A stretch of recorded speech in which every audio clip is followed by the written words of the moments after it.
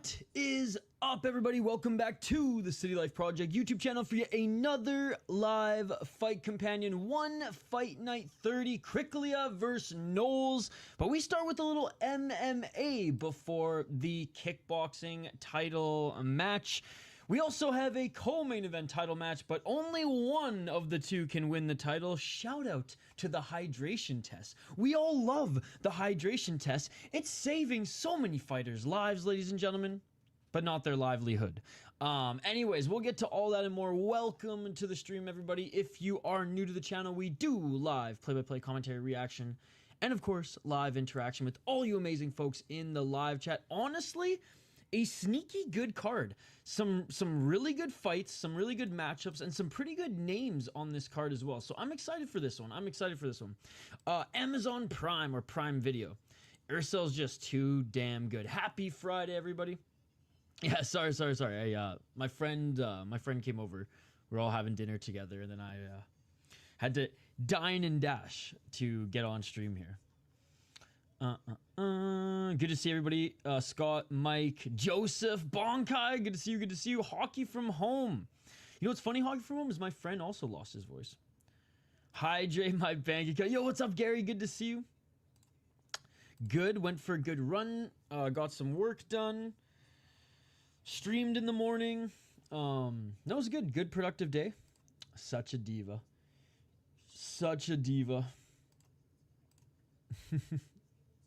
How's it going, everybody?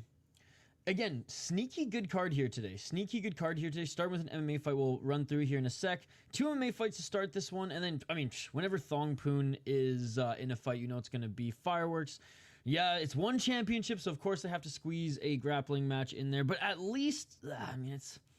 Honestly, I wish they would do it kind of like Karate Combat. I wish they would just do it first. We rip the Band-Aid off. Look, and I'm one who, like, doesn't mind grappling, but I don't want to see grappling on a one championship show halfway through the card or towards the end of the card. I'd rather see it in the beginning or dare I say post-lim, but then no one would watch it. But anyways, hopefully we see a 6th submission. Prime Video, Amazon Prime Video. Anyways, George Jarvis is back against Shafi. Shafi just basically is like loses in an entertaining fashion every single time. And he missed hydration as well. So there you go. We have to get through like a few meh fights before we get to some of the good stuff as well. This one might just be a grappling fest. Zakirov might make it interesting, but Bokang is very much just a short, stocky wrestler. But then we get to the last 4 fights, and Asa Ten Pow hasn't been on a good run recently. Seksan, I mean, beat Liam Harrison, and has looked pretty damn good still, but I always love watching a Seksan fight. Nico's back against Sitthichai, and just, I mean, he's fucking huge for the division, and he just looked like a division or 2 up on Sitthichai, but that one should be fun. I know this is not a title defense now for Regian Eersel, but whenever Regian Eersel fights, it is always a pleasure. And finally, he's not even an MMA fighter, and he was in Shotchery jail. But Roman Kryklia defending his heavyweight title against Lyndon Knowles. So there you go. Again, I think this is going to be a sneaky good card. Didn't have a lot of high hopes for this one. Kind of like this UFC card coming up, although this one wasn't as decimated. It's funny, the UFC like really doesn't even care about this card this weekend. They're already promoting the pay-per-view. But anyways, let's as the fighters make their walkouts now. Watch my first Invicta FC. Joban needs to take a Bisbing job on the desk. He's actually getting better and better. He's getting better and better. Is this Thunder Fights? What's up, Chris Cushman?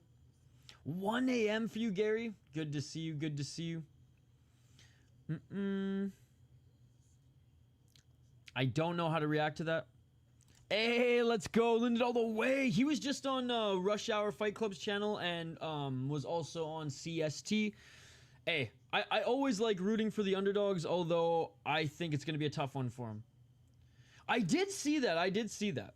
And look, I'm not one of those who are like, oh, this guy's washed. They just brought in, you know, some guy. No. That's disrespectful. He's not some guy. He's an established and honestly, like, fucking really good kickboxer.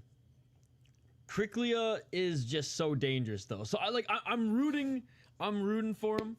It's cool to see him actually be training with Roundtree. Roundtree brought him in to train for Hill, although that fight's not happening now. But I know it's been tough to get Kryklia a fight. That or he's just in Shotru jail. Nice, dude. That's awesome. He's getting KO'd in a minute, says Denise. What's up, Kenny? Australian is channel 7 or 7 plus for free. There you go. There you go. Interviewed him before this fight. Nice. I like Dom Lau. The fight's going to start in literally just a couple of minutes. They're being announced in the ring right now. Oh, and look at that. Look at that. Look who's in Thailand. Herb Dean in Thailand for the MMA fights. Good morning, chummy boy. Good to see you. One is good crew and production. Okay, okay. I think they do as well, even at their Lumpinee shows, right? Especially since they leveled up to Amazon. My man, chummy boy, how you doing? Next match is Nicolas. No. All right. Out of Argentina, Mauro Mastromarini. He's 17-4 as a pro, 2-2 in his last 4 fights. He's the underdog coming into this one. 26 years of age. 8 KO, TKO, 6 submissions, 3 decisions. So mostly finishes. 5-1 in Samurai Fight House, the top promotion in Argentina. Got a first round rear naked choke. Was actually Samurai Fight House champion, but Carlos Eduardo snatched that from him. From a freaking footlock. Damn. Lost after that, but got back in the win column against a lesser opponent. So now he's in one championship. Carlo Bumina-ang, 7-1 out of the Philippines. Huge favorite in this one. 4 KO TKOs, 2 submissions, 1 decision. 6-1 in one championship. Coming off a pretty good win. And dude, a loss to Batarku. No shame in that. Batarku is actually really, really good. Yeah, and he's on the rise right now. One of my favorite fighters to watch in one championship. Before them was undefeated, beating really good guys. Took a huge step up in competition in his 6th fight. 7-1, 3-1 in his last 5 fights. I am going with the Filipino. Round 1, ladies and gentlemen. Let's get it on. Oh, and already swinging with that left hand is Bumina-ang. Good to see everyone, by the way. Smash that like button if you haven't already. Clinching up against the cage. 3 5-minute rounds, ladies and gentlemen. Fight judged as a whole. Clinching right now. Underhooks by Mastromarini.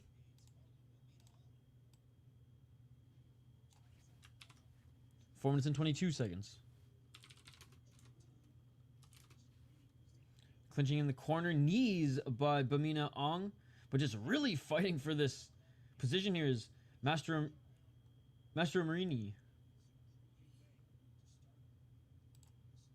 Yeah, the commentators, they said it, grueling way to start off this fight.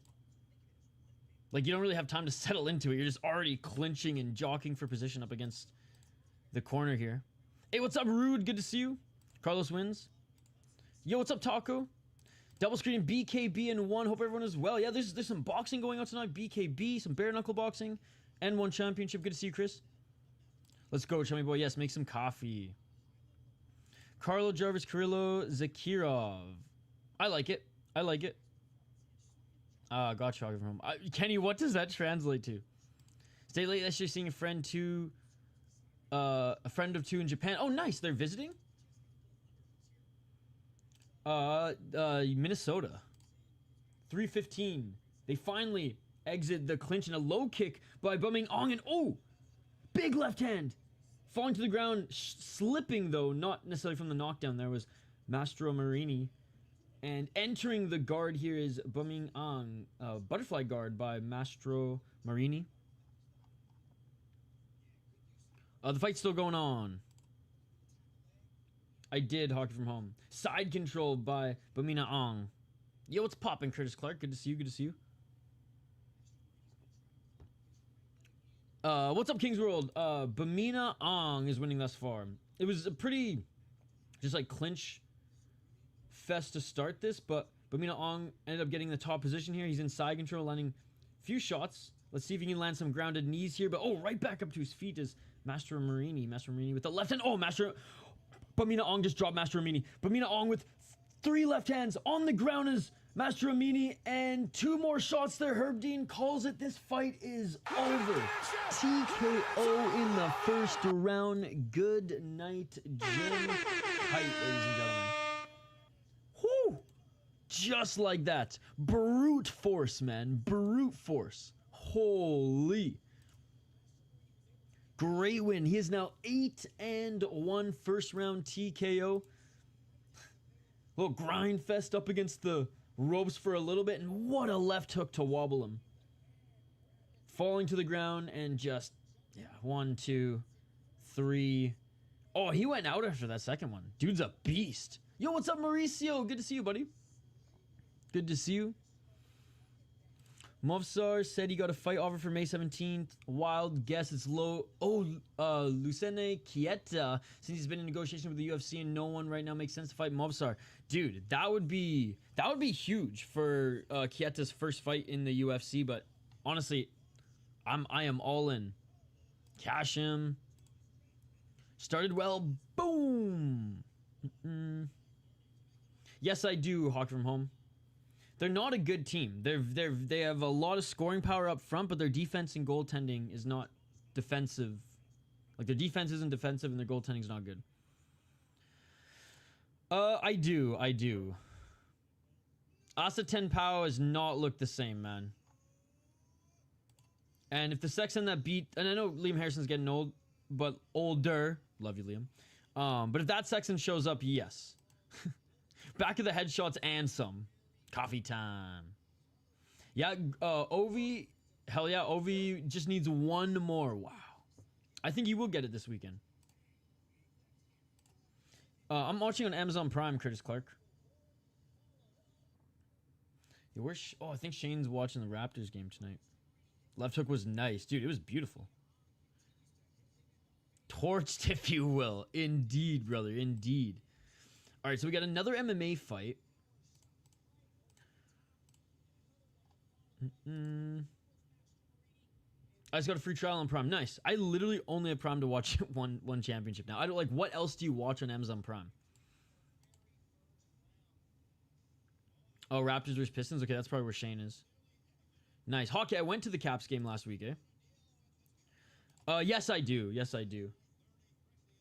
I think like Cage Warriors is good. I mean, I would love to see like Cage Warriors versus LFA, and they do like champion versus champion. I think that would be a lot of fun. Because I do think Cage Warriors is similar to LFA. Like, it's the best, like, I don't want to say it's even the best European promotion, but out of, like, the regional promotions around the UK, like, it's up there. Like, the only two, I would say the only two that are better, and even then it comes in waves, is KSW and Octagon. Octagon newly better, just a better roster at this point. It's kind of undeniable at this point. And KSW, in my opinion, is still better than both. But having said that, Cage Warriors has a big roster, right? I think Cage Warriors has a bigger roster than both those two promotions, right? And like Cage Warriors better than FEN, better than any of the UK promotions there. But yeah, I think LFA's. Put it this way, I think LFA has the higher ceiling fighters, but may have the lower floor in some. Whereas like Cage Warriors just has mostly, and I don't mean to be disrespectful, but like mid-level, and their top guys have just been there and just like haven't left. Hardwick Brothers. Hell yeah, there's a lot of sports on Prime. I only really watch fights on it though. There you go. Yeah. Hey, if you're a big sports fan, I'm not a fan of sports that don't allow fighting. So I don't really watch football. Don't really watch. For some reason, I'll watch tennis from every now and then. But hell yeah, dude. There you go, Hog from home. Invincible is on Prime. I'm not sure. My first instinct is to always go to my very legal sites. Yeah, no, there's this one's a staple. Wait, she's walking out. Okay, Aragon is walking out to the Macarena. I've never seen that before. She's straight up doing the Macarena dance as she walks out. KSW versus Octagon needs to happen, especially since their presidents are beefing. Dude, I know, me too. Hey, what's up, King James? Good to see you. How's your weekend going? See, I think so too. I am using the Logitech Brio, which, I mean, it's like 3 years old at this point, but it's like it's a 4K webcam that you can get for like under 180 bucks now, I think. I mean, maybe the new one's a little bit more expensive. I got it used in the box sealed from like someone locally off Marketplace whose like company gave it to her because like during the world sickness, people were working at home. So I got it sealed and I think I paid 80 bucks for it. But like you can get a good deal on 4K webcams. I would use my DSLRs or my ZV-1, but they overheat. Like I mean, like you can get an hour and a half out of them and then eventually it's just like, fuck man, like we were not made for this. Let's go, let's go. Yo, what's up, Zion? It's good to see you. I can't believe she's walking out to this. Yeah, this is a little cringe. See you later, Hog from home. Hey, cheers, brother. I'm glad you found the channel. Love you, love you. Oh, I just noticed what your profile picture was. Love your goddamn morning routine.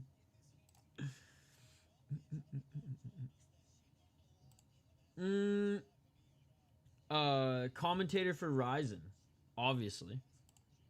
Been following for the cabin last 2 days. Oh, nice. Been at the cabin for the last 2 days. Let's go. Oh, hell yeah. I don't have a big sweet tooth, but like, I'm a sucker for maple syrup candies. Do you remember Lucia Abdelgarim? Fought in Ryzen decade. Do you think she has a level to fight in 1, 2? Oh yeah, yeah. I feel like any woman who fights in Ryzen can definitely compete in 1. I would say Deep Jewels for me.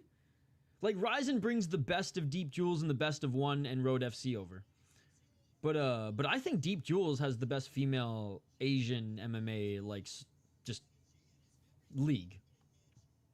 Let's go, let's go. It's not so much the song, it's how much he's milked it. True, that was a long ass walkout. Had to join the trend. Let's go. I don't know, Hockey from Home. I don't know. I really don't. Maybe a rock star. That was my original plan before I tried to get on an oil rig and then worked trade work and cabinet shop, and here we are. A bunch of other random jobs and twists and turns.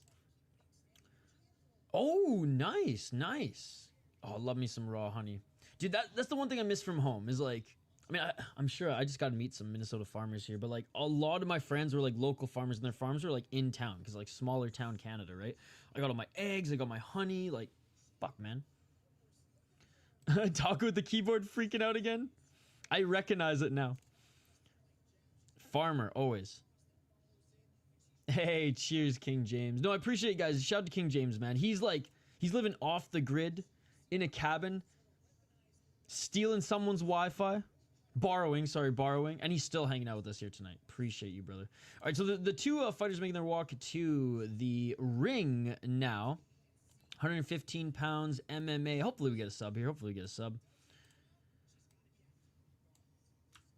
Actually, you know what? If this goes 5 rounds, I'll be okay with that as long as the grappling match ends with a freaking submission. MMA gods. That's the trade-off. But Herb Dean back-to-back assignments here. Serena Aragon. 3-1 as a pro. 3-1 in her last 4. And she lost her last fight to 13-15 gal via submission. Scarf pull. Jeez.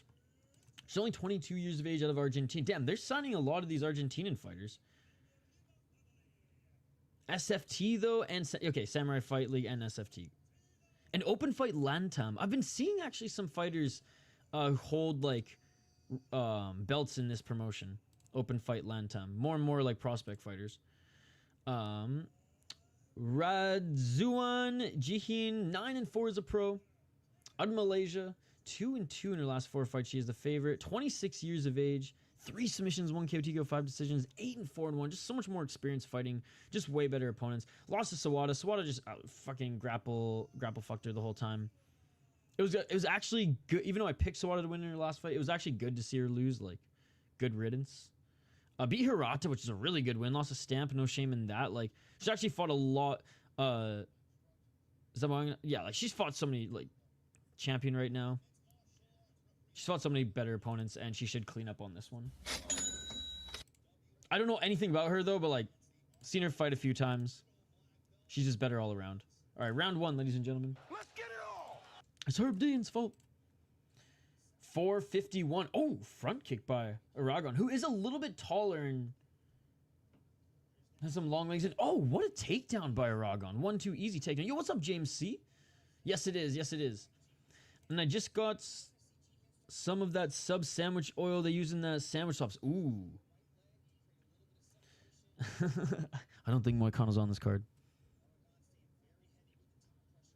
I mean, a turkey sandwich and the flaky rolled avocado. Oh my god, that sounds amazing. Dude, I'm a sucker for a good sandwich. Dude, this Aragon is a damn good grappler. Already inside, modified half guard side control. Almost got into side control there, but Radzuan, good defense, trying to push Aragon off and just holding her shoulder. Finally, Brandon Royval, get a stand-up opponent, gonna be a banger versus Cap. Dude, I'm excited for that one. Herb Dean, moving the fight back to the center. Where's Activate A? Where's Activate A? Favorite canvas to watch MMA in. How's it going, Kenny Rips, by the way? Good to see you. 3:45 on the clock. 3 minutes 37 seconds. Good thing we're watching MMA right now.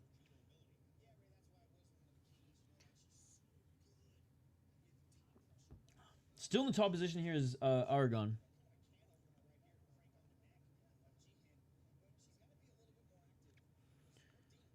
Does Kryklia have a tough matchup? I mean, in theory, yes, but Sitthichai is just so much smaller than him. 3:12 on the clock. Sitthichai is good. I think Carrillo is still going to beat him. Oh, dude, beautiful job getting side control. North-south, looking to try to land maybe a Darce here. Oh, grounded knee. Let's go. Superior rule set action. Fucking rights. Well, global rule set. Shut the fuck up, one. Hey, she landed one grounded knee, so. I need fucking money. Parlay is hit. God damn it. 243. Nah, dude. One just threw some superior rule set. See you later, hockey. Back up to their feet. 234. Holy fuck, Aragon, another big takedown. Trying to reverse here is Radzuan, now in the guard, landing some left hands. But Aragon needs to pass guard here, and oh, there's a nice right hand. The knee made up for, oh, 100%, 100%. And she's throwing a few more shots here. Definitely needs to do more. 207. Oh, there's a nice right elbow. 2 minutes.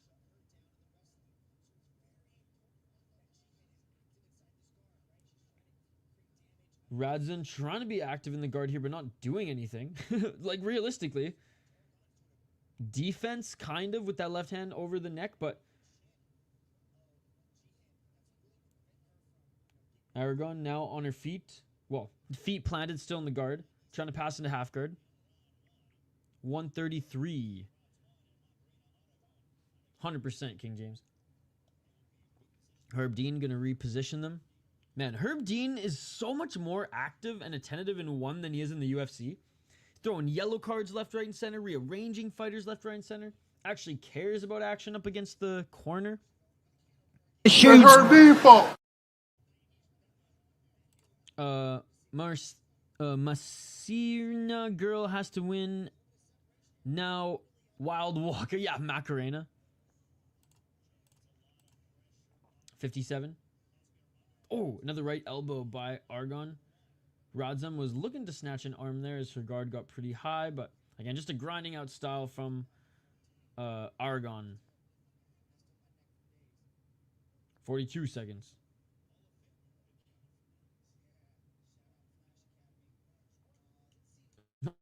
Yeah, Herb Dean, let's work. Let's work. Yo, what's up, Swiss Fighter? Good to see you. Dude, I know. This card just seems like it's just kind of cursed and the UFC doesn't really care about it. Yo, did anybody else's one championship feed just freeze?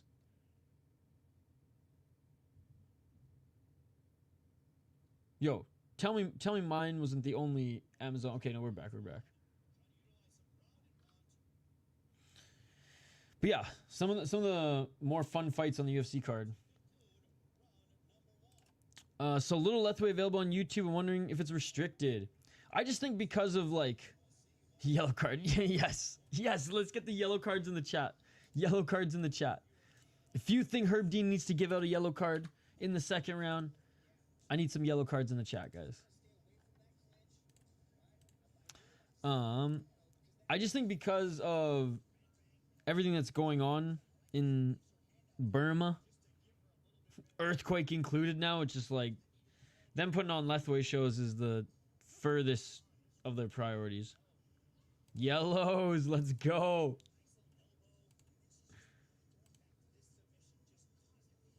Hopefully we see Lethway soon. Oh, I didn't realize when she grabbed her neck and just yanked it up. Like, I don't know what she even... Your ex is from Burma? Did she do Lethway? Round 2. 455.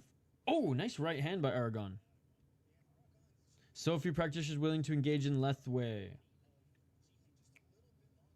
4 minutes and 45 seconds. It's because BKFC pays more. 441.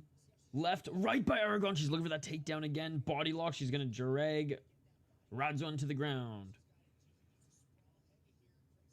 Nah, but she was hella tough. Dude, people from that region are tough. 100%. Dude, this is too easy. I didn't realize that Aragon was this good of a grappler. And she's only 22 years of age. Amazon Prime, I think. I'm not sure in the UK. In the States, it's Amazon Prime. You know what? Go to One Championship's YouTube channel and just click on like their live. The weigh-ins has a, or just description of probably the weigh-ins. It has every detail of where you can watch it in every region. I'm sure their website has it as well. Yeah, I just told you, Dean. It's either on Amazon Prime or like check One Championship's YouTube channel. In the description of the weigh-ins for this show, they have a list of where you can watch it in every region for you mapped out. Hey, let's go. 333. Yeah, it's a fading martial art at the competitive level for sure. 322 seconds. Trying to get back up to her feet is Radzuan, and she does. No, I'm saying, dude, you're not listening.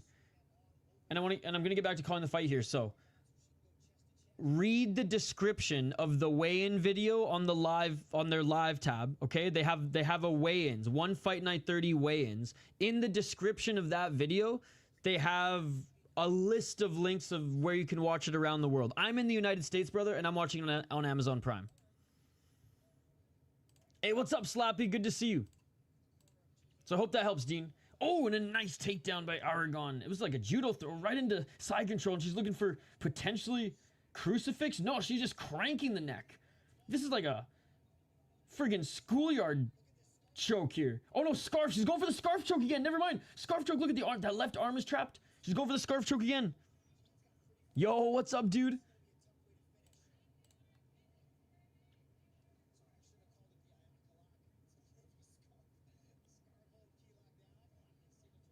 $215.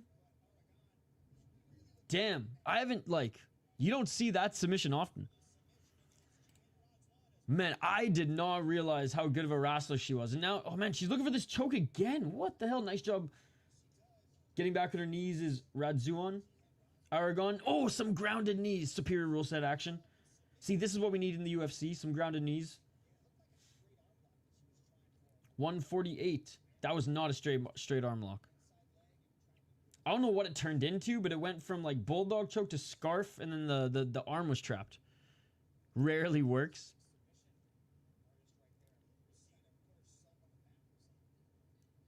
$132. Which prisons? I know they do a similar thing in Thailand in certain prisons with Minnesota. 1 minute and 17 seconds. Herb Dean, let's work. Let's work. Yo, Herb, where's this energy in the UFC, bro? 107. This is definitely not a barn burner. Nope. Nope. One-sided. Herb's gonna separate them here soon. Hey, no problem, Dean. Glad you found it. Glad you found it. I wouldn't consider Aragon exciting. 45 seconds. She's definitely got potential here at 22 years of age. Strong grappler. Was able to get in dominant positions easily. I think with 33 seconds here, she's just... I'm just literally clinching the round. Drags Radzuan back down to the canvas, trying to get her back here. Okay, 22 seconds. Nice back take. I mean, that's going to score well. There's some Muay Thai. There's a lot of kickboxing and MMA, though. I'm actually going to LFA next weekend again. Oh! Yeah, not under the chin. But looking for the rear naked choke late here. She's not going to get it with the final few seconds of the round. Sure is winning, though. And that is it for the second round. That is true. That is true. In 2025, they'd probably stream that shit, too. A new, that's Feldman's new fight promotion venture. Prison break fighting. You have like a 12-month tournament. I mean, there's a they do that in parts of Thailand. I remember there was like a winner of one of those prison tournaments who fought in RWS. I can't remember if he won the title or not. And I want to say he was a heavyweight. All right, third and final round again. The MMA gods are just giving us 3 rounds of this so that we can get a quick submission in the grappling match, guys. It's not... There's no UFC today. 4 minutes and 53 seconds. How's it going? I'm going Sati Baldiev. Just because, like, I don't think Budaya is really good at all, to be honest. Didn't he used to play hockey? I mean, he's okay. I don't want to be disrespectful, but, like, Oh, dropping for a guillotine is Radzuan. I mean, I guess try to finish the fight here, but you're not going to get it, especially when Aragon's going for the single leg and Aragon takes her back to the ground. Yeah, Volkan, I promise I will do the video tomorrow morning before I start the day. But I did BKFC today. But yeah, I don't know. Like, what are your thoughts on Budai? He's okay. His dirty boxing's okay up against the cage. His story's cool. I'm pretty sure he used to play hockey. And, like, he used to be, like, really heavy. And he lost a bunch of weight playing hockey and doing martial arts. Rolling out of this, potentially looking for an arm here is Radzuan, maybe saving everyone's parlays. Oh, potentially. If she can scoop this arm out here. 3:46. High guard by Radzuan here. 3 minutes and 44, and she's looking for a late armbar. Man, last night was fucked. Thanks, my boy. Didn't like the disrespect coming his way. Yeah, I think a lot of people... Well, a lot of people have had... their rope run out. Some people have gotten a little nasty, for sure. I just think, like, just don't put yourself in those situations. Like, clearly, it was like 3 people and against 1 sort of thing. And it's just like, why even join? Why even join? Like, if you talk to whoever privately and sort out your shit. Like, I don't know. This is fucking MMA YouTube. I'm certainly not going to go on and talk about spats with friends and shit like that on stream. I'm here to cover fights, man. 2 minutes, 52 seconds. But yeah, but like, I have to say too, man. Like, Hank and I used to be like tighter as well. He used to be a mod of the chat. Like, never again. Had too many complaints. Gave enough rope. Joked around a few times. Yeah, poked the bear a little bit. Didn't think something big would ensue out of it. It did. And yeah, I have no ill will, but like, I'm not gonna go out of my way to be all buddy at this point. So 2 minutes and 18 seconds on the clock. Back up to their feet. Body kick. Oh, nice right uppercut by Aragon. And left by Aragon. Aragon with a grounded knee as Radzuan fell to the ground.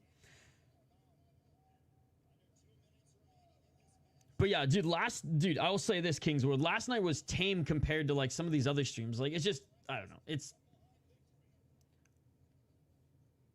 I don't know why you'd want to go live and have people just berate you, but...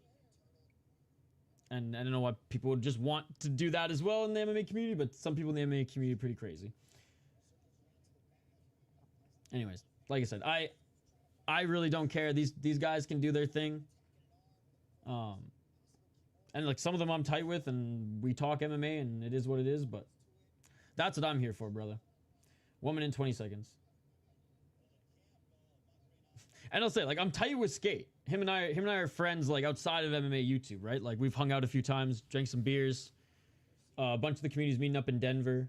Aragon, by the way, continuing the body lock. Not much going on here. And I think he just fucking, his rope ran out last night, too, as he was not happy. So, I don't know, man. 55 seconds. Hey, sorry, I wasn't even reading chat here. Ido Skatesman's in the chat. 45 seconds. Alexis Nicolas fight already happened, and who won? Anyone? It has not happened yet. No, it has not happened yet. This is the second fight. 33 seconds. Aragon back up against the rope. Boom! And another takedown. Honestly, like, I will say this. Not, like, this was not a brawl, but, like, this was impressive, pure domination from Aragon. Someone who I didn't even know who this was. Another prospect coming out of Argentina. No problem, underrated. Sorry I missed your comment. Yeah, this is pure domination. This is pure domination. Okay, I'll catch up on the comments here now that the fight... Landing some shots as well. I will say, in every dominant position she was in, she landed some big shots. And that is it, ladies and gentlemen. Yeah, the 22-year-old's taking this one, guys. The 22-year-old's taking this one. Damn. Prison yard combat could be dominant global sport. Right, bro? I will be disrespectful. He robbed so many people's win. I would most probably KO Butai today. Let's exactly that. Go. All right, well then, the short notice opponent's going to absolutely ragdoll him, Volkan. This makes me want to pull some shorts down. Oh, jeez. Sati Baldiev, Path to Victory is a sub, in my opinion. I am a combat sports, whatever the fuck I want to do channel. I post beer reviews as well. Music content. Dude, my channel is whatever the fuck I want to post, as well as the co-creator Kyle. So we are neither an MMA or Muay Thai channel. We are whatever the fuck we want to post. Yard chicken live from Alcatraz. Yeah. Yes, sir. Yes, sir. Prison yard combat sports would attract tons of live viewers. Volkan, have you seen the freaking shipping container Korean brawls? This is my new favorite sport. I honestly kind of want to participate in it. I hear the loser gets shipped to Malaysia. How crazy is that? If you lose the fight in the shipping container, you actually get shipped to Malaysia. Now, I just made that part up, but how crazy would that be? That's how high the stakes are. Where you lose and you literally get shipped from the shipping container. And Aragon wins this one as a plus 200 underdog. Absolute domination. No one watched any tape on her, apparently. Yo, check this shit out. Check this shit out, Volkan. I'm telling you, the loser gets shipped to Malaysia. On sea, no water, have fun. The only water's the sea. God, I don't know why, but this just looks so much fun. And like, you know, tickets, you can't sell a lot of them, so you can probably really jack up the price. Fuck, this is beautiful. This is probably the most beautiful sport I've ever seen. I'm so fucking stoked. That's almost better than Ice Wars. Good to see you, buddy. Alexis, oh yeah, we already went over this.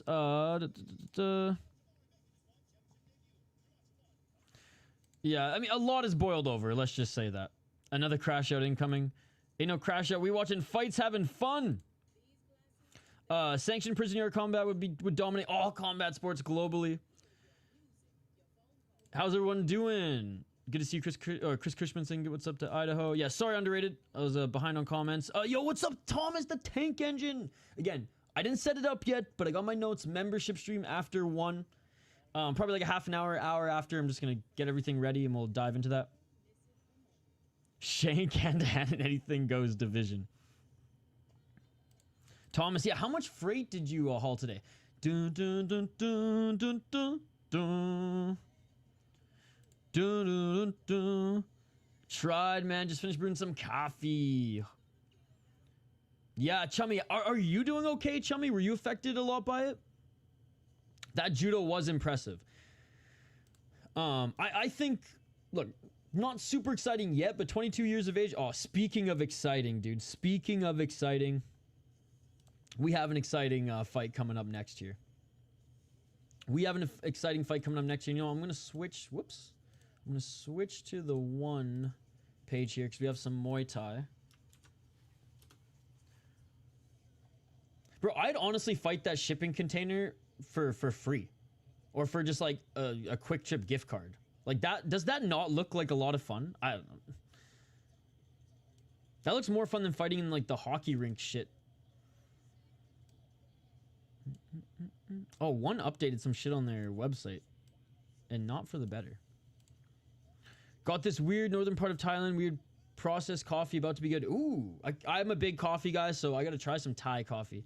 Yeah, you're pretty much alright. That's good to hear.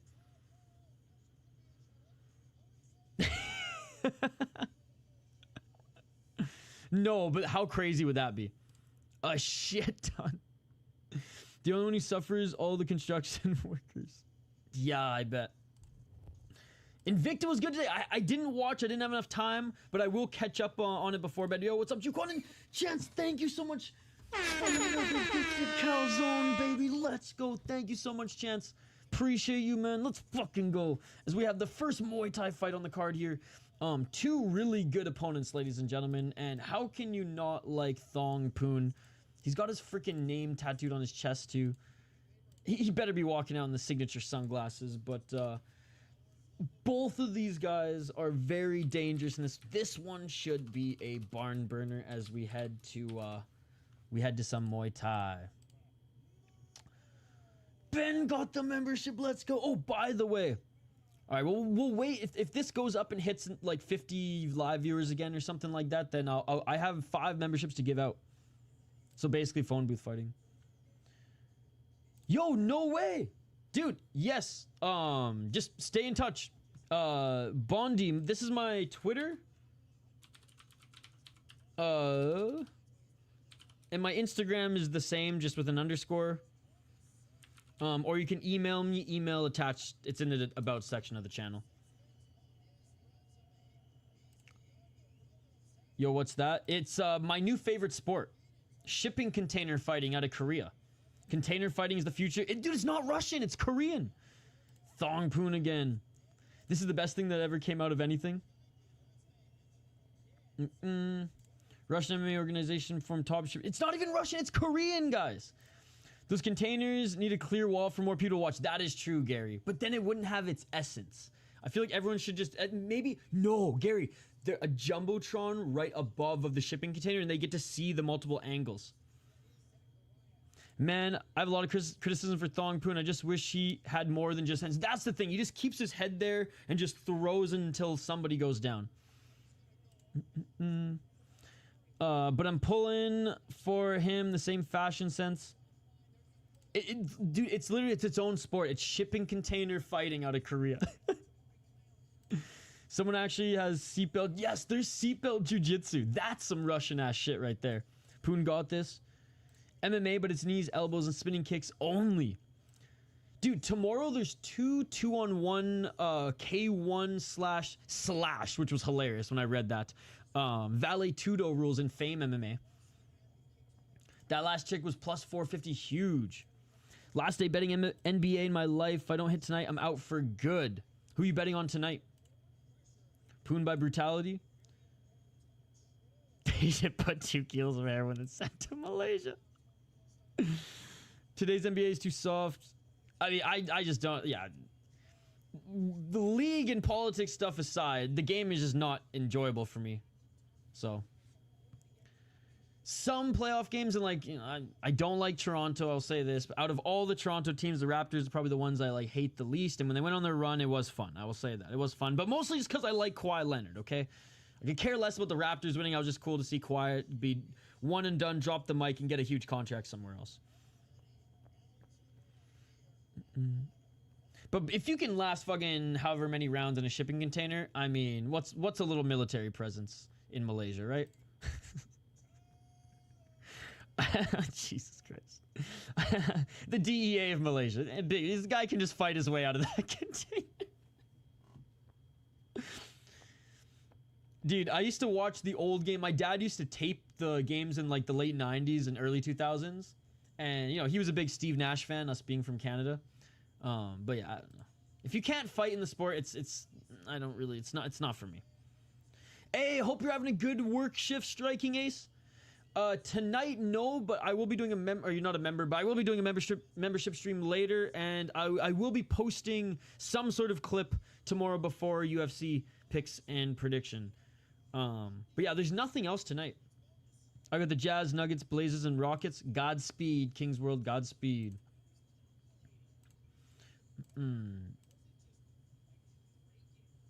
All right, ladies and gentlemen, let's quickly go over these guys. We have El Mehdi El Jamari, who's 27 years of age, out of Morocco. This is his debut in one championship, but he has national championships in WBC, the Arab WBC National Championship, and K1 Muay Thai Championship. He is Zakirov El Jamari's brother, actually, his younger brother. I thought he looked familiar. He doesn't have a world title and anything yet, but a regional title. Whereas Thongpoon, ladies and gentlemen, no head movement at all, but he'll throw hooks to try to knock you out, ladies and gentlemen. He is coming off a win against Daniel Williams. It was good to see him come back. Sucked to see Williams go down like that. Before then, lost to Botello. Lost to the other El Jamari, which is funny that he's actually facing the younger El Jamari. He lost via decision to Zakirov back in last year, actually, May of last year.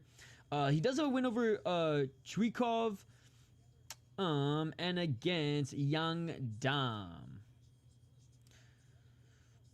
Can he beat the younger of the El Jamaris? We shall see. We shall see.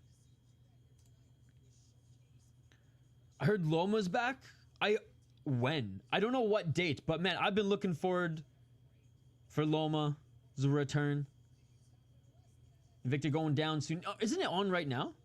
Oh, but the fights that you're watching in Invicta. I prefer the Scooby-Doo pajama shorts though. Gotta love one. Bro, one has been usually. Oh, I thought one had fight kits for their fighters, but it looks like Thongpoon gives no fucks. Yo, chat, did they abandon the fight kits already? Yo, where's Sis when we need them? When we need him? We miss you, Sis. Guys, have we hit 50 people in the live chat yet? When we hit 50 people in the live chat, we're gonna give away 5 memberships. It's assuming YouTube is giving me 10 more to give out. Hey, 69, nice. % of you guys say that this is a sneaky good card. I would say one good fight, one fight so far. All right, let's see if I can give these memberships. Oh, fight kit only on Friday fight night? Oh, pfft. So many people were bitching and complaining about that. Bro, what are we at now? 49? Fuck it. Here's 5 memberships, guys. Boom! Shout out to Tank Top MMA. Shout out to Ryan Silk. Shout out to Cole Spiracy, Yeeter Pan, and Spinning Bird Flip. You guys just got 5 memberships. So I think next weekend or the weekend after, we'll give another 5. YouTube channels are now given 10 a month to give away, which is cool. Holy.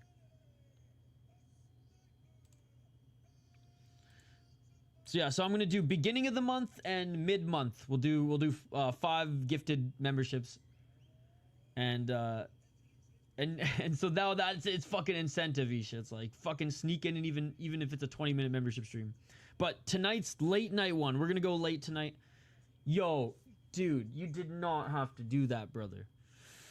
$10 for a Quick Trip, baby. Let's fucking go. Thank you so much, Idle Skatesman. Honestly, I'm probably not eating Quick Trip tonight, but maybe tomorrow. Definitely Monday. Thank you so much. Thank you so much. $10 donation. That is a calzone city. I think like Quick Trip does okay calzones, but I mean everything that's okay at Quick Trip just means it's 1,000 times better anywhere else. So thank you so much for the $10, buddy. You're far too kind. Let's fucking go.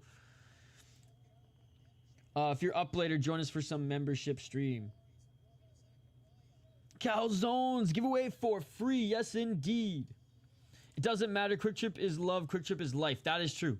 All right, round one, ladies and gentlemen. Let's get it all. It's the thing. You can literally do your wedding at a Quick Trip. So like I'm never getting married unless the bride to be agrees to get married at a Quick Trip. Love me some Thongpoon. Yes, sir. Oh, geez. 2 minutes and 37 seconds. I was kind of hoping Hank would get a membership and then he could join as well. 2 minutes and 31 seconds. That'd be fun. Hey, I just saw that. Sounds good. I will get back to you, if not tonight, Sunday. I promise you. Because my marathon of streams starts pretty much tonight. But I will get back to you by the end of the weekend, sir. Let's go Thongpoon. What's up, Billy Jacks? Oh, Thongpoon eats a right hand. Again, Thongpoon lost to El Jamari's older brother. Low kick by El Jamari. 2 minutes and 5 seconds on the clock. 2:02. Oh, a nice left to the body by El Jamari. El Jamari with a left hook. Thongpoon. Another left to the body. Dude, El Jamari's good, man. Low kick by El Jamari, but a right hand by Thongpoon. And a left step back left by El Jamari. 1 minute and 44 seconds on the clock. I know this is awkward because like I'm boys with King's World and Ido.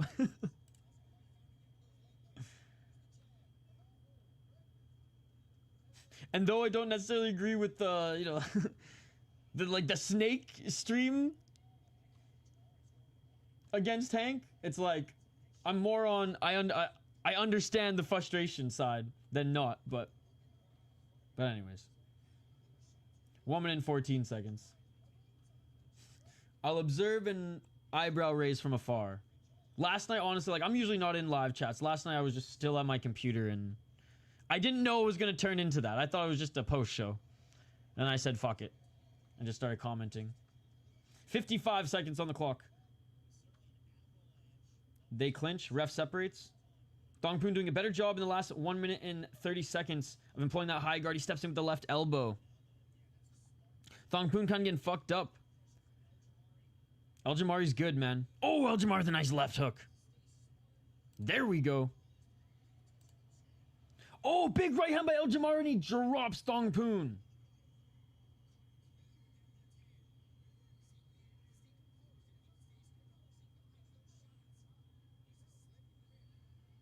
All right, slip and rip. Oh, nice left to the body by El Jamari. Oh, can El Jamari finish Thongpoon? Something his brother couldn't do. Oh, dude, how does Thongpoon not even keep his arms up? Oh, big lefty drop Thongpoon again. It is all over. He did what his brother couldn't do. He did what his brother couldn't do. He did what his brother couldn't do.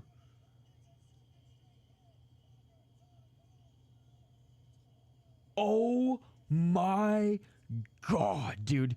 He's more nasty than his brother. He's more nasty than his brother. But I will say this, Thongpoon for some reason is just immune. He's not, I don't know if he's as nasty as his brother yet. That was just crazy. His, like, Thongpoon refuses to have a high guard. He just stood there just going, all right, hit me 3 more times. The buzzer's about to hit. Knocked out. That was crazy. Buzzer beater. Damn, to be expected. Slept him. Folded like an accordion. I bet Jay's smashing his chair right now.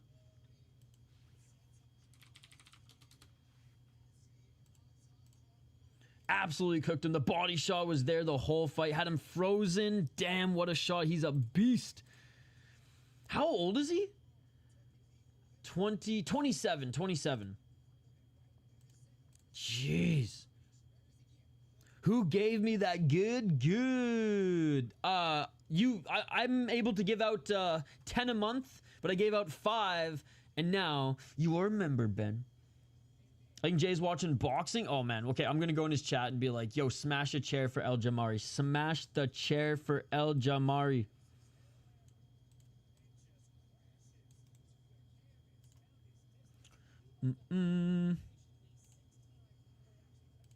No, he's doing one. He's doing one. Let's go.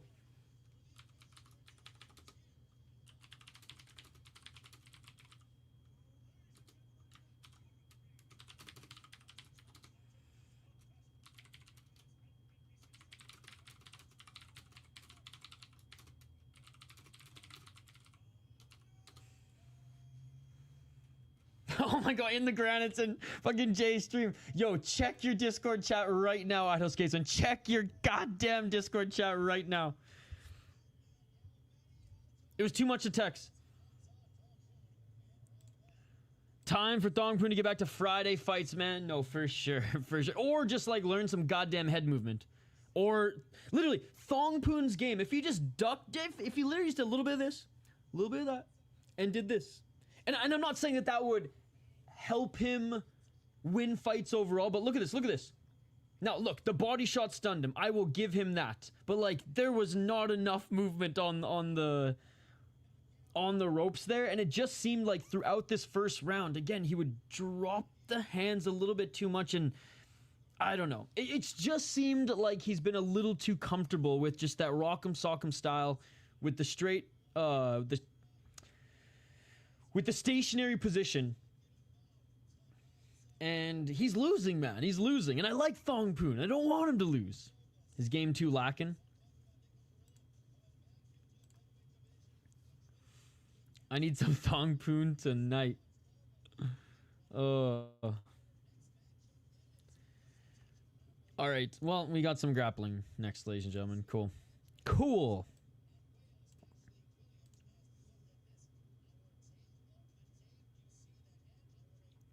Alright. Well, we only have one grappling match, and at least it's early on the card and not like co-main event, because that's usually like the big buzzkill. Poon looks stiff. I know, right? Upright and stiff.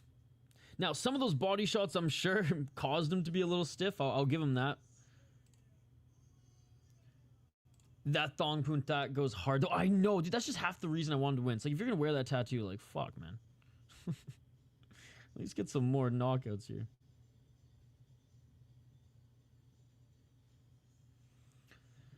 I use Thongpoon. Also just saw your give on Discord. Oh, yeah. You know what's crazy? Is like, Denial, there's legit like fans in our community who like probably haven't even seen that movie. Dude, like my friend's younger brother had never seen that movie. And I was like, oh bro, sit the fuck down. Like I like snuck into the I want to say I was like 13 or 14 when that movie came out. And I remember I like just beelined it into the theater.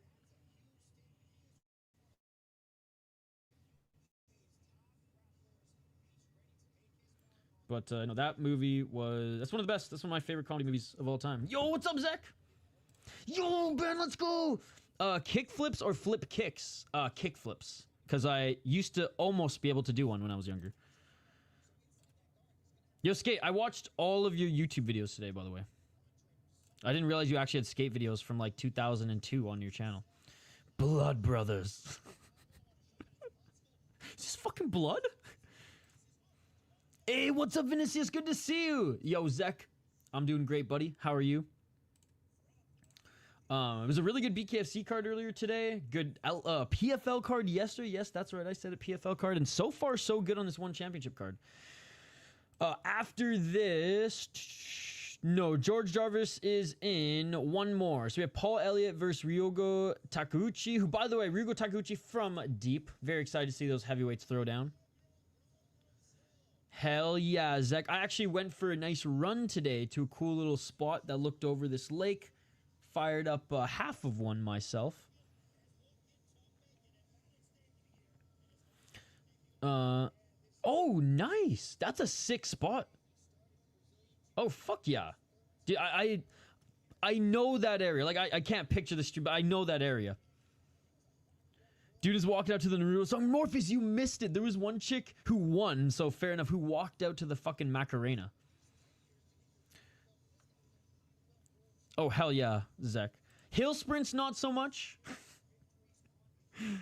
Oh, but just straight jogging, hell yeah. See the SkyTrain chill, dude. That's awesome, man. That's awesome. Yeah, well, I was supposed to come home in the spring, this time. I've just been so busy with work until like early summer hits, and my client, we take a break from filming and we just do a bunch of editing.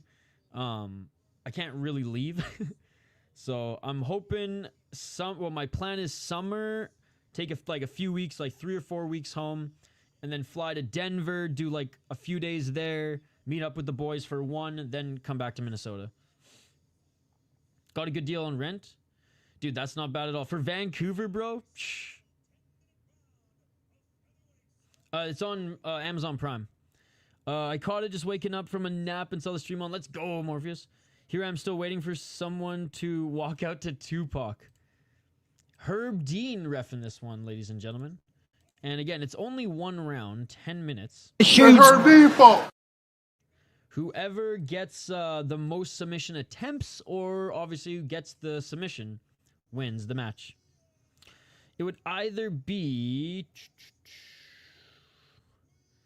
I would say it would either be... That's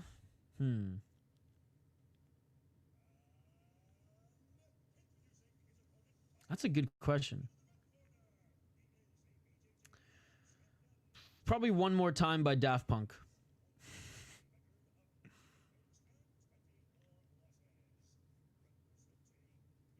Or Semi-Charmed Life by Third Eye Blind. The sky was gold, it was rose, I was taking sips of it through my nose. What you filming for your day job? I got a few things going on right now, but the most one is like, it's like a health and wellness podcast / just media brand. That's like that's like on site on this lake and sauna and like the health and wellness establishment. And most of them are filmed kind of, in a sauna, funny enough. Not like while it's raging, but like as the background, kind of like that one, more dates, more plates or whatever. 9 minutes and 46 seconds. We have begun the grappling match, ladies and gentlemen. Yes, riveting stuff here, riveting stuff.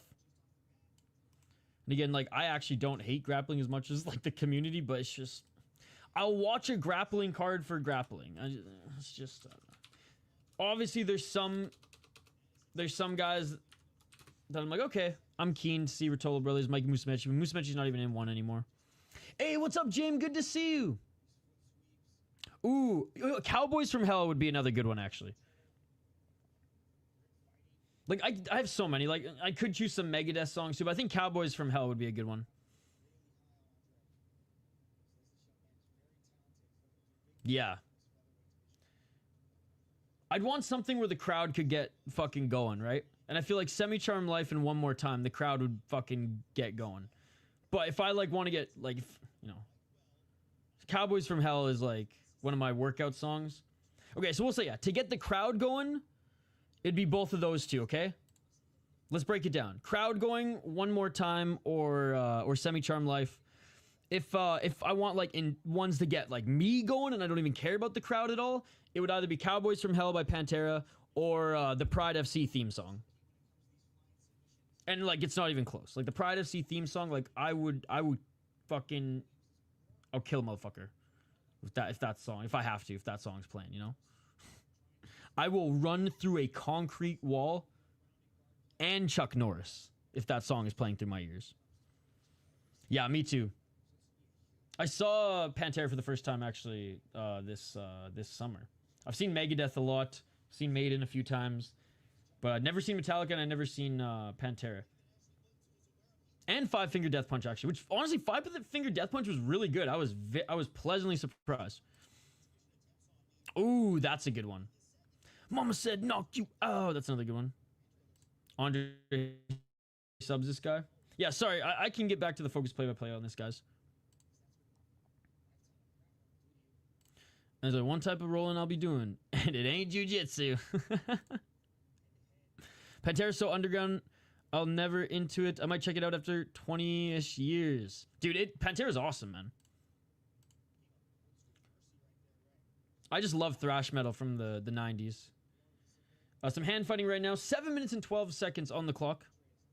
Raining Blood by Slayer. Oh, that's awesome. Five Finger Death Punch was the bomb. We shined down in Evanescence in Tampa 2011. That would be a sick fucking show. Pride FC theme song is just an anime op song. Still fire though. But it's the best on the planet, right? See, like Ryzen and Dream. See, for me, Billy Jack's Dream was more anime, right? Like I'd see it as like an opening video game. Whereas Pride, like I literally like fucking eyes go red. I will kill somebody if I have to listening to that song. I can't listen to that song on an airplane anymore because I become a national threat. All right? Just by listening to it. They look at me, they go, oh, fuck, dude. It's nuts. It's good as fuck, though. Yeah, your Dream is more anime. Pride makes you feel like a warrior. Dude, Napoleon Blown Apart describes it the best in his video. Let's see if I can find it. 5 minutes, 59 seconds, top position here. Is Andre Williams off his back. Broadcast that he has to be a little bit more offensive here. I don't think either of them have gotten a catch yet.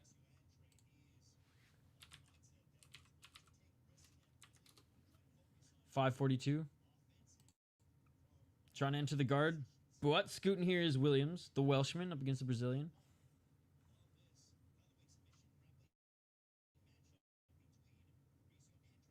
.530.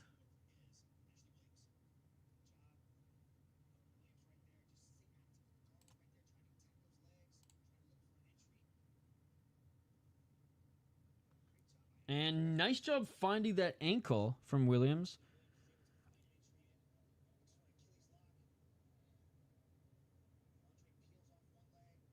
Oh, still looking for that heel. Good defense by Andre, and they're both... nice little roll. They were both just sitting there. Nice roll, scramble, and back up to his feet is Andre. Probably give me the same vibe because it's Japanese. Yeah. Train of the Consequences would be cool. Like, it need to be classified as a PED to get me so hyped. Yes. Oh, another good one. Dude, I listened to quite a bit of Disturbed when I was in high school, actually. 90s thrash and like 90s punk. And like early 2000s punk was my thing. Like Dillinger 4 is one of my favorite bands. I was stoked to hear they were actually from Minnesota. Alexa play the Pride theme. Dude, Rampage, when he had his first fight, I think in the UFC, walked out. Or maybe no, not... I don't think his first fight. Not the Eastman fight, but when he fought Dan Henderson in the UFC? When he unified the title, he walked out to the Pride theme. That shit gave me fucking shivers, man. Watching that shit live. Side control, by the way, for Andre.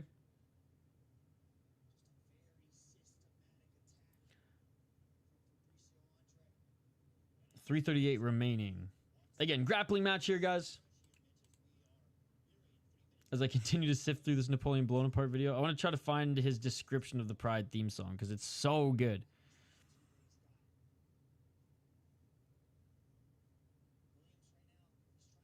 Okay, I think I found it. After this grappling match, we'll... well, actually, I can play it for you guys right now, whatever. Prodigy Breathe. Billy Talent. Which song? I've seen Billy Talent in concert a couple times. 3 Days Grace is a good one. Complete side control and caught the left arm of Williams right now is Andre. He's basically just squeezing his neck. Williams' face is between the right knee and under the right elbow of Andre. Man, the X. That's a great one. That's a great one. That was when that song came out. That was the tour that I went and saw them. I think I was like 14 or 15. The best line from last night is his whole family is a bunch of rats. Honestly, what broke me last night. Good to see you, by the way, Paul. Yeah, I saw Billy Talent, Sum 41, and Blink 182 all in this when I was 14, 15, 16. And Blink 182 was on their reunion tour after Travis Barker got in that car accident. He literally did the whole show with one arm because one arm was in a sling. It's like watching paint dry. Yeah, like, again, I'm all for grappling when it's like a good grappling match, but whatever. Get out alive by 3 Days Grace. One of my friends, like, I liked 3 Days Grace. One of my friends was, like, obsessed. Like, he went to all the concerts in Vancouver when they came out.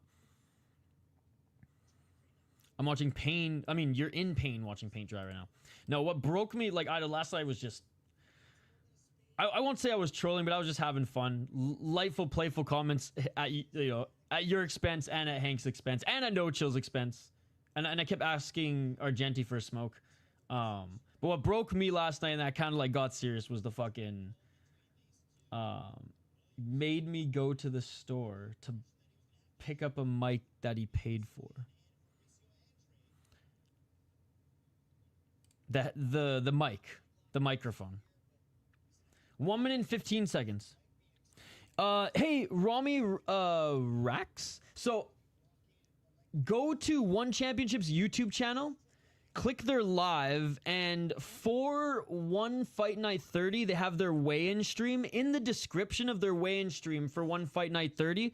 And they might even have it in some of their preview videos on the channel, but in the description for the weigh-ins of One Fight Night 30 on their YouTube channel, one highlights every region and where you can watch it in every region. In the United States, it's on Amazon Prime. So I don't know where it's at for you in the UK, but they do list it in the description. Or you could go on their website. I'm sure they have it there. My mom listened to a lot of Ted Nugent. I got a few of his records. Final countdown. 22 seconds. A little leg battle here. Oh. Each of them looking for the ankle. Dude, this is crazy. They're each looking for the submission here. Who has the better leverage? Who has the better leverage? It looks like Andre does. This is hilarious. And that is it, ladies and gentlemen. Could you imagine if they each tapped at the same time? Or their ankles snapped at the same time? God forbid. Blink-182 Red Hot Chili Peppers, the song that weren't on the radio, and some of the best. Breaking Benjamin's one of my favorite. Bush and mid-90s to late 90s, a lot of good music. Yes, James, my favorite band from the 90s and mid and early 2000s is actually Third Eye Blind. I think they're criminally underrated. And they had some huge hits like Semi-Charmed Life. I guess just that one, but still. Never Let You Go, I guess, was pretty big as well. But I've seen them in concert. Unreal, man. And Steve Jenkins is still writing good music today. Heard Stray Light Run going choir emo on you, man. But if you guys like punk, Dillinger 4, one of the best punk bands of all time. Jura. I don't know if there's... I mean, I'm sure there has been, but... Let's see. Has there ever been a double submission? There was a double, of course, in Russia. So, yeah, the answer is yes. And it happened in Russia. Okay, the Brazilian one, ladies and gentlemen. Surprise, surprise, motherfucker. All right.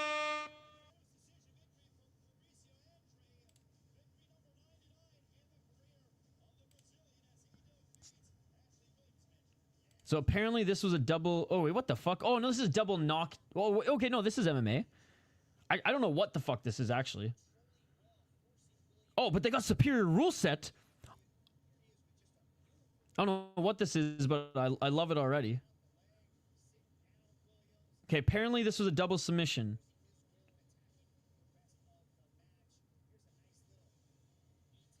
We'll get back to the One Championship stuff here in a sec, guys. But the grappling match just ended. Oh my god, no way. No way. This is the best way it could have happened. This is the best way it could have happened. This is better than I imagined. Oh my god. Fucking calf slicer, rear naked choke. Oh, come on. Wait. Was it a double submission? Oh, his leg's broken. Oh! Oh! Oh! Hockey, he broke his leg. Oh my god, he snapped his leg. Okay, there you go, Idaho Skatesman. There you go. That answered your question. His leg got snapped from the calf slicer.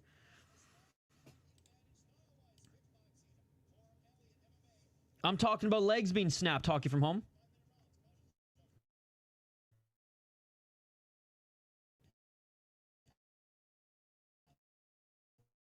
Oh. All right, back to the MMA here, ladies and gentlemen. Back to the MMA here.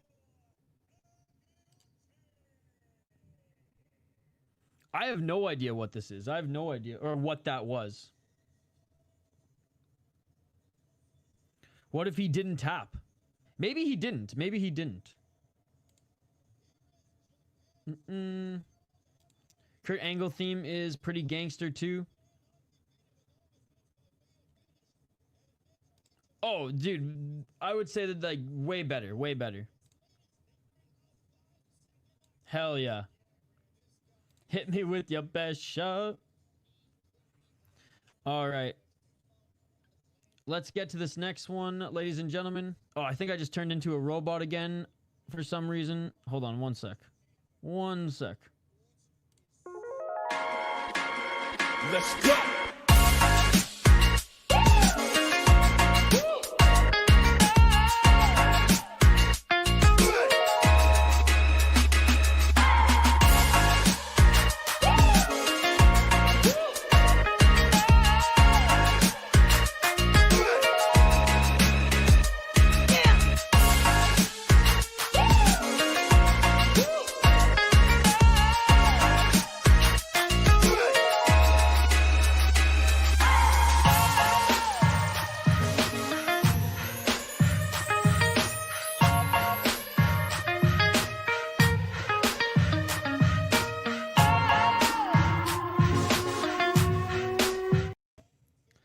We are back, ladies and gentlemen.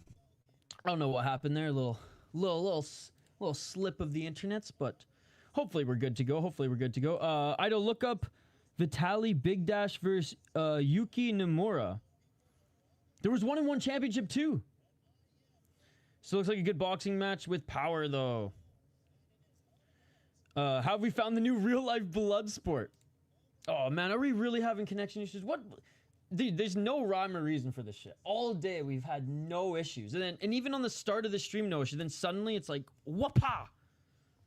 I don't know, man. I can't even complain at this point. I don't think he... I mean, maybe he has a chance. Maybe he has a chance. Anyways. We have Ryugo Takeuchi, 4-0 as a pro. And he's been fighting in deep, ladies and gentlemen. 4-0 in deep. Having said that, he has not fought the best opponents. The best guy he beat was a 1-0 guy. So this is a pretty big step up in competition. 3 first-round knockouts, 2 ground and pound. 1 just flat-out knockout, and he also got a win in the second round. I mean, he has a chance, but I don't think he's going to get this one. Paul Elliott is just much better and has fought better guys and just has a little bit more experience. 32 years of age out of the UK. He's 5-2 as a pro, 2-1 in his last 5 fights. 5 KO TKOs, 0-2-1 in 1 championship. And again, it's just fought better guys. Now, lost to Ji-Won Kang, lost to Cirilli. I mean, it's crazy that he fought a 20-14 guy in the first round and knocked him out. That's pretty crazy, I'm not going to lie. But yeah, just overall... more dangerous as well. 2 fights on the amateur scene. I mean, 2 guys. Is that Mick Parkin in his corner? What the hell? Anyways, 2 guys, very much regional heavyweight knockout artists. Flip a coin. It's heavyweight. I'm leaning with the UK guy. But rooting for Takeuchi, though, ladies and gentlemen. Rooting for Takeuchi.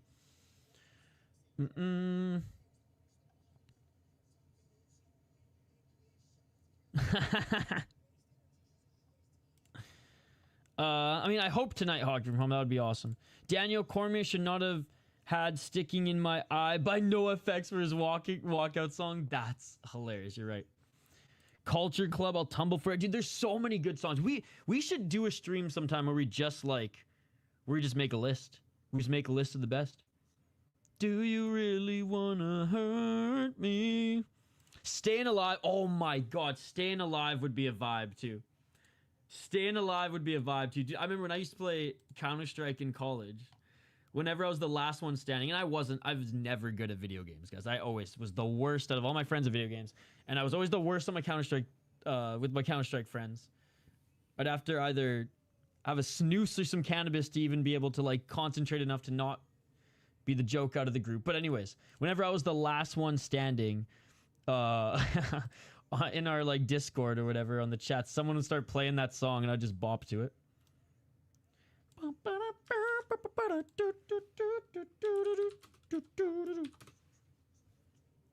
It would honestly give me ease before I was sniped. Japanese heavyweight, always a rare sighting. Not in deep. Every deep card, there's at least one there's one heavy. Well, I shouldn't say every deep card. Every second deep card is at least one heavyweight matchup denial, and it's awesome. And every time someone gets absolutely starched, because usually it's like a mid-30s guy against like a 50-year-old guy. Got a feeling I'm gonna go 3 for 4 easy, then Nico gets KO'd and I lose. What's the bet that happens? I think Nico got this. Paul's looking a little lumpy. Oh, he's on the sauce, baby. Bare necessities, that's good too. All right, round 1, ladies and gentlemen, let's get it on. Looking for the takedown already is Elliot. Oh, nice takedown by Elliot, but back up to his feet is Taguchi. Taguchi, good job getting back up to his feet. Yeah, Elliot's tried all the HGH and steroids. 435. Oh, and a nice takedown by Elliot, but Taguchi with the reversal. Oh my god, Taguchi might try to get his back here. Taguchi, reversed by Elliot. Who'd have thunk we'd have another grappling match in heavyweight mixed martial arts? Hell yeah, hockey from home. No, but who knows in one championship? I mean, maybe. Who knows? I don't even know how much. Well, he's fought in one for a little bit, but not for a while ago. Or he hadn't fought in one for over a year, so maybe they didn't test him upon re-entry. I don't know, man. But he definitely looks like he's on some regional Russian gas. Don't play judo with Japanese motherfuckers, usually brave man. True. Hell yeah, hawk from home. Honestly, the guy who just fought at Poyoki. I mean, him and Taguchi are probably the best ones right now. Let me check who else. I know I'm missing like 2 other ones. Let's see. Still in the top position here is Elliot, Herb Dean. Let's work. Let's work.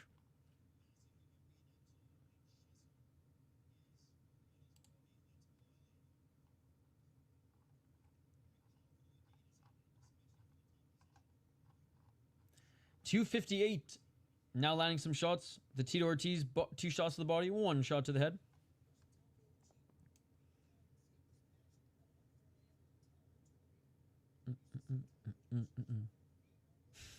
Dude, you know what's funny? You know what they call heavyweight in deep?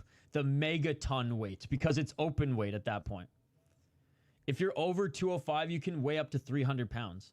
So Yusuke, Yusuke, is he still fighting? I don't even know if he's still fighting anymore. Oh, there's not many right now, man. There's not many. So yeah, to answer your question, out of notable ones, no. But if they threw a couple guys in there, I'd be down. Dude, they should get Goozy.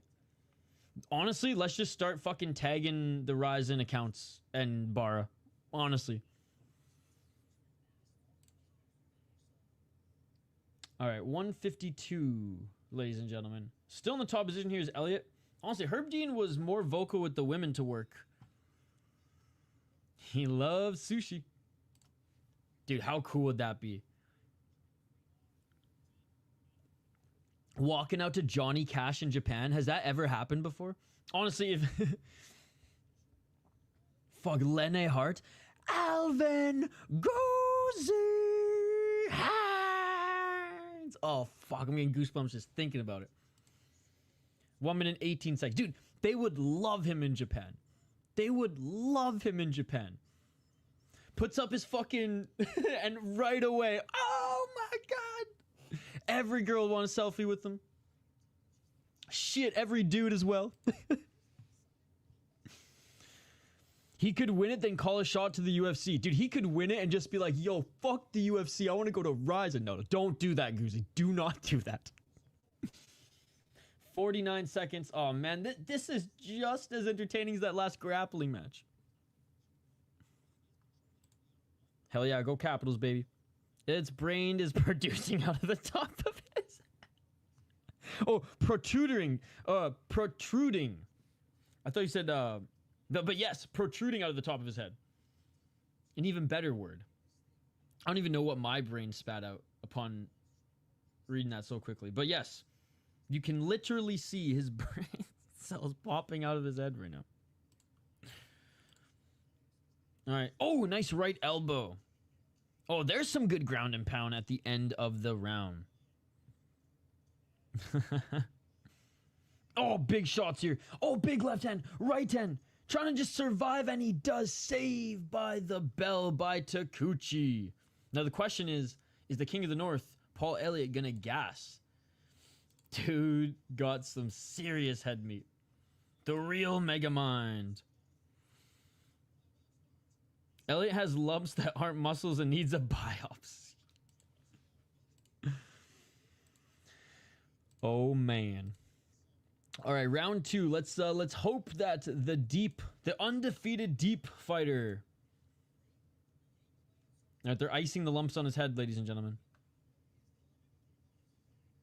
Dude, it is McParkin in his corner.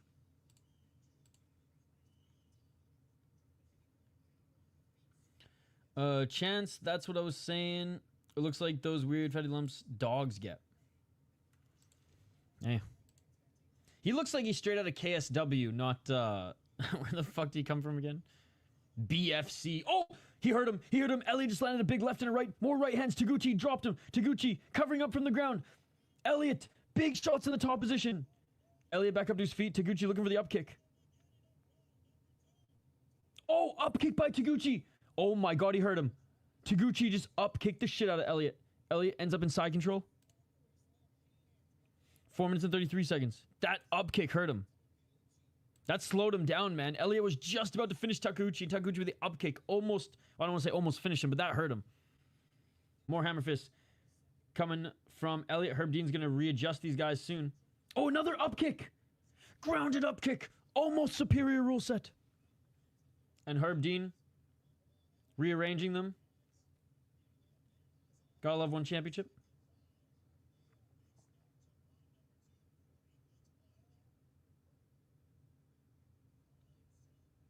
Inside control. You're not supposed to have noodles coming out of your abs. Left arm is around the torso, or at least trying to be around the torso of Elliott. I mean, you can kind of block the grounded knees from that position, but Elliott now. He can land some right elbows. He can land some grounded knees. Let's see if... Oh, he's looking to get him in the crucifix position. Taguchi's bleeding. Looks like his eye is pretty banged up. Oh, crucifix. He's looking for the crucifix. Oh, hell yeah. Bro's got parasites. Bro's parasites got parasites. Unable to complete the crucifix here. Taguchi with 3 minutes and 22 seconds just in pure survival mode. Oh, man. More right elbows by Elliott. Oh, more right elbows by Elliott. Taguchi somehow, some way has to get out of this. HGH side effect, fellas. Relax. He'll be okay. He just might die before he's 75. I don't know if that's okay. Oh! Like I said, he looks like he's from Poland, not from the UK. But, I don't know if one tests for steroids. 2:45 on the clock. Back up to his feet is Taguchi.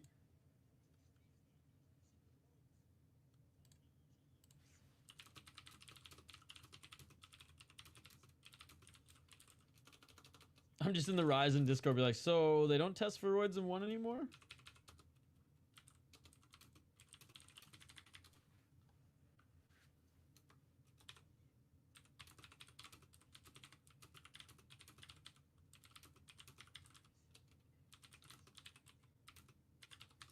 Another takedown by Elliot. 2 minutes and 9 seconds on the clock. His steroids are growing tumors on top of the muscles. On a real note, though, that blood pressure got to be crazy with the veins and head like that. Yeah, his cardio ain't bad. Like, they're both huffing puffing a little bit. But Taguchi's just been taking a beating right now, ladies and gentlemen. 1 minute 52 seconds on the clock. And it's not like these ground and pound shots. These are from heavyweights, man. This is from a guy roided out of his mind right now.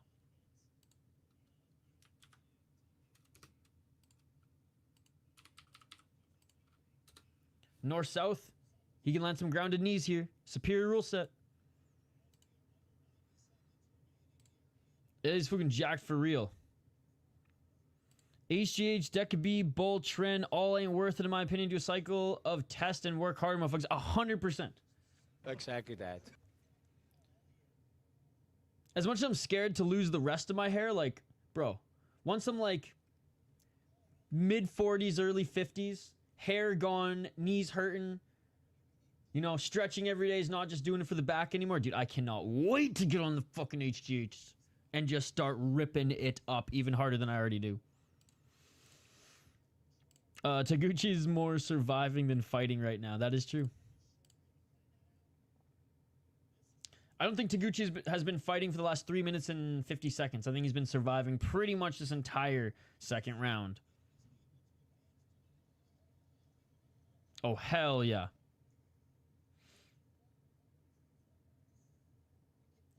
$28 seconds.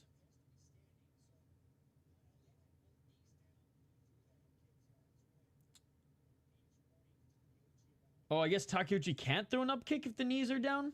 What is this? I guess it's not superior rule set. It's friggin' goddamn global rule set. Man, fuck your global rule set. At least I like the grounded knees, but come on. You need grounded up kicks.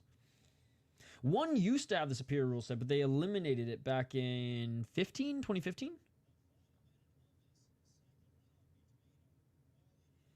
I guess Taguchi couldn't throw an up kick because Elliot had both his knees on the ground. So Herb was warning him.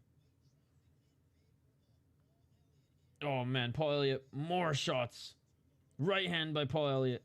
And that is it for the second round. Man, this is a one-way traffic. Taguchi needs a knockout. He needs a knockout or it is over. I mean, even if Elliott gasses, he can just lay on Taguchi for 5 minutes. Razin would never. How does being on your knees change the up kick rule, but you can knee grounded opponents? It's not like it's not like it's a soccer kick. No, I don't get it either. I don't get it either. Dude, that first up kick actually dropped him. I didn't realize it actually straight up dropped him. I knew it was bad. I didn't think it was that bad. Damn. Come on, Suzuki. Or did I say Suzuki? I was thinking of Chihiro Suzuki's up knee, I guess. Come on, Taguchi. Oh, let's go Raptors. You can't soccer kick here either. It's the same logic, I believe, just feet versus knees. Yep, you can't soccer kick in one either. They eliminated that in 2015. Oh, big left hand by Taguchi. Taguchi with the right hand and a kick by Elliot. Taguchi's just throwing here. Oh, Elliot lands a big shot and drops Taguchi again. 4 minutes and 42 seconds on the clock. Did you guys see that? Oh, man, that left hook dropped Taguchi again. And here we go. Hey, cred to Taguchi. He came out swinging. He actually landed a good shot on Elliot, but man, that left hook. It was like a delayed drop to full mount. Full mount. Elliot in the full mount. Taguchi trying to roll out of it. We're not even 1 minute into this round. Wild exchange. Elliot snapped that kick counter up pretty fast, even though it missed in corner. And it is all over, ladies and gentlemen. Ground and pound from Mount.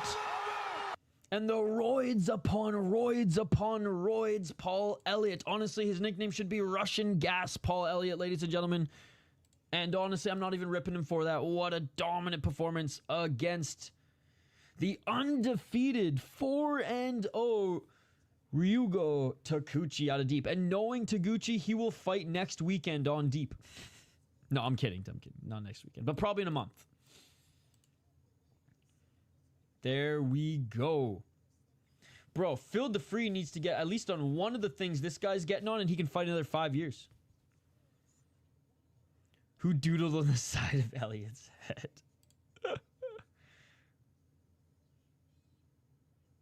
That was a wild heavyweight exchange there. Just a little bit. Just a little bit. Look at this guy.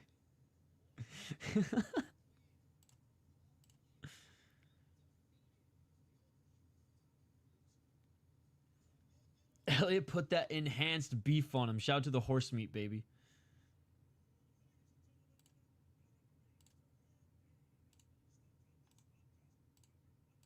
All right. So this is Napoleon Bonaparte, guys. It's been waiting. This is Napoleon Bonaparte talking about how pumping the deep song is. Like how just not the deep song. The deep song is actually pretty good too, but how insane. I mean, he just describes the Pride FC theme song. Where is it? 3252. We were talking about this earlier. Go watch this documentary, by the way. It's unreal. Slit your throat and it's over and out. The 2000 Grand Prix was also the debut. This tune goes so hard, it makes you want to take a shit standing up just to see what happens. We want to spin kick toddlers and eat glass. And the best It makes you want to spin kick toddlers and eat glass. And honestly, I agree with every word. way to explain John Jones' driving abilities is that this track is the only song on his Made for Driving Spotify playlist. Dude, shout out to he is the greatest YouTuber. There is no one better. Napoleon Bonaparte. That's from his Pride FC Supercut documentary. It is the best MMA video on YouTube. Go check it out. I've reached out to him on Instagram. I'm gonna try to interview him sometime and just talk about his YouTube. Because seriously, like I think his YouTube channel is the best MMA. Not even just MMA, just combat sports YouTube channel well, obviously on YouTube. So there you go. Yeah, dude. Did you see he randomly popped out with the Conor McGregor video recently, and the last video in his lineal heavyweight series is coming out soon. Made for Spotify driving playlist for John Jones is wild. It makes you want to drop kick babies or spin kick toddlers and eat glass. Ngannou vs. Lewis is one of the worst fights I've ever seen. Dude, honestly, the Pride FC theme song would make Rose Namajunas a good fighter. Like, it's insane. Did you actually? Shout out to Mark Kerr. The Smashing Machine. I heard the movie that's coming out, The Rock's not doing a good job playing him. Surprise, surprise. Shit, man. Sydney Sweeney might do a better job playing Christy Martin in that biopic than The Rock. No way. What kind of truck? Now I have the urge to take shit standing up to see what happens. We'll play the Pride FC theme song while you're doing it. We're Rose vs. Carla. Oh yeah, Rose vs. Carla 2 or Lewis and Ngannou. What's the worst fight? Rose vs. Carla. Ooh, nice little Chevy Silverado. All right, now that you guys got to listen to some auditory cocaine there, let's get on to the next fight, which is George Jarvis against Mouchine. Is it Mouchine Chaffee? Chaffee is here in one championship to get knocked out, ladies and gentlemen. They feed him to the wolves. He didn't even make weight for this one, or the hydration test, so I won't actually even blame him for this one, but I swear, Chaffee's here to clown, put on somewhat exciting fights, but to ultimately get knocked out. And I feel like he knows his role now in the promotion, and they're not going to cut him. They're just going to keep feeding him prospects or young guys that probably are going to beat him, like that of George Jarvis. I mean, is there not a better way to describe, Chaffee here? Fun fighter with the crazy style, but it's not a defensive style at all. They need to cast King's World. Wait, what happened? 6-point game, boys, with 3 minutes left. I want the Raptor, or I want King's World to make his money, and I want Shane to join the chat. Oh, he sells cars in Scottsdale. Dude, add a guy. I mean, his documentary was amazing as well. What a crazy story, and I'm just so glad he's still kicking it. He's still with us. If they ever need to cast someone as The Rock, they should choose Dion Barbosa. Yo, Slappy, thank you so much for becoming a member. We're renewing your membership. I know you've been a member before. Appreciate that, man.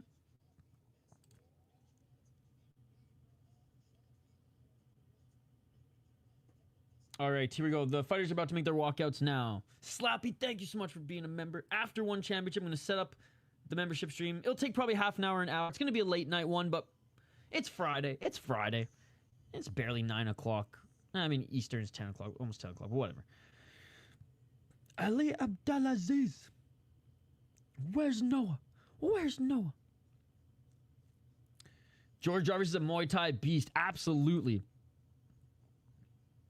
Hey, I appreciate it, Slappy. Thank you so much for all the support. Great having you in the chats, as always. And just going above and beyond, man. I appreciate it. Imagine him saying he was potatoes. To play Mark Kerr, you kind of have to been a degenerate at one point. Apparently, he's playing him, from what I've heard. Actually, no, not even what I've heard. What I read in one of the, I think it was a Sherdog article, or maybe it was MMA Fighting, but that, like, he's playing him too Hollywood, too cartoon rock character, and not, like, I don't know, not the dramatic role that it should be. Yo, I gave out 5, and you got 1, Tank Top MMA. So, welcome to the, well, I mean, you're already part of the community, but welcome to the community with the green fucking title. Hey, appreciate it, man. I think for 10 months now, I'm honestly more excited for the Christy Martin movie. If you guys haven't seen that that documentary on Netflix about Christy Martin, I think it's one of the best sports documentaries on there. And I was very critical of Sydney Sweeney playing her, given that, like, you think Christy Martin, and I love Christy Martin, like, pioneer and one of the pioneers in women's boxing, was one of the most badass females on the planet. Like, no joke. Not even just females, just fucking humans, dude. Absolute badass. Fucking, man, she went through some fucking shit, both in and out of the ring. Let's just say that. And so when I first, so when you think Christy Martin, you don't think Sydney Sweeney is being the chick who's going to play her. But at this point, from what I've been reading on how it's going on each side, like, I'm looking forward to the boxing movie. Billy Bob Thornton is marker. Chappie wearing a hat. How's the event so far? It's been okay. It started off really good. 2 good knockouts, 2 meh fights, hoping that that this one saves it. Not saves it, but continues to raise the vibes a little bit. All right. And Shafi is in the ring. All right, Shafi, for context, ladies and gentlemen.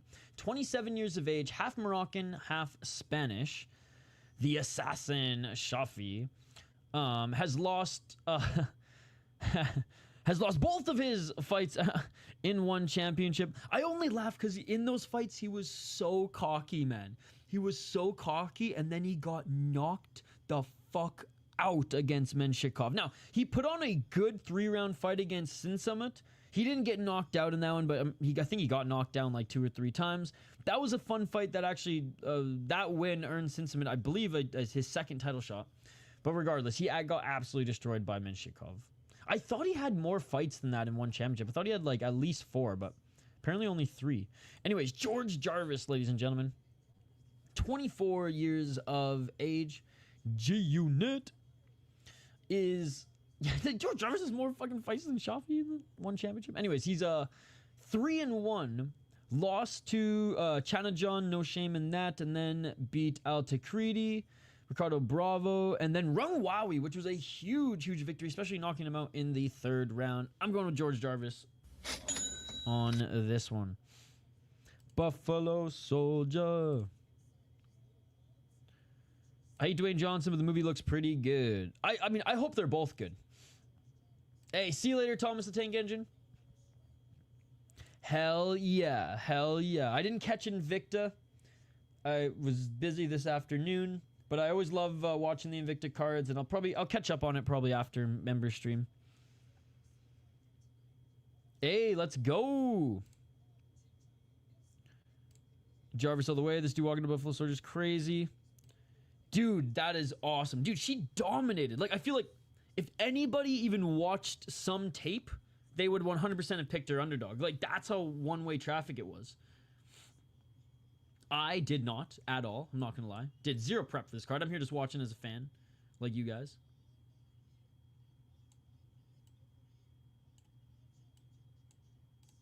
Oh, yeah, actually, Chance had her as well. I'm the Calzone, baby. Thank you for the Calzone, Chance. And, again, $10 from Idaho, 3 from Ben. You guys are fucking awesome. Thank you. Crazy lines. I can't believe, again, from how dominant she was. Like I said, you guys probably watched some tape and was like, there you go.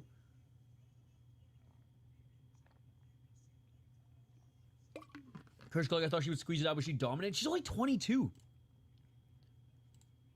And, like, she showed off some striking. Chaffee, by the way, 32-7. 32-7, 82...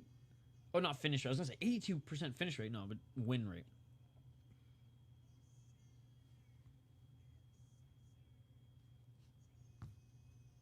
All right. Chaffee plus 500.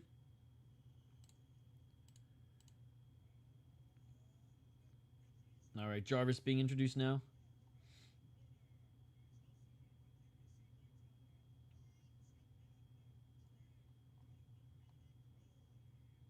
Lumpinee Crawley. Yo, what's up, Chris? 26-4. I mean, probably won championship. Probably won championship, Jay. How's it going? Fuck yeah, he did. Let's go. That's amazing. In almost the exact same amount of games in which Gretzky scored this amount of goals too, which if you look at the era and the level of competition that Ovi had to face, fuck, man. He's truly one of the greatest hockey players of all time. It's insane. Dude, I can't wait for him to break it this weekend. I can't wait for him to break it this week. He is my favorite hockey player. Him and Pavel Bure. I mean, I wish I could... I wish one of them could have been Canadian, but it is what it is. Round one, ladies and gentlemen. Let's get it on. But Mario Lemieux is the greatest hockey player of all time. Oh, a nice 1-2 by Chaffee. Chaffee with another right hand. Jarvis walking forward. 2 minutes and 40 seconds. Oh, nice step back right by Jarvis. Chaffee out of the way of that left jab. Low kick by Jarvis. Longevity at its finest. Oh, and Jarvis drops Chaffee. 2 minutes and 20 seconds on the clock.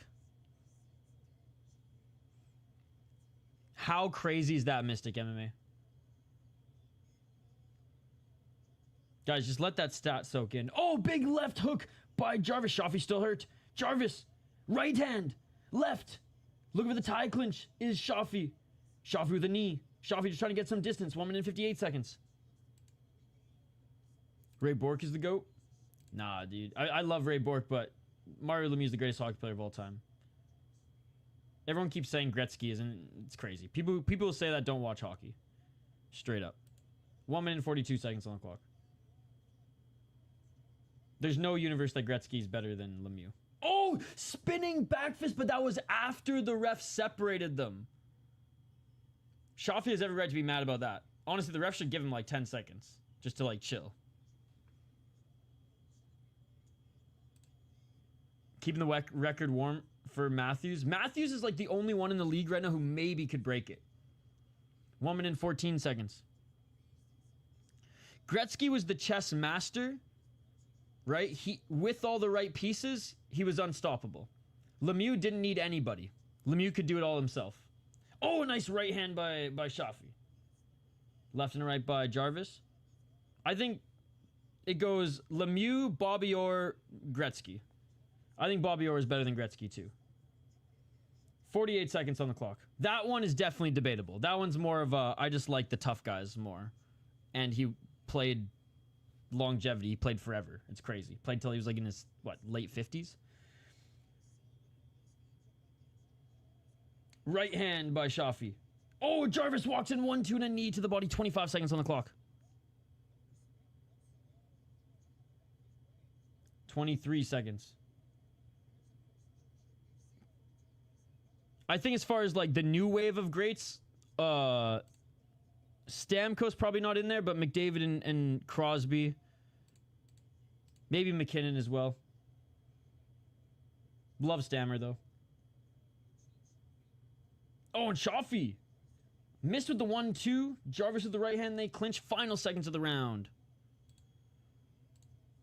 And that will do it for round 1. 10-8 round for George Jarvis. But Shafi's still in this. Shafi's still in this. Each of them took some damage in that one. Round 2 coming up.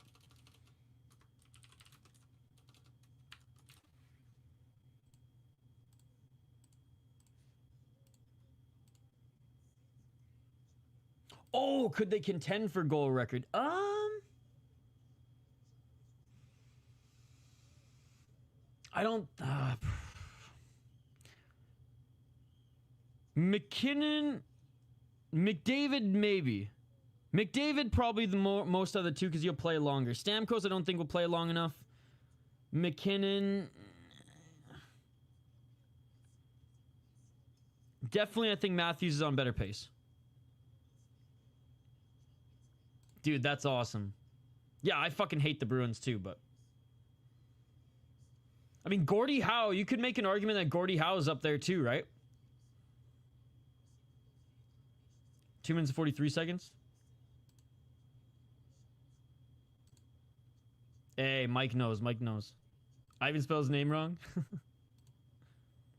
That cross will be key for Shafi if he wins. Oh, look at the elbow there was Shafi. Missed it. Jarvis with the counter right. The thing is, Jarvis's counters are on point. This is a really good scrap, man. This is a really good scrap. Shafi just needs to stay on the 1-2 type fighting style. Everyone knows Zdeno Chara is the GOAT of all modern players. Dude, I watched him when he was in Prince George, British Columbia, playing for the Prince George Cougars growing up in junior hockey.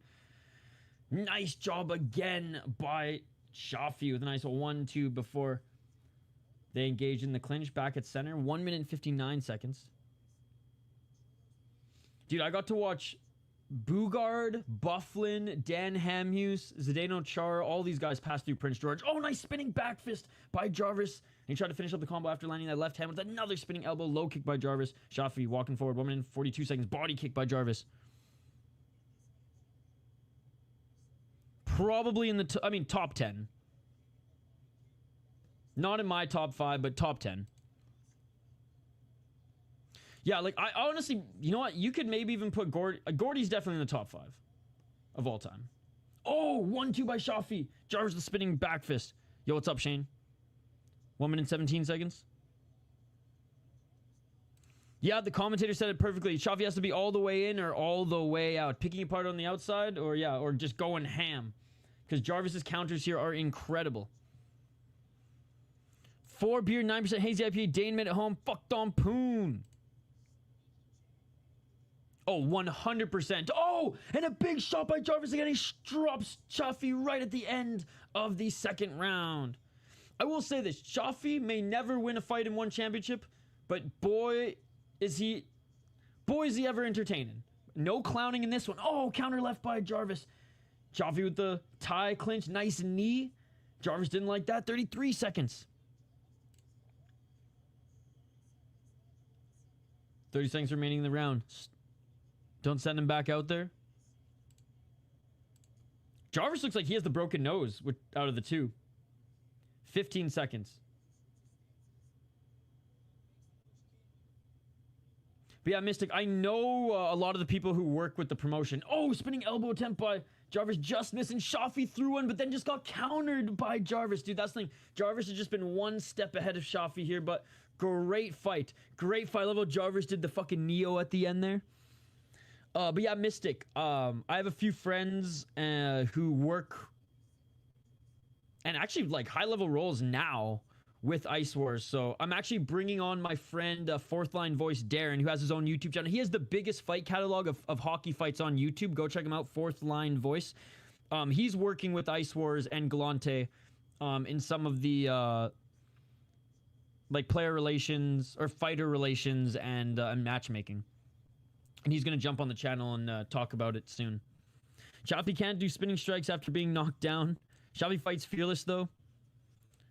Action Neo. Chaffee ain't going to remember this fight tomorrow if he keeps soaking him up like that. That's crazy. Does Bobby Orr still hold the title of only defenseman to lead in scoring still? That's a good question. I'm trying to think. I feel like there was... I feel like there might have been somebody. Oh, big counter left by Jarvis. I think he still does, but I think some guys are coming close, man. Like the Hughes, McCars of the world. They never led the league because we're in the era of like 120-point fucking Kucherov and McDavid now, but... Could you imagine? Remember when Jamie Benn got most points and it was like 82? I have the video and computer volume on. Max is still kind of quiet. Me or one championship? 2 minutes and 22 seconds? Canadians or like the ex-lacrosse players, man. The ex-NLL players are pretty good as well. 1-2 by Jarvis. High kick by Jarvis. Jarvis is a bulldog at night. One-night tournament. 2-round, 2-minute hockey fights. And now BKFC just bought it. Or in majority owner. And so they're going to be bare knuck fights. Because I used to do them with MMA gloves. For the gimmick. But now it's just bare knucks. In synthetic ice in an octagon shape. It's beautiful. Okay. Yeah, it says I'm coming in, like, decent volume, Shane. 1 minute 31 seconds left of the body by Shafi. Clinching now is Jarvis. I'll show you some clips of Ice Wars after this fight, Billy. But it started in the 90s in Prince George, eh, Shane? Did you know that? Ice Wars started in the 90s in Prince George at the CN Center. And it was just on the open ice, kind of like what that Russian shit is doing now. And it actually inspired Goon 2. Nice right hand by Jarvis. 1 minute on the clock. And then the second installment of Ice Wars was in that, like, synthetic ice octagon box, the one-night tournament. They did 2 iterations of that. And now with BKFC, it's going to be a little bit different. 50 seconds on the clock.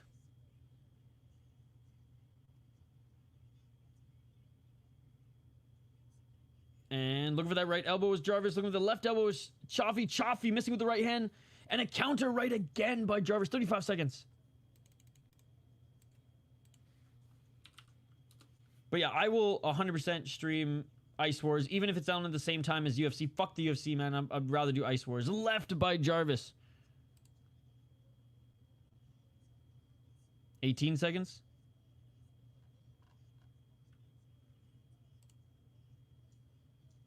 Final 10 seconds of the fight, ladies and gentlemen. And looking for the knee again was Shafi, a right hand by Jarvis. They clinch, and this might be it. And that is it, ladies and gentlemen. What a fight, man.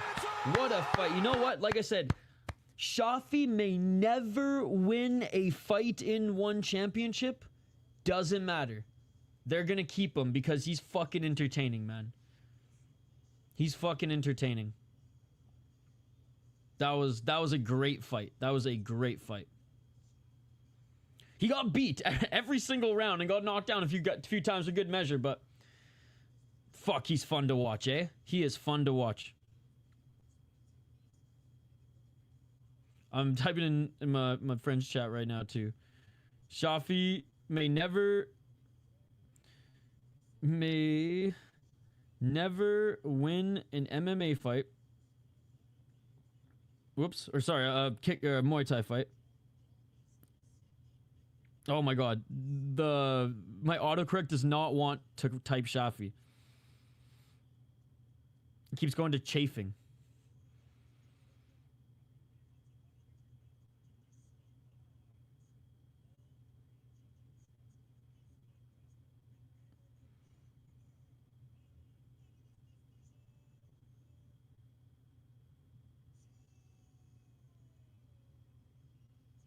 And the winner, George Jarvis. Well deserved. One-sided beatdown, but a fun one. I don't think he did. Didn't Connor say he was going to do a BKFC fight? Connor also said he'd fight Michael Chandler. Goon is a lovely movie. I remember recording it as a kid and waiting for everyone to fall asleep to watch it because it was so dirty. Dude, Goon 1 is, in my opinion, one of the best hockey movies. A lot of people say, like, oh, it's not even close to Miracle. It's not even close to Youngblood. It's not even close to... I get it, dude. Mr. Alaska, I get it. But if you're Canadiana, and you know small town Canada, Goon is up there. Nothing beats Slapshot. For me, it's Slapshot, Goon, Miracle, Mystery Alaska, Youngblood, and then probably Indian. I mean, Indian Horse was good, but it's just it wasn't the same. It wasn't the same. Goon 2 was not that great, but like if you liked the first one, you were gonna watch it. This card has been a little come see, come saw, Shane, but I think it's about to heat up here soon. Yeah, okay, I'm gonna share with you guys right now, actually.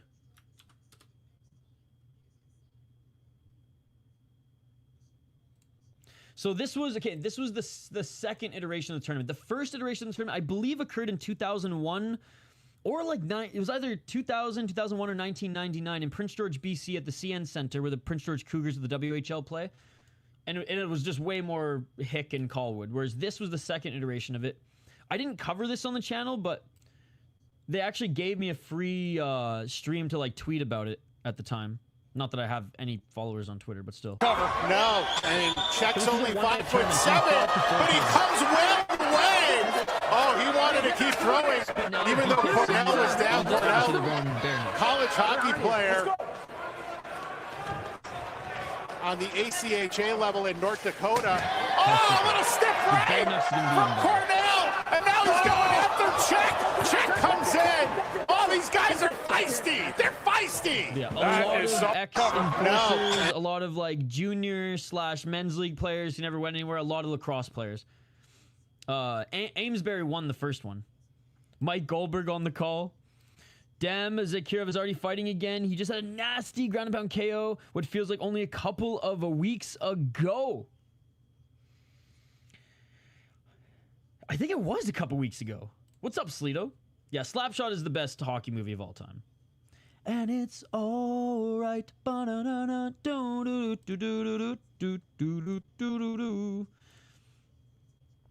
See, I can watch it like once a year, the first one. Who's the actor that plays Ray Donovan and plays the fucking like the veteran fighter? He's awesome. Yeah, March 7th. Jeez. See, that as a kid, I watched the Mighty Ducks movies. I rewatched them thinking like nostalgia was still gonna be good. Awful movies. Fucking Iceland.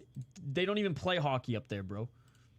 They just made, basically because Iceland had ice in the name, they made the Icelandic guys the Russians, which was pretty funny.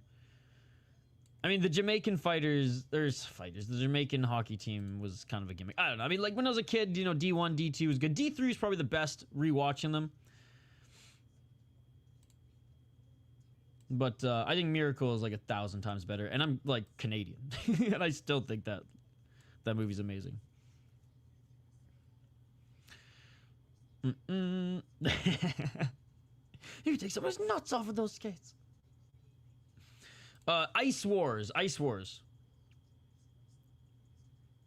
Yeah, so a bunch of ex-enforcers or active like lacrosse players in a one-night tournament. And BKFC, Bare Knuckle Fighting Championship, just purchased, I don't think the entire organization, but I think they have like a majority ownership of it now, and they're gonna go Bare Knucks.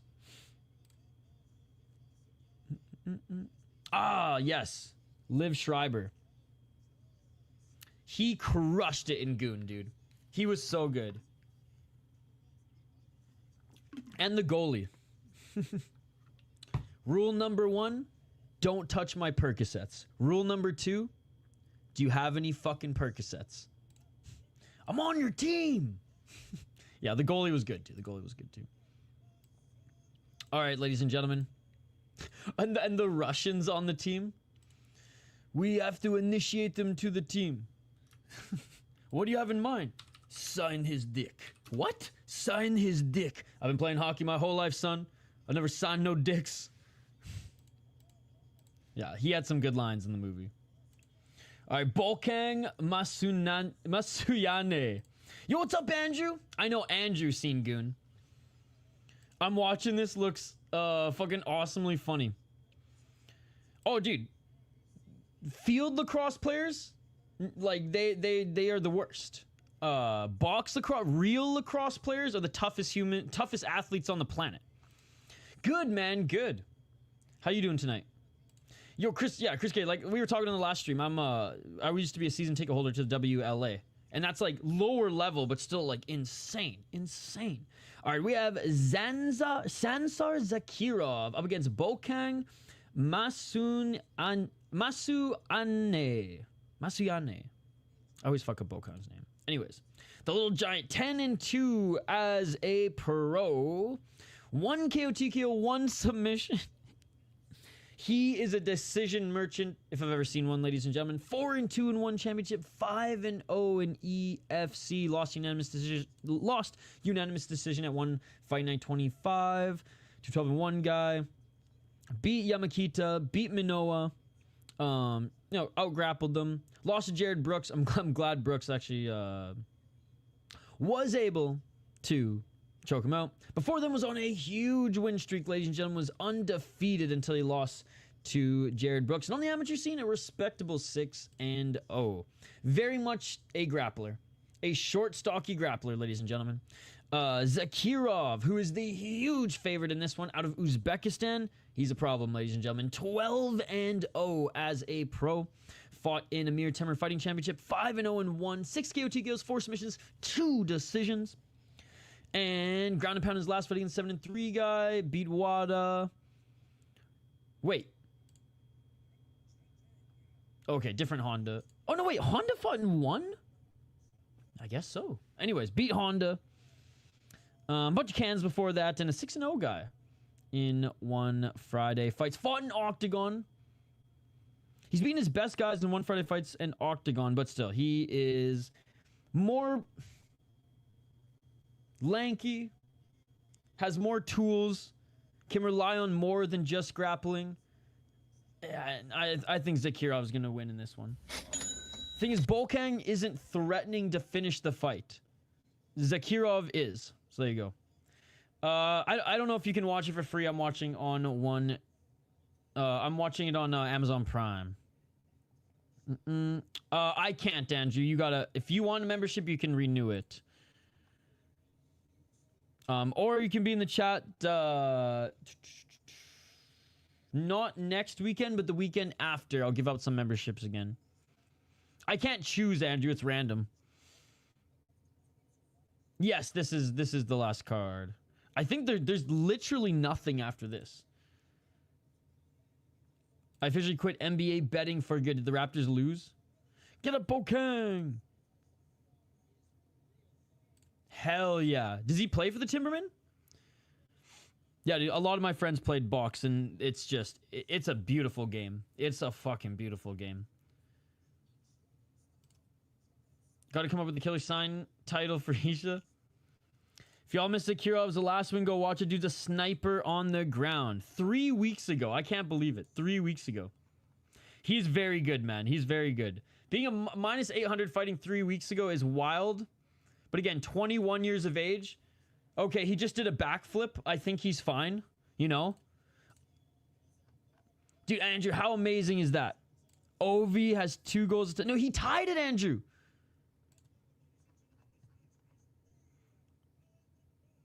Nice, nice. Yeah, you've been in Florida for a few months. That's awesome. Coming back right when the warm weather rolls through. Tony from LC Signs. Okay, okay. If you don't know, now you know.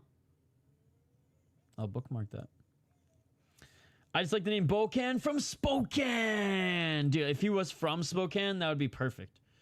He's Bokang, not from Spokane, but from Cape Town. Western Cape, to be exact.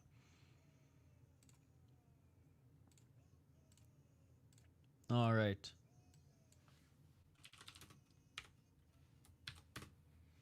Round 1 coming up here, ladies and gentlemen. Fighters are just being announced in the ring. Oh, I'm so glad that the promotion is not making everybody wear those fight kits like on the Friday fights. Yeah, Chris Cushman, Herb Dean's, he's been busy tonight. There's actually been quite a bit of MMA tonight. I'm just not used to it because I feel like I watch more of the Friday fight shows that I even do. Well, actually not really. It's kind of a healthy balance, I guess. It's her default. He has 1 goal away from breaking it. And it's going to be this week, Sunday, right, Andrew? They do make killer LED advertising signs. Okay, okay. Once I get the new place and a more permanent setup, it'll be good. Pretty good. Yesterday's card was really good, and this morning's BKFC card was good too, Andrew. Can't remember what the team name is at the moment, but he's first in his first year of high school and plays with year older kids, sometimes 2 years. Dude, that is awesome. Dude, that's like my buddy Dylan. He was the same way. He was so good as a young guy. He played a year. He played with the guys a year older than him, and his coach would bench him sometimes because he scored too many goals. He's like, the parents are gonna, you scored 6 or 7 already. The team's not coming back. The parents are gonna be mad at me. Sit this one out. He actually got offered scholarships to play lacrosse in the States, and he said, "Fuck field lacrosse, even on a scholarship." Minnesota, King James. 4 minutes and 29 seconds. I don't think certified because Conor McGregor hasn't hit on him yet, but he is very, very short. Like, I'm even taller than him, and I'm friggin' short as hell. Kyle's doing great, Andrew. Definitely above ground. He's tiny. Yo, what's up, dude? Good to see you. Yeah, he's tiny. They don't call him the little giant for nothing. I mean, look at those skinny legs. Oh, low kick by Bokang, and he stumbles backwards. One more leg kick to put him down. Dude, he was fighting a guy who was almost his size on the one Japanese card last year. It was great. No, in all seriousness, Andrew, Kyle's doing great. He's recording another studio album. He's renovating part of his house that he bought, and he's just busy working like 6 days a week. I think saving up some money to do some traveling again. Oh, a nice right uppercut by Zakirov. 3:28 on the clock.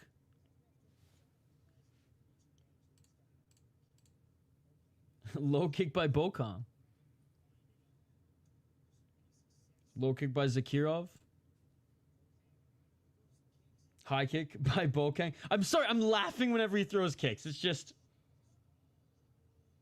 What's the word? Cute? I don't know. It's just not menacing. Maybe he's like me. I'm 5'2". You're only 5'2", Andrew? I pictured you being even taller than me. Oh, and Bokang looking for the takedown. Bokang gets the body lock takedown, but nice job by Zakirov rolling out of it, and they're back up on their feet. He showed a performance of Kyle and finally proved he's alive, but it wasn't dated nor confirmed. It wasn't a clone. 2 minutes 35 seconds. I wish Kyle would have commented on it for proof of life, but 2 minutes and 26 seconds. Body kick. Left by Zakirov. 2:15. Easiest sprawl ever. Yeah, it's good to see you in the chat, Andrew. Dude, Andrew had some killer diss tracks. I mean, certified, no. Just like a guy probably could fight atom weight. 1 minute and 53 seconds. There were 2 guys in Ryzen who were about his size last weekend. Oh, a nice knee to the body by Zakirov. There was a men's atomweight fight in Ryzen last weekend, and it was actually a really good fight. You guys haven't seen Bokang fight before? He's been in one championship for a while. Yeah, he's been in the promotion since 2019. Looking for the takedown here is Zakirov. But yeah, he's tiny. He's one of the shortest professional fighters in the world.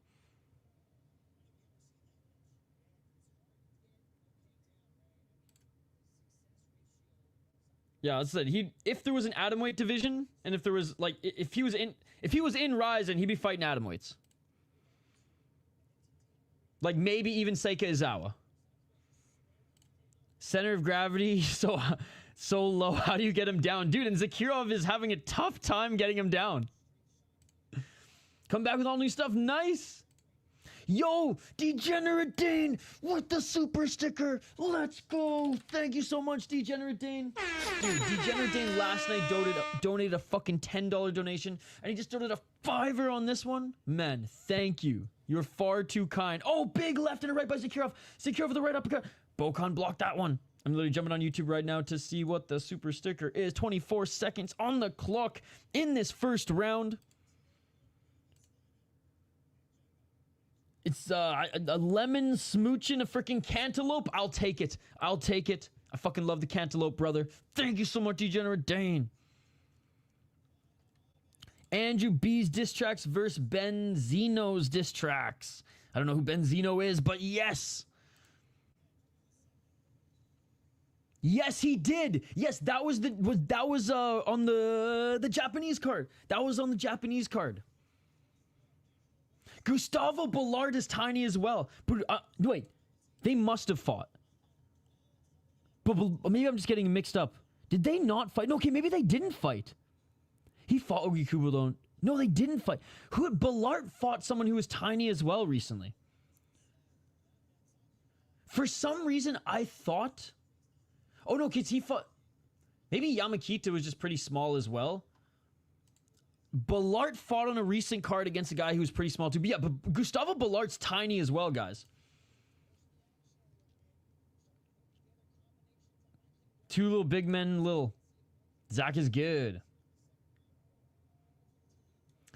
Zakirov climbed into both the strawweight and flyweight rankings. Sanzhar Zakirov. Yo, what's up, dude? Thank you so much for joining. Benzino is famous for dissing Eminem horribly. Oh, yes. Okay, I remember now. I was thinking of new guys, and my mind didn't even go there. I know exactly the beef. And the diss track coming back from Eminem. I was listening to a bunch of just a compilation of freestyles and diss tracks from the 2000s, and that one came up actually recently. All right, round 2, ladies and gentlemen. Let's get it all. Oh, spinning heel kick attempt by Zakirov, just ducked under that was Bokang. Zakirov starting to let his hands go a little bit more here, as he can't take this guy down. MGK got nothing on MC Andy B. I don't think them tiny, but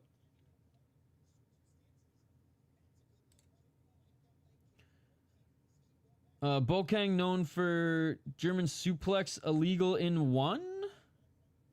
Smash someone on your head. Yep. 3 minutes and 44 seconds. That jab though, short from a little dude, is sharp when it hits. He's got all his strength comes from that torso, right? Oh, nice left again. Dude, there's that jab again. Bokang versus Manchur Malachiev was a close fight. Yeah, his last one. 321. 1-2 by Zakirov. Again, Zakirov fought 3 weeks ago as well. Low kick by Zakirov. Not that that's any excuse, but he did a backflip upon entering the ring. 3 minutes on the clock. Bokang does have endless cardio, though, because, look at this guy. His whole life is endless cardio. There's a left by Zakirov, but Bokang, man, with the left hand. Oh. Zakirov missing with the left. Zakirov with the right to the body. Zakirov with another right to the body. Dude, when that uppercut lands. When that right uppercut lands. Oh, Bokang with the sweep kick. Get the fuck out of here, bro. What am I watching right now?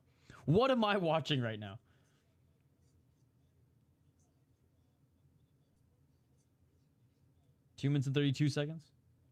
Step back right by Zakirov.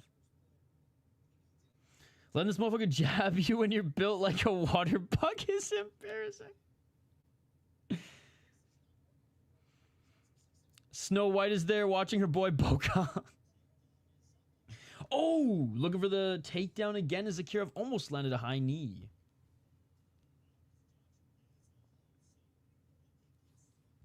204. Oh, thank you, King's World. 157. I hope you win all your money back and more on the fights this weekend. Fuck the NBA. 148. You can't take, dude. Exactly that.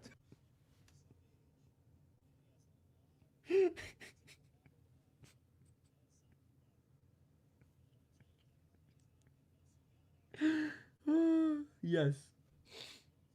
Oh, Exactly that one broke me. How's Money doing in the market of fights? Money Moicano? He lost his last fight, but he took it on short notice, kind of. He was going to fight Beneil Dariush, but instead he filled in for the title, lost. I think he'll come back strong. Bro, that sprawl has me dying. Why does he keep trying to take him down? We need a dwarf versus obese chicken fighting. Dude, we had dwarf fighting in, I believe it was Fame MMA. Fame MMA tomorrow, by the way. 2 2-on-1 fights with K1 Slash, which still cracks me up that they're Slash Valley Tudo rules. Okay, but has he tried picking him up? He's trying right now, actually. Straighten the knees, insta sprawl. I mean, it'd probably be tough to train for a guy like this. Like, do you just bring your nephew in and say, sorry, little man, you're getting fucked up today? Low kick by Zakirov. Zakirov with the right uppercut. Dude, Bokang just took that shot too and just keeps walking forward. Bokang with the low kick. Dude, Bokang's low kick hurt him again. Counter left by Bokang. Bokang looking for the... Oh my god, the flying knee is too much, dude. I can't handle this. The flying knee then the sweep. Flying knee then the sweep. Flying knee then the sweep. This is middle schooler. This middle schooler is resilient. I have to spar my girlfriend. But see, it's tough to find a training partner. You don't want to go to the better half and be like, sorry, I got to go full Jason Perillo on your ass here. Damn.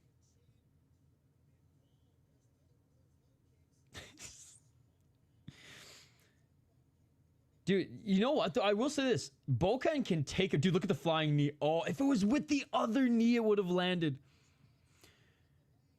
Imagine the torque that look. Dude, it'd probably take my leg right off. MMA can't pick up their opponents in the sport, but they can do it. They can do it, Andrew. They can do it. Andrew, this is on Amazon Prime if you want to watch with us, by the way. Yeah, just look up One Fight Night 30. All right. Third and final round. But yeah, Bokang's got a chin because Zakirov's landed some clean uppercuts and some clean hooks and hasn't even really phased him. Ooh, that high knee from Zakirov almost landed. Right by Zakirov. Right uppercut by Zakirov. Left hook by Zakirov. Shabazian, Cortavius, Tavares. There you go. There you go. 4 minutes and 30 seconds. I can't believe Cortavius missed weight. Come on, bro. You're new to the UFC. You gotta make that weight. 4 minutes and 23 seconds. Especially a guy who wasn't like super exciting in his Dana White Contender Series and UFC debut. If Zakirov would just spam teep kicks, Bokang would never reach him. There's that right uppercut again by Zakirov and a right hand by Bokang. Bokang's just out pressuring him right now. Those low kicks are brutal. Mariscal, Emmett Silva. I actually like all those. I'm excited to see Chepe fight again. He's always such a fun guy to watch, whether it's the regional scene or the UFC. Another low kick by Bokang. Right uppercut by Zakirov. Zakirov looking for the takedown. Oh, knee by Bokang. Zakirov with the right and left. I have Milwaukee parlay with Cortavius and Ode Osborne. Connor Patterson Davis. I think Cortavius wins, not Ode, though. 328. Right hook by Zakirov. Looks like Bokang's getting a little tired here. Yeah, they're both huffing and puffing a little bit. And Bokang's looking for the single leg. Zakirov. Good job stuffing the takedown. Oh, a nice right and left by Zakirov. Right to the body by Zakirov. Right hand by Zakirov. Okay, Bokang didn't like those shots. Oh, Bokang with the right. Dude, this turned into a little bit of a slugfest here at the end. The sprawl. Bro, tell me seeing his feet face the lights isn't gold every sprawl. It is pretty awesome. He's like flying, basically. Right hand by Zakirov. My name? Oh, it doesn't matter what your name is. Oh, jeez. I was like, what?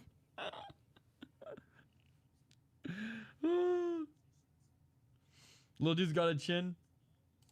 He's looking like a little bow-legged out there. Hey, it's great to see you too, Andrew. It doesn't matter what your name is. Gerald, Ho, and Emil. I'm excited to see Emil. Mershart. I'm always not excited to see Mershart, but then his fights are always interesting. 2 minutes on the clock. Not necessarily the most polished, but interesting. Oh, a nice left by Zakirov. 2 minutes on the clock. We went for the takedown again. Oh, he literally double leg picked him up in the air and finally got him down. Justin Leon Lopez. See you later, Andrew. I will be live all day tomorrow. 1 minute and 40 seconds. Right hand by Zakirov. Right elbow by Zakirov. And this is where Zakirov ends up solidifying the fight. Oh, big left elbow by Zakirov. Zakirov with the right elbow. Zakirov dominant ground and pound here. Bro, it's not even that he's short. He's 5'1". It's all torso. Exactly. Like, he's got tiny legs. Oh, back take, body triangle, secure Zakirov. 1 minute on the clock trying to look for the rear naked choke. Ian, Michael, and Anthony. 57 seconds on the clock.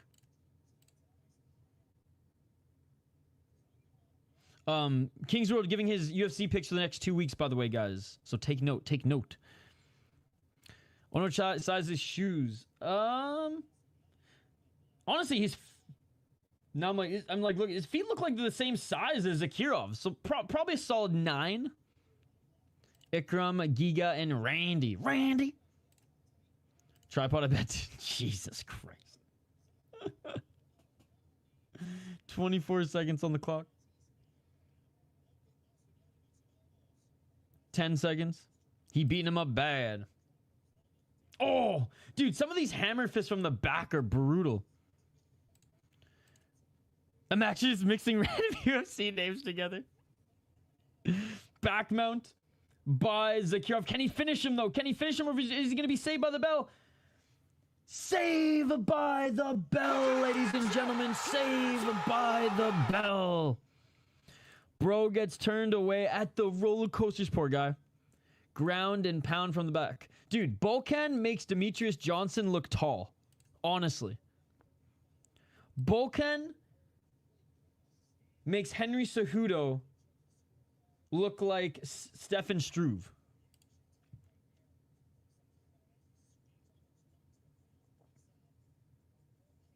Seriously.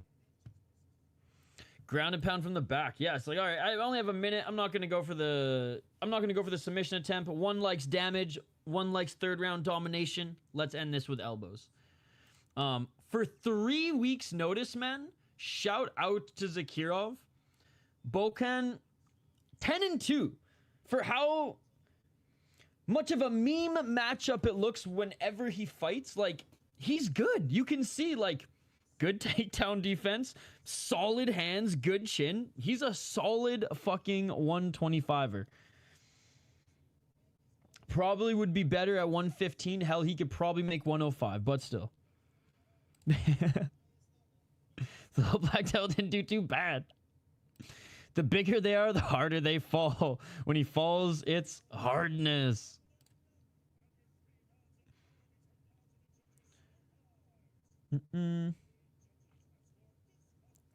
A millionaire? Probably a gambler's dream, but I mean, there's a lot of people on, at least on MMA YouTube, who claim that they do well off gambling, and you know, who am I to call bullshit unless bullshit is proven, right? So You do well enough on your. I mean, from what you've told me, you do really good on your picks. I guess grow slowly but surely.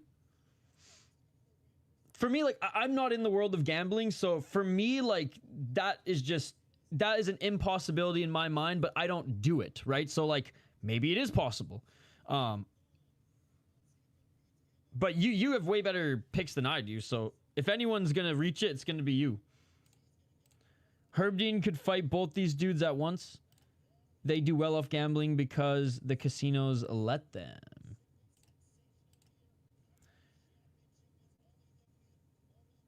I mean, there's people who say they are for sure. I know there's some YouTube channels, and maybe they make some money from their channel revenue and their gambling. And I mean, and then there's people in my chat who say they do well, and for the most part, like I believe them. But again, I don't think millionaire status. Like I mean, I've seen Mike win some like Mike in our chat here and Chance, win some huge bets, but not $1 million ones. I mean, you guys tell me. I don't know. So that's the thing. Like I just don't run with the crowd that is betting enough to be doing it full time, I guess. But again, I'm the wrong person to ask because like I'm just not in the world of gambling. I mean, I'm in the sports world, I guess, doing this, and you know, in the hockey world a little bit with some of the work I do with college level stuff and NHL and junior stuff like that. But again, it's not my thing, so it's hard for me to gauge it. But again, your picks are awesome, dude, and you actually do your homework and give room for, I'll say error, but like opportunity for fighters, because there's so many tools that are allowed in fighting versus, you know, other sports, right? Hopefully we don't get a little bit of a connection issue again. My Amazon just bugged out.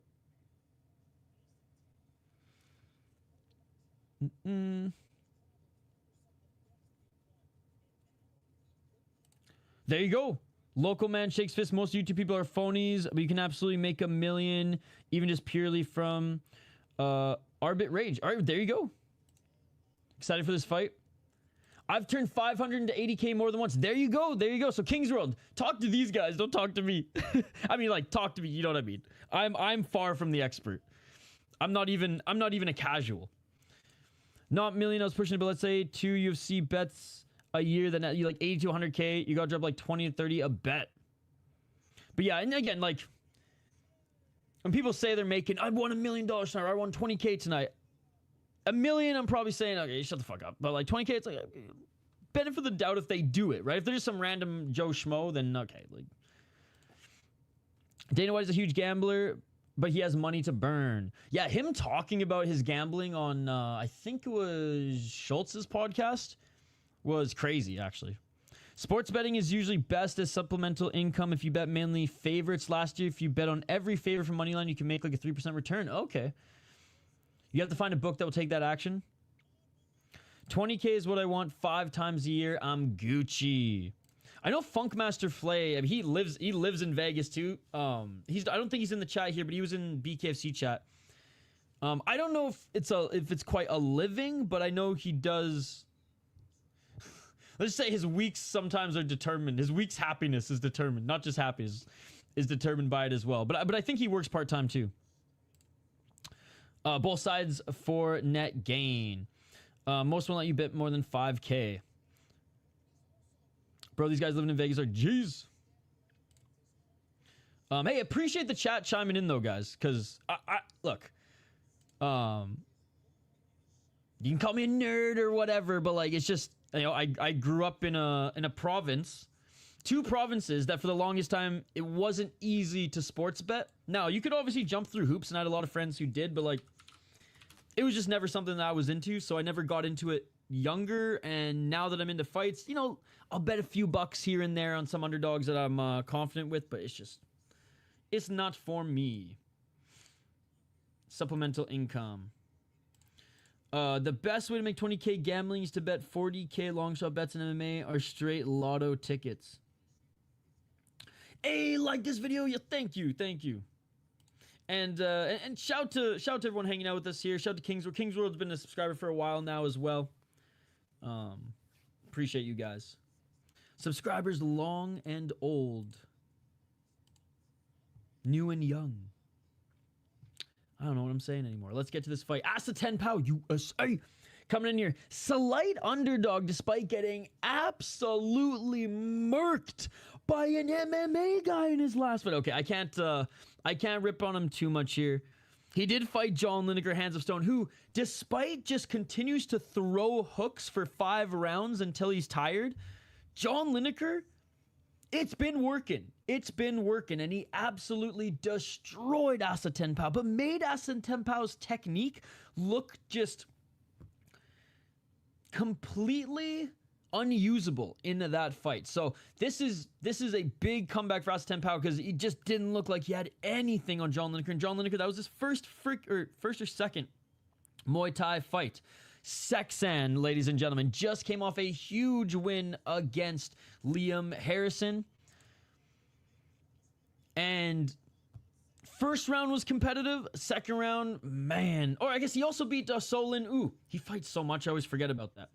But yeah, as soon as the second round started, Seksan started to run away with it. And though he did land some blatant shots to the back of our boy Liam's head, Liam wasn't too upset about it.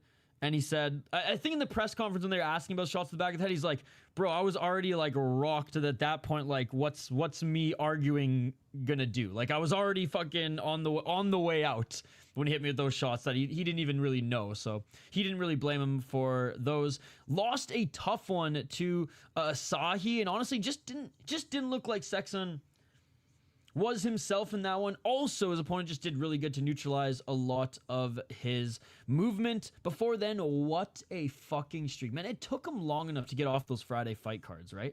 Look at that. Look at how many times he fought in 2023. 1, 2, 3, 4, 5, 6, 7, 8. He fought 8 times in 2023. And still was on a Friday fights card.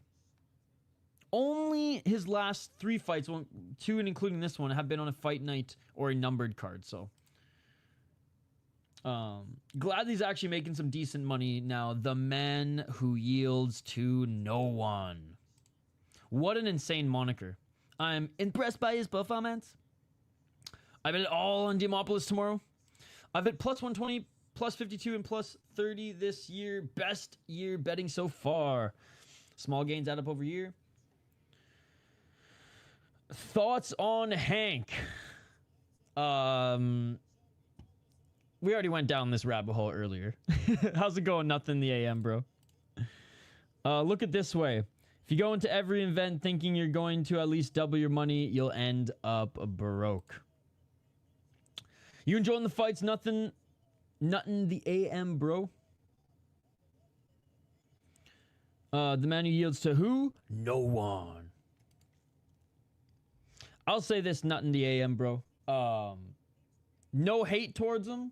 We're not as tight as we used to be in the MMA community. And I just don't like the disrespect that he throws to the athletes. But other than that, he's doing his thing. And yeah. Do your thing. Impressions with Vinny or whatever. Breaking down fights. Usually I don't even watch a lot of those streams. Last night I was just... I didn't know that the stream would turn into that. And I was just chilling in the live chat there. But anyways.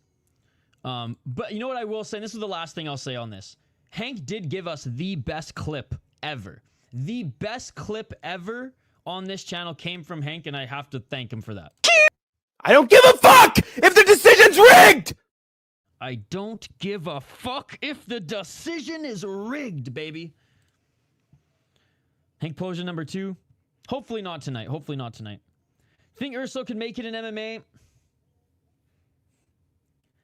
I think he's talented of a fighter to learn enough grappling to keep it on the feet, but I don't think... I don't want him to go to MMA. I'm going with Seksan, Shane. Send Thongpoon back to the Friday Fights card? Indeed. 120 to 1, 52 to 1, and 32 to 1. But it all on Diamopoulos tomorrow? I love how you had that ready to go. Oh, always, dude. It is teed up, ready to go. I don't know if the decision is rigged as long as my bet wins. No, it was after the Oral Buy and Rebecca fight, and it was an amazing fight, and everyone was cheering in the live chat, and Hank was unhappy because his pick wasn't right, even though the fight was amazing. I'll go head-to-head with Asa Ten Pow. That's the production value we pay for. Round 1, ladies and gentlemen. Let's get it. I'm picking Seksan. And again, Asa Ten Pow, definitely, like this is a good matchup. Both these guys getting up there in age. Lot of experience. I think Seksan just has a little more gas left in the tank. But I don't think Asa Ten Pow is as... I'm just going to say, as bad as he looked in his last fight. 2 minutes and 39 seconds. Oh, catching the leg kick was Asa Ten Pow with the right hand. Seksan. 2 minutes and 33 seconds. Walking forward. Outside low kick by Seksan. Front kick by Asa Ten Pow. Right hand by Seksan. Left to the body by Seksan. Double left jab by Asa Ten Pow. Pow looking quick. He's not getting just bludgeoned by hooks from a freaking shorter Lineker. Well, I guess Seksan is shorter, but still. Nice low kick by Asa Ten Pow. Caught Seksan on the entry. That lead left leg of Seksan getting chewed up here early. 2 minutes on the clock. Seksan continuing to eat those leg kicks. They're trying to find his way to the pocket, and then he's going to release those elbows. Seksan with the body kick. Oh, nice knee to the body on Seksan. Knocks him down. Doesn't count as a knockdown, but still. I'm back for Seksan. Let's go. Call him Quentin Tarantino the way he grabbed that kick. Left to the body by Asa Ten Pow. Seksan with a left high kick by Seksan.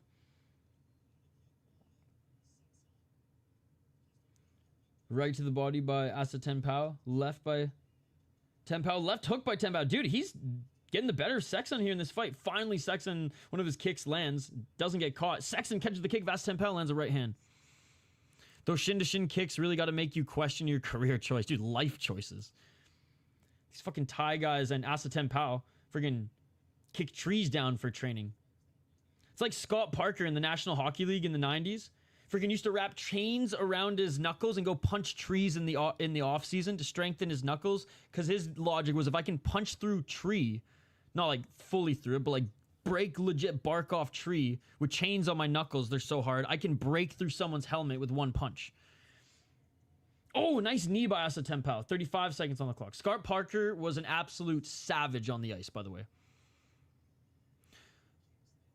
My kid keeps saying Seksan, wonder why. Unless you're Tony Ferguson, then you just like shin kicks because they make you feel like a warrior or something. Warrior and 1,000 emojis. Real G shit. Oh, and a knockdown by Asa Ten Pow. Oh my god, Seksan goes down. Seksan seen the Tweety Birds. Dude, Asa Ten Pow, night and day. Night and day from his last fight. Seksan, right uppercut by Asa Ten Pow, left by Asa Ten Pow. And that wraps up the round. Saved by the bell. Dude, not kinda, he is. Shin to shin is the trailer hitch to shin.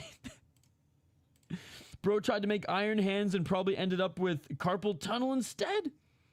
We will blot out the sky with emojis, Tony Ferguson. Oh no. Oh no. I just have that friggin' meme song in my head right now. I haven't talked to him in a while, Andrew, but I hope he's doing good.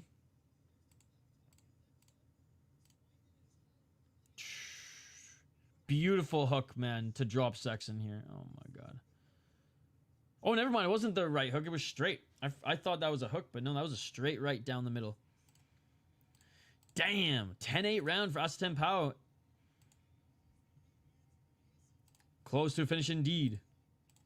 All right, round 2, guys. Let's get it all. 2 minutes and 57 seconds. Step back left by Asa Ten Pow. Right uppercut by Asa Ten Pow. Seksan with the right hand. Dude, looks really good. 245. 242. Knee to the body by Asa Ten Pow. Right hand by Seksan. Seksan just literally wanting to fight in the pocket right now. And the left hand by Asa Ten Pow. Asa Ten Pow looking for that right uppercut. Asa 20 Pow. Seksan in the clinch, but Asa Ten Pow with a knee as he gets pushed into the corner. Ref letting them strike here in the clinch. Seksan looking for those elbows, man. Looking for those elbows in the clinch. Right hand by Seksan. And Asa Ten Pow throws him to the ground. Front kick by Ten Pow. The American Ninja with another front kick. Seksan looking for a flying knee. Doesn't land. Nice left. Oh, he's out. He's out on his feet. Oh, never mind. He knocked him. I thought he was out for a sec. I thought the ropes were holding him up. Left hook, left uppercut, and left hook by Asa Ten Pow knocks down Seksan again. And I thought he was out and the ropes were holding up the corpse, ladies and gentlemen. But he is somehow still with us. This man yields to no one, and he's continuing to walk forward. He eats a leg kick. Still seeing the Tweety Birds. 1 minute and 39 seconds. Asa Ten Pow with the double left jab. Asa Ten Pow with the big right. Seksan's rocked again. Right hand by Asa Ten Pow. Ten Pow with a knee. Seksan, overhand right. Seksan, wobbling. 1 minute and 23 seconds. Absolutely cooking him. High kick by Asa Ten Pow.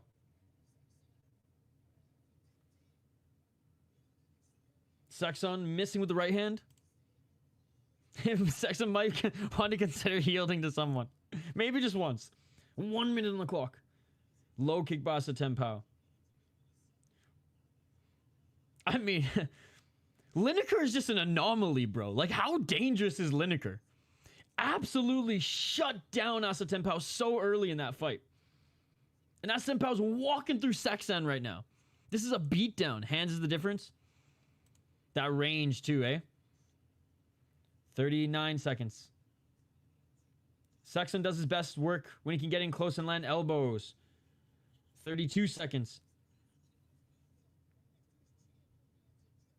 25 seconds. Seksan with the left to the body. Seksan missing with the overhand. Overswung on his entry. 20 seconds remain in this second round, dude. And that's about 2 10-8s. Seksan's only path to victory is a finish. Oh, almost landed that knee was Asa Ten Pow. He's just so sharp, man. So sharp, quicker. Low kick again by Asa Ten Pow. Body kick by Seksan. But, oh, that lead left leg of Seksan is fucked, man. And that is it for the second round. My God, I thought this would be a lot more competitive. I did not think Asa Ten Pow would be this dominant. Unreal. Like, what a bounce back from being... He got absolutely mauled by John Lineker. Destroyed. What a comeback fight. What a comeback fight. Slick step and elbow. A lot of good underdogs tonight. This is how you beat Seksan. Just don't stand in front of him, right? Because Seksan, if he can get those razor elbows in front of you, he'll land some of those spinning stuff in his knees. Very surprised how he survived.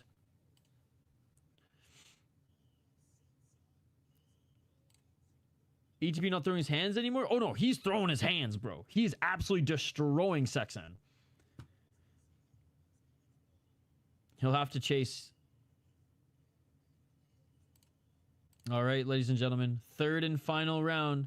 Can Seksan finish him here? Think he woke him back up against the ropes. Let's get it on. Oh, and a left by Ten Pow. Ten Pow with the right. Ten Pow with the left. He rocks Seksan again. Seksan saying, let's go. Oh. Seksan with the high guard. Seksan with the left to the body, but he gets rocked with the left hook. A 1-2 by Asa Ten Pow. Dude, Seksan, every time he tries to get into the pocket, Asa Ten Pow lands a big shot. Asa Ten Pow with the right hand. Asa Ten Pow with the left. Knocking him backwards. Front kick by Asa Ten Pow. Seksan wants you to tie your fight. If you don't do that, he's at disadvantage at this point in his career. And another knockdown by Asa Ten Pow. Right-handed, and he's all over. The man yield. He yielded. Seksan lost TKO. Absolute domination. He got knocked down and his ass kicked in the first. He got knocked down and his ass kicked in the second. And Asa Ten Pow didn't even allow this to go past the third to the judges' scorecards. That was one of the most one-sided fights I've seen Seksan in, other than like when he was finished early in his career. Damn. Boom. ATP, man, what a comeback fight. Because like I said, Lineker, I thought, took his soul, bro. That was an amazing performance. He beat him everywhere. And at a plus 200, cha-ching. That broke my theory. I thought ATP might have hurt his hand And that was a fucking beatdown. That was a straight up beatdown. Ten Pow looked great. Yeah, surprised it took that long after the second. He was barely there. Same as the fight, the Japanese dude.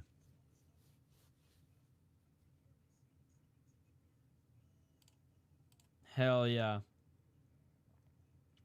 I don't know. Finishing Seksan should give you a freaking bonus, man. Ten Pow's a beast.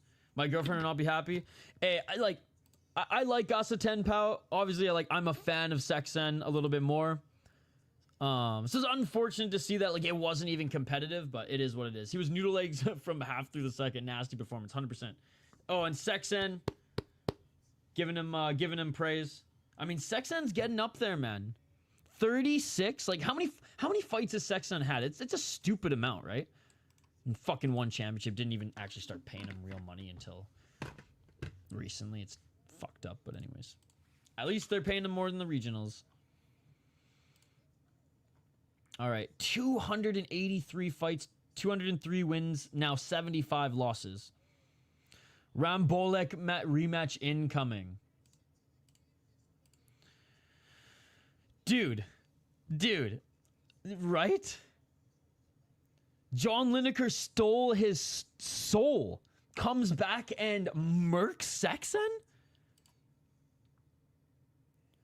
ATP with the mixed emotions beating an idol. Well, let's go, man.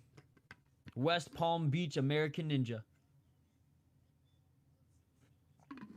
I'm saying dude, and not only just beat him in a competitive fight, he murked him. Oh, look at the beautiful clear water of Bangkok, ladies and gentlemen. So clean, you could just... I smell Seksan candy. Nothing against Ten Pow's performance. Seksan didn't look great. True. But Asa Ten Pow just looked faster as well.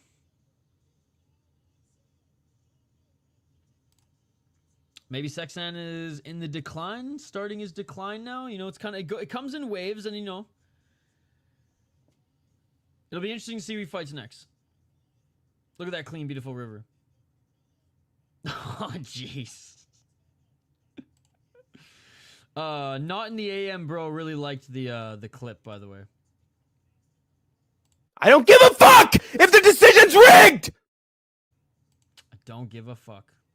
Great minds, great minds. Brother Seksan used his body more than anyone.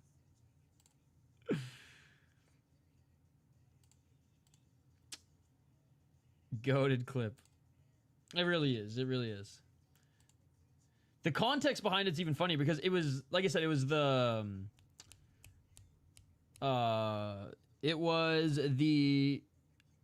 Oral By and Rebecca fight, which was an amazing 3-round war, and our friend was not happy that his picks didn't turn out right. Close fight. Don't think the decision was rigged, but that's why it's hilarious. I don't give a fuck if the decision is rigged. Oh my god. My kid says that guy yelling needs counseling when you played the clip. You got a smart kid there, Denial. And I'm not saying that in the facetious city life you're a smart guy way. Kid's actually a smart guy. Bryce Mitchell or Silva? Oh man. Silva, I mean, Charles Jourdain took Silva down pretty easily. I think Silva's scrambly enough to get back up to his feet, and it only takes one. So I'm not diving head first into the freaking Kool-Aid here, but I like Jean Silva. All right, featured fight, ladies and gentlemen. We got Sitthichai versus Nico Carrillo coming up next in this one. Hank picks Rebecca. I say the fight was close and fantastic to support Hank, and then he says that to me. Yo, what's up, Alpha Zeta? Good to see you. I'm picking Carrillo. That's the best part about it. I'm trying to be nice to him when he screams bloody murder at me. 9 and in middle of Fortnite game and still enough sense to know what's wrong. Wow, dude.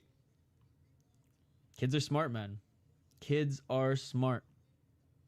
And if they have a father like you, Denial, they're top tier.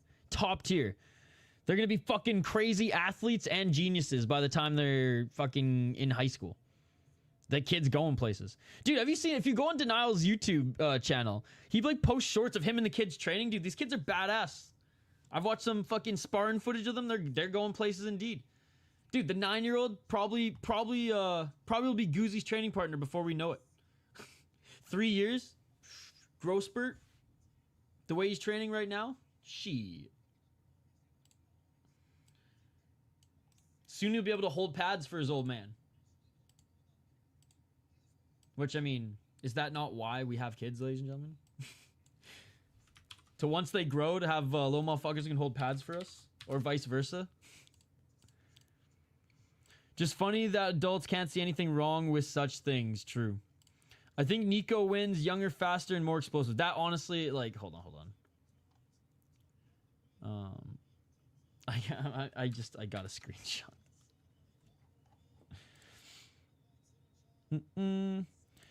Do you Silva O'Malley can find the trigger shot and pull the trigger in the rematch? I don't think he wins the rematch. I think even if he cracks Merab will see the Tweety Birds, but still somehow grab a single leg and take him down. I've seen enough of Merab where I thought O'Malley might crack him in their first fight. I don't think he's going to in this one. But O'Malley is the one who's going to make the adjustments. Merab's going to do the same thing, right? So we'll see. Youth versus experience. Orange belt in karate and starting judo comps next month. Hell yeah.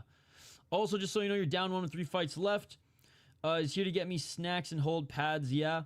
They just don't let Sitthichai fight kickboxing. Man, I know. Nico. And I'm picking Carrillo. I was corrected. He's level 2 orange belt because he's above Avenger Kicker. His words. All right. I thought Nico looked a bit Kate as well. It's just because he's on all the fucking roids on the planet. So he's got that fucking Luke Rockhold build with veins popping out of every fucking shoulder and part of his arm. Another King of the North here. I rewatched Merab O'Malley yesterday. I still think Merab won all 5 rounds. Dude, I think O'Malley won 1 round at most. And I didn't watch the fight back recently, so I don't remember which one. It was either the last one or like the third or... It was one of the last 3 anyways. But yeah, I remember watching it being like, this is as, you know, one-way traffic as like the last 3 rounds of fucking his last fight. And arguably even more. Anyways, Carrillo, minus 200 coming into this one. 26 years of age, out of Glasgow, Scotland. I can't wait to visit Glasgow someday. Love hiking, and I hear there's just some like amazing trails out there. And they got good beer. They got good whiskey. I like scotch. Hey, what's up, Harsh? Yes, a solid... Actually, what am I doing? Let me bring the One Championship website back up here. It at least will give me a little bit more info on these guys to present to you guys as we await this next fight. Fighters are making their way into the ring now. Featured fight, ladies and gentlemen. All right, so Sitthichai. Hell yeah, hit me with any music recommendations. 33 years of age. And yeah, they just won't let him fight with the big gloves anymore, as the chat said. Only 1-3 in his last 4 fights. Lost to Shadow, which Shadow's good, man. But I'm glad Shadow didn't, like, murk him. Beat Nori, funny enough. I mean, kickboxing math doesn't make sense. But beat Nori. Lost to Murat, no shame in that. Lost to Cicerani, no shame in that. Beat Abasolo, which is a really good win. And Butasa, who's young and he was coming in. He's okay. But first 2, second win really good. Abasolo's good. Don't blame him for these losses. Great win against Nori, and then lost against Shadow. So it's I like Sitthichai getting up there in age and is just so much smaller than Carrillo. Carrillo out of Scotland, 26 years of age. He lost in Bill in his last fight, got knocked out in the first round, but before then was on a hell of a run. Beat Semapech. Beat Nongo, beat Muay Thai, and Furkan, man. Muay Thai, Nongo, and Semapech.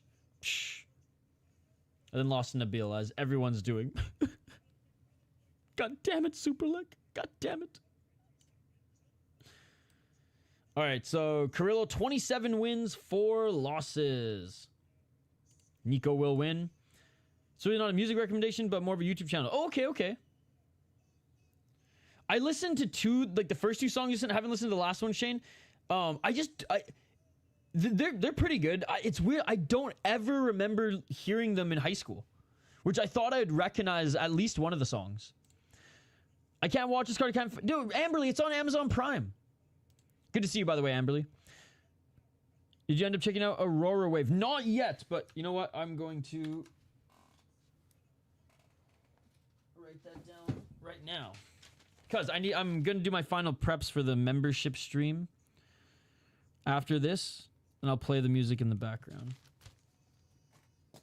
Thank you, James, for reminding me. Shane, I'm going to go with Nico here, and I'll probably just go head-to-head with you in the final 2.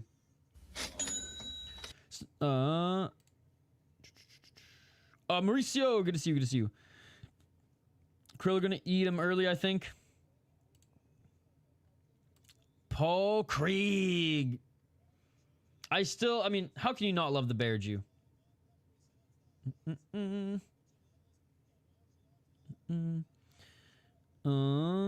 Shame SPM. Oh, yes, he made good music. All right, round 1, ladies and gentlemen. I don't, Alpha Zeta, I don't. Do they have a YouTube channel and like feature musicians and stuff like that? Let's get it on.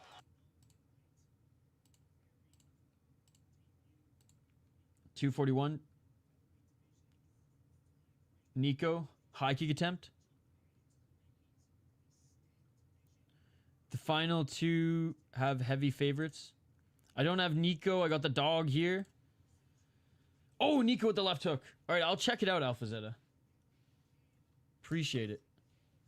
2 minutes and 20 seconds. High kick by Nico. Blocked by Sitthichai.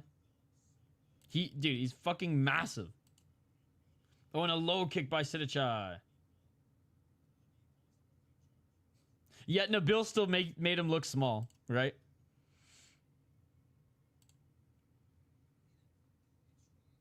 Nico taking his time. Do a little rearrange.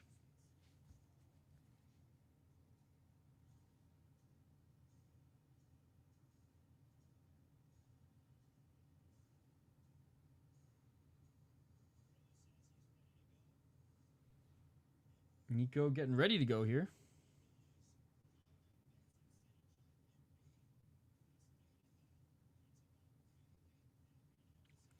Eersel next. Yes, main event is next. Or sorry, co-main event's next. Co-main event's next.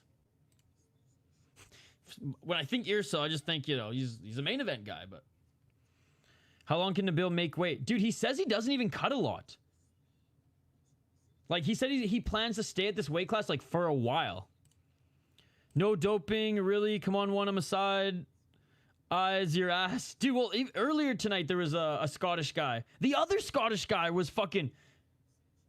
The other Scottish guy on this card was juiced out of his mind as well.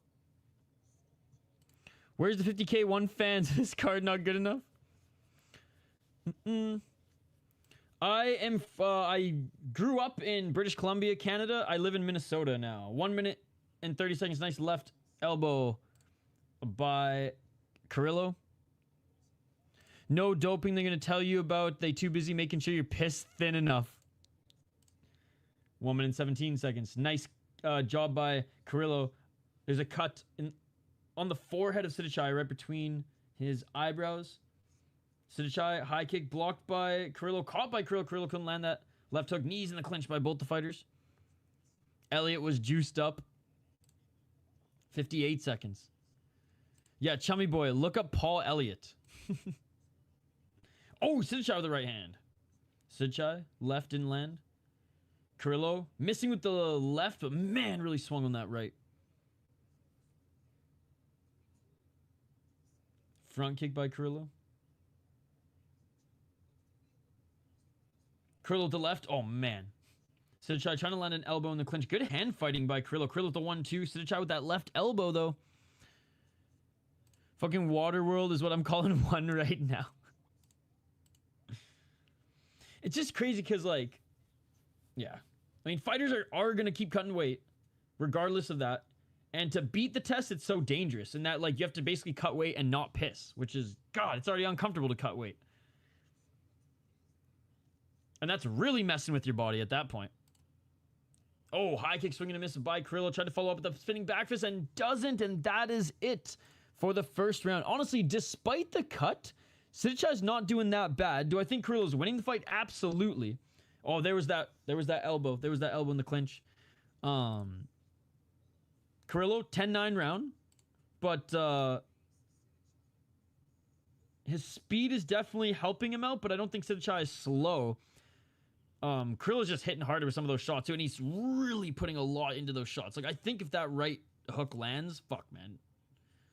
Sitthichai's going down. Scottish dude crazy in the clinch. Dude, so strong in the clinch compared to Sitthichai too.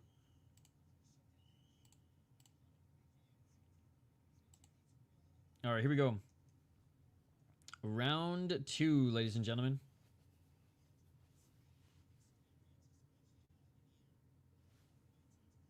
Let's get it on. Let's get it on. Now I just want a robbery on the card so I can play the Hank clip again. 2 minutes and 52 seconds on the clock. Left by Sitthichai. High kick by Sitthichai. Blocked by Carrillo. Carrillo with the body kick, but gets tagged with the right hand by Sitthichai. 2 minutes and 45 seconds. Fight night. Yeah, Alpha Zeta. This is on Amazon Prime if you want to watch it as well. Shout out to our friend Alpha Zeta, by the way. Oh, big right elbow on the entry by Carrillo. Big supporter of the channel, left by Sitthichai. He makes music content. He's also a comic book artist, graphics artist, and just an overall cool dude. So thank you so much for supporting the channel as always, Alpha Zeta, and former, or not former, and fellow. I say former and fellow Canadian. 2 minutes and 10 seconds. Left by Carrillo. Right elbow by Carrillo. It's like that Dana White meme. Hello, former Mexican. What? Former Mexican? What the fuck? How are you formerly a Mexican? 1 minute and 53 seconds on the clock. Oh, body kick by Carrillo. Pressuring Sitthichai into the corner. Nice right elbow by Carrillo. Missing with the left elbow. I mean, who does this guy think he is? Friggin' Seksan in there? 1 minute and 43 seconds. Who's the fighter whose nickname's the Elbow Zombie? What's his name again? Oh, Muay Thai, right. Dude, Carrillo's looking like Muay Thai right now. Vancouver Island, dude. Oh, left to the body, followed by a right hand, and he drops Sitthichai. Sitthichai gonna get the count. Vancouver Island or Montreal and or Newfoundland and Labrador. Carrillo needs body work, or needs to work the body.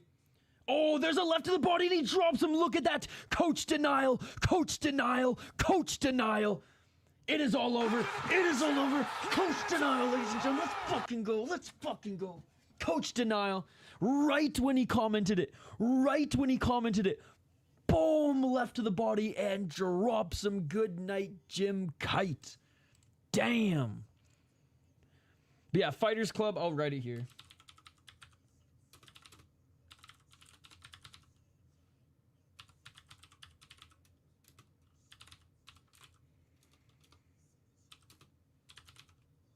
Shadow next. Just legends. Legends getting sent to slaughter. This dude striking got me bricked. You know what's crazy, Ben? Bill knocked him out in this last fight. Carrillo, which was crazy. Dude. Those bodies. Dude, Carrillo just hits stupid hard. Look at this. Oh, fuck, man. Sheesh.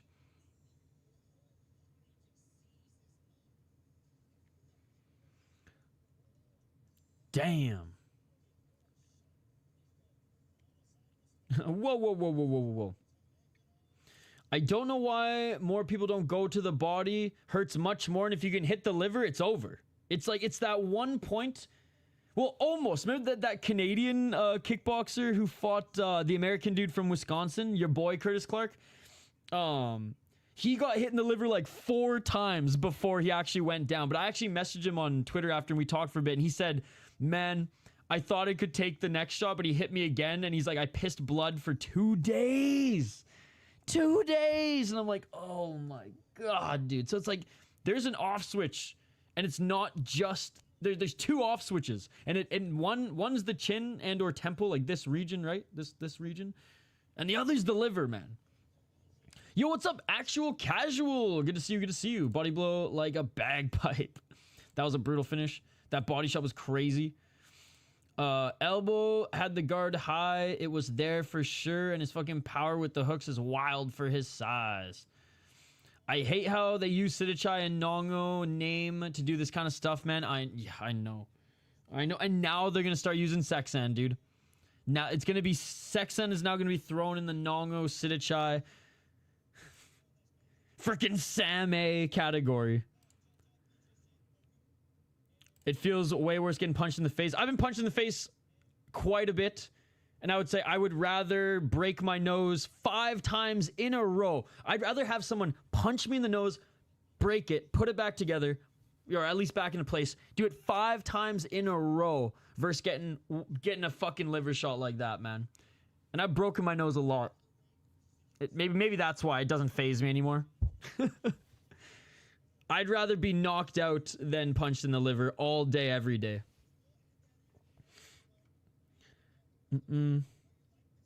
Well, I'm not talking about the stomach. We're talking liver, dude. No one just goes to wind their opponent in a fight, right? But yeah, as someone who like competed a little bit in fighting when I was younger and who lost most of my street scraps and broke my nose more times than I can count, that I can't even wear glasses that sit on the bridge of my nose anymore, I would way rather be knocked out or fucking broken nose than hit in the liver, my friend. Way more. Like, I would, yeah. Fucking a little nosebleed or cut versus piss and blood for 2 days. Whew. And Nico, of course, he gets the $50,000. I remember I was sparring. Actually, I think it was just like oh, look at all these backflips. Who's this guy think he is? Michael Jackson. I forget who I was sparring with. It was either someone way better than me when I was training, or it was probably just like my instructor. And we just had like one of those like body pads things on, and even then, fucking right to the side, dude, and I like threw up. All right, well, I mean, agree to disagree. You'd rather get punched in the liver. I'd rather get punched in the face. What the fuck? The guy that David Hosek is fighting tomorrow at Octagon missed by like 12 pounds, and the fight is continuing. See, this is what we need, Gray Shirt. The UFC fucking sucks, bro. Fucking rights, Octagon. This is what we need, ladies and gentlemen. That's some Japanese MMA type shit, and I respect it. Can anyone understand me? We taking live punches from pros, not random shots from untrained strangers too. Well, Denial, you actually train right now. I don't anymore. I ain't kicking it. I ain't kicking and taking punches in jiu-jitsu now. Want to see featherweight division is 155. Yes. How's your weekend going, actual casual? No, it's well, it's not me. So, you really want to go back and forth and argue about this? Like, again, we agree to disagree. I would rather be punched in the face because I think it hurts way less than getting hit in the liver. So we can agree to disagree on that. But 12 pounds is a lot. Missing weight is a whack. 12 pounds, damn. That's fucked up, don't get me wrong. But I'm glad the fight's still going on. I wonder if they're gonna, like, deduct... Maybe they're gonna, like, deduct points for him going into the fight or something like that. They did that in Ryzen with Juan Archuleta. Or not Juan Archuleta, with Spike Carlisle in his last fight. Like, he only could win... No, he only could get a no contest. Pretty chill, dude. Sent a couple thousand rounds down range. So good Friday fucking rights, dude. Hell yeah. So I'm guessing the weather was pretty good today. Here, it was like the first day in a few days. I'm in Minnesota, so our springs are like a mix of really nice days or snowstorms.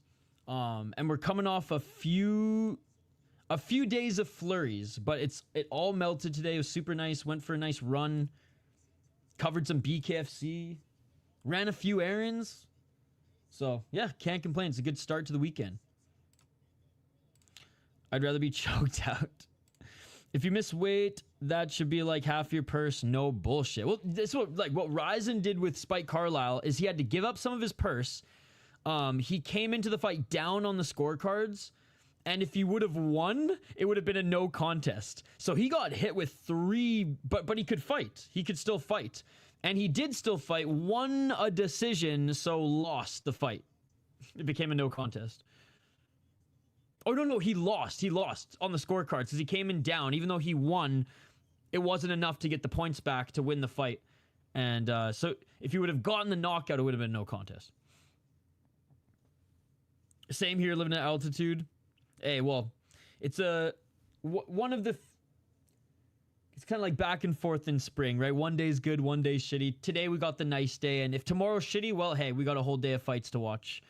We got a whole day of fights to devote watching to, so we'll be inside a lot anyways.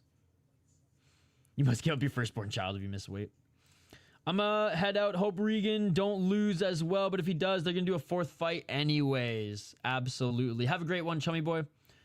Gonna buy some steak for the cookout tonight. Hell yeah, chummy boy. Hey, you have a great night, sir. Thank you so much for stopping by. Chummy boy is our friend in Thailand, by the way, so he's very much like nose on the ground when it comes to Muay Thai and things like that. So it's always great having you in the chat, sir.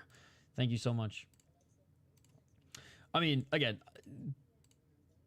it's bull. Yeah, so that's why I think what Ryzen did was fair. You don't even win the fight to get a no contest. You have to knock him out or finish him. You're down on the judges' scorecard, so like there's essentially no way to win via decision, and you have to give up some of your purse. Yeah, I think Eersel wins, ladies and gentlemen. For Shane for our beer bet, I'm going Nicolas. Yeah, Shane, I'm gonna go the underdog. For the next 2, you're probably gonna beat me in the beer bet for this one because Knowles ain't gonna be Kryklia. And I mean, Nicolas has a chance to beat Eersel. I don't think he does. But we'll see. Eersel's just that good, man.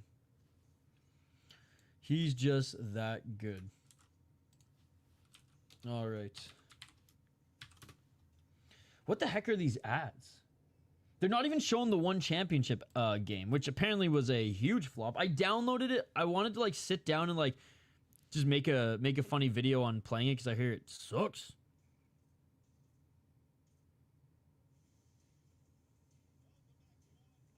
But anyways.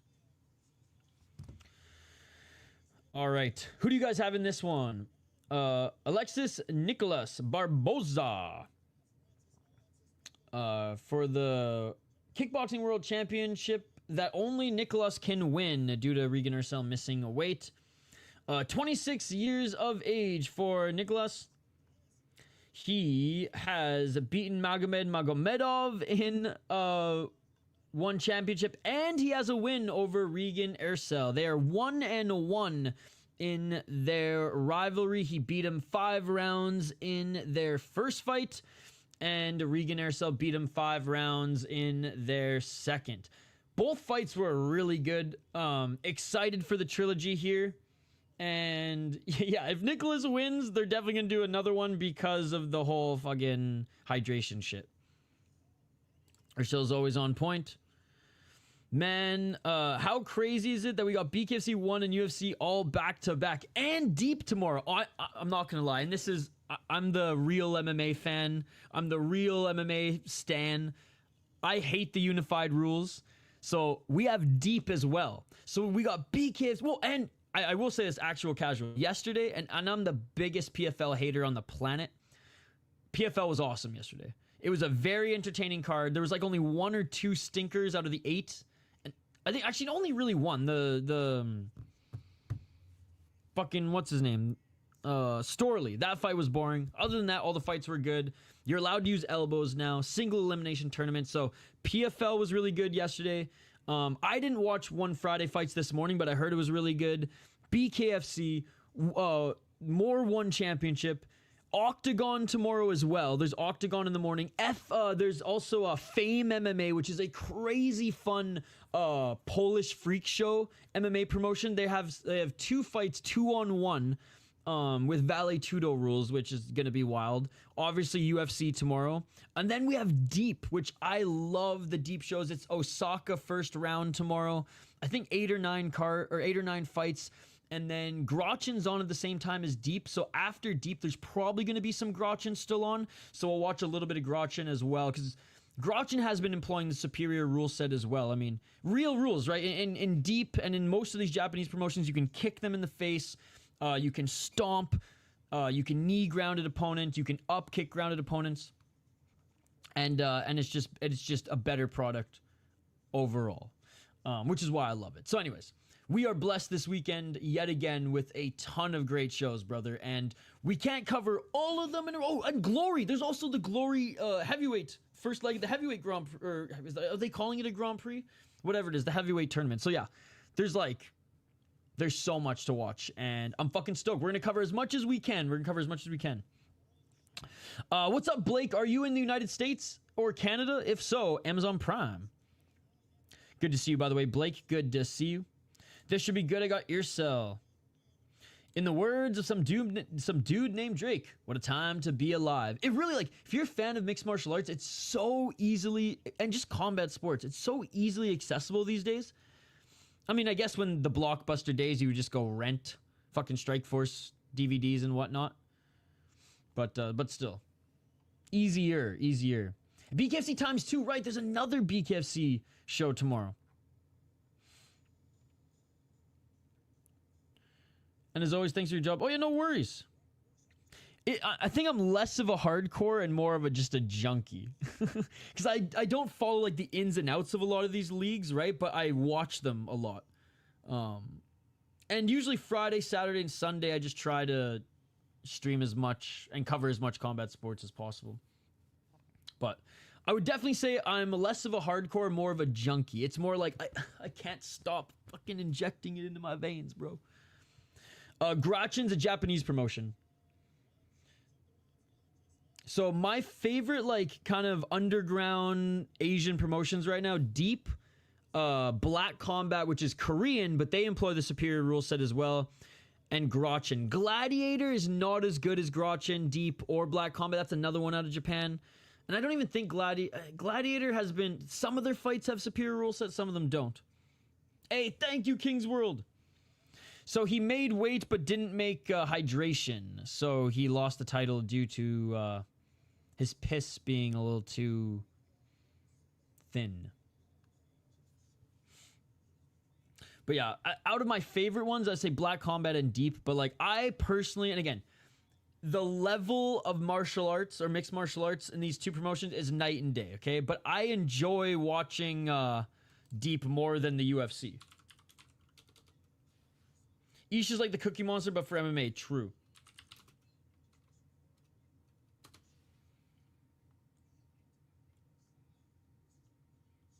All right, ladies and gentlemen. Let's take a look at Regan Eersel. Regan Eersel, the immortal lightweight Muay Thai world champion, former lightweight kickboxing world champion. Wah, wah, wah. 32 years of age. Yeah, his last fight was against Alexis Nicolas. As we talked about with Alexis Nicolas, he lost him before that. But before that, man, what a run he was on in one championship. Beat Sitthichai, beat Sin Summit twice. And it's crazy to think that first Sin Summit fight was as close as it was.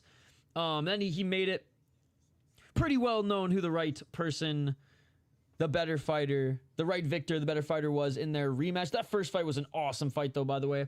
Absolutely destroyed Menshikov in their first... Or in their encounter, and then the two fights against Nicolas. I'm not sure. I have the volume very low. Chat, what's Nicolas's walkout track? Hey, cheers, buddy. But yeah, so we'll be live. And I post my schedule every week, actual, casual. If you ever want to see, oh, what's Isha streaming this weekend? I usually post it around Thursday or Friday. I gotta start posting it earlier. But anyways, and tomorrow we're doing Octagon. We'll keep our eyes on Glory, UFC, then Deep. And then Sunday we're doing UWC, which again, I like Luke's more than UWC personally. But UWC's a pretty good Mexican promotion. Yeah, he lost the belt on the fucking scale, bro. Lost the belt on the scale. He lost it due to hydration test.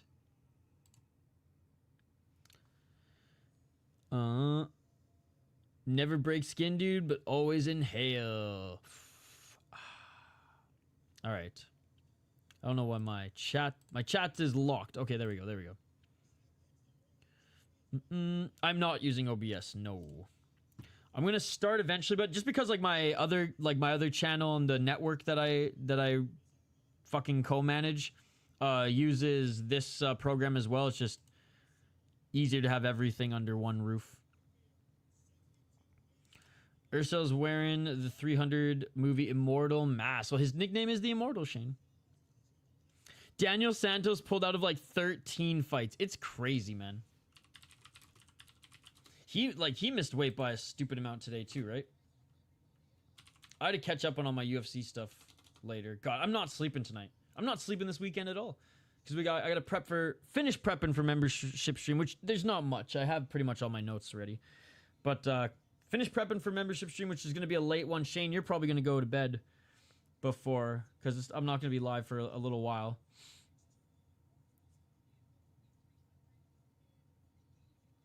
But I'm gonna if I'm doing UWC on Sunday, I probably won't do one on Sunday. I'll try to sneak one in before Wednesday next week. If it's past Wednesday, I probably won't do another one until next Sunday. But anyways, I use what is it called? StreamYard. OBS definitely more customizable. StreamYard a little bit more user friendly. Riverside's okay as well. One has the best production. Changed my mind. For broadcasting, it's pretty damn good. For broadcasting, it's pretty damn good. Like I can't even say that like I like Ryzen's a little bit more, but like their graphics are still a little Windows 98. But I'd imagine like going to a live show at Ryzen would be more enjoyable production than a live show at One. But from a TV aspect, One crushes it, man. What if he's so immortal that he doesn't even care, like Matt Brown? You can't be immortal if you lost to the scale. Well, he didn't lose to the scale. He lost to his bladder not having enough piss in it.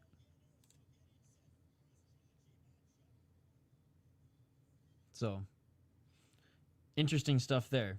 On weight, just had too much piss in his bladder. It's like the Apple product for streaming. So they have to pass hydration tests. So their hydration levels have to be at a certain amount when they're pissing. And obviously, if you're cutting weight, your hydration is nothing, right? It's terrible. So a lot of these fights, it's supposed to like hinder weight cutting because there was a death in one championship. Like I think, yeah, like 10 years ago now. Or maybe just under 10 years ago due to weight cutting. So they implemented this to try to stop the extreme weight cuts. But people are still weight cutting. And now they're cheating the hydration test by cutting weight with a full bladder, which is even worse and even more taxing on your body. Before the fight starts here, because it's about to start, do you know the YouTube channel MMA On Point? They did an amazing video talking about it. And one guy actually does it to try to show how to cheat the system.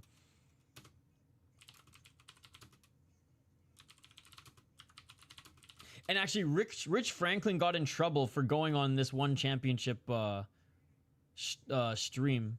Or not stream, but series. He got fucking slapped by Shatri.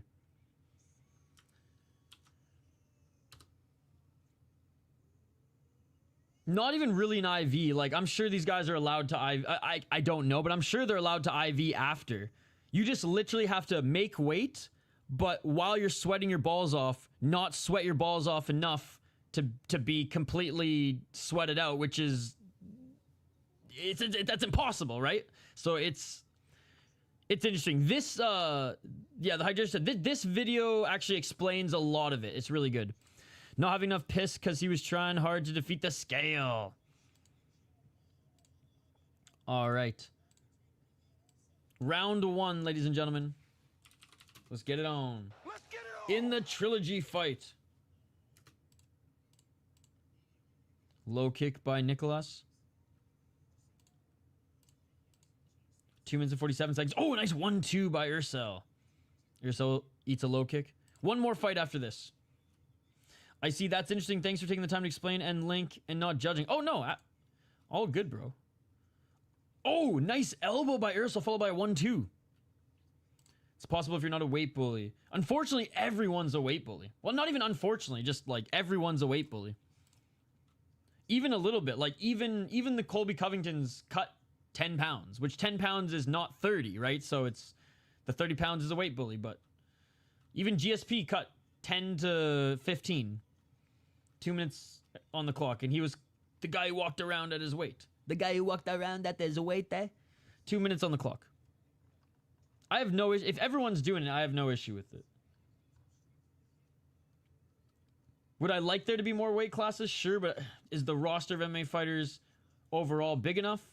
And are we going to see too many guys going up and down? Probably. So I understand why there's not as many, but maybe there needs to be some adjustment at the higher weight classes. Because the 170, 185 is fucked, if you ask me. 1 minute and 35 seconds on the clock. Even 155 to 170. Like that area is like, nice right by Nicolas. 1 minute and 25 seconds. Same day weigh-in seems like the obvious solution, right? 118. Low kick by Eersel. Oh, nice body kick by Nicolas. Weigh him when they get in the octagon. Problem solved. There you go. 1 minute on the clock. Left by Nicolas and Eersel. Clinches. They separate. Eersel looking sharp, man. High kick by Nicolas. Swing to miss with that left hook by Eersel. Low kick by Nicolas. Right hand by Eersel, and he clinches. Back at center. 35 seconds. High kick by Nicolas, but blocked by Eersel. Eersel with the counter right. Only one, and he threw two of them. Only one went through. That's what we had to do in wrestling, right? 25 seconds. Nice knee to the body by Eersel. Yours just started, Ben? Really? Eersel with the left. Final 10 seconds of the round. Nicolas with the left jab. Low kick by Eersel. Low kick by Nicolas. Nicolas missing with the right hand. And actually, you know what? Nicolas checked that leg kick. And that is it for the first round. Whole 2 minutes late. That's crazy. Well, we'll see you on the other side. Because you're watching it on cable, right? Or whatever. Like, you're watching it like...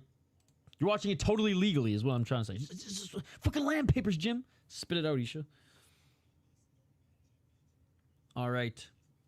Round 2 coming up. Dude, I did too because Regan Eersel's on it. Dirty Hip. I was like, I see Regan Eersel. I think he's the main event. I was exactly the same. I thought the same thing. Close first round, giving it to Eersel. More sharp. I liked the knee. In the first minute and a half anyways, the knee... and sometimes the knee would land on the body, then you'd land the 1-2 or the straight. All right, second round. Yeah, same. But I'm so glad Kryklia is out of Shachu jail. I got Prime for 1, but I also watch all of Supernatural and most of Suits on. There you go. So Shane, you got bang for your buck. Because we need to see more 1 shows on Prime. Legal version always be on some ass. 2 minutes and 44 seconds, round 2. 5 rounds for this one, ladies and gentlemen. It is a title fight. Don't think the main event's going 5 rounds because Kryklia is in it. He's going to knock a motherfucker out. 2 minutes and 33 seconds.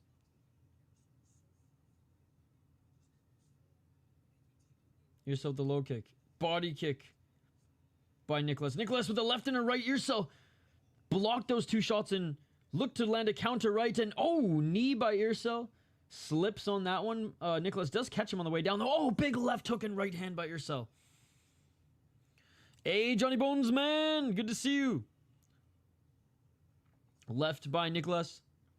Knowles is a beauty. I just can't see him beating Kryklia, man. If he does, though, I'm going to be cheering. I'm going to be jumping for joy. Giving that man props. Kryklia hasn't fought in a long time. So there is that. There is that. 144. And he has been in Shotru jail. He's been living in shackles. Nicolas does not look bad. 134. On the clock, Nicolas with the low kick. Eersel missing with the lunging left uppercut. 128. Low kick by Nicolas. Oh, a high kick by Eersel, blocked by Nicolas. Nicolas with a body kick in the right hand. 113. I just think we need to, honestly, they just need to eliminate kickboxing and MMA and just make the whole thing their Muay Thai. Because it's non-traditional, but it's in its own lane. It's fun. It's gaining viewers globally. And Shotru can free his fucking prison of MMA fighters and kickboxers who don't get fights. Jarvis looked amazing. 44 seconds on the clock. Like, free fucking Quan Wan Il, man. Let him go fight somewhere else. Let Kryklia compete somewhere else. Right hand by Nicolas.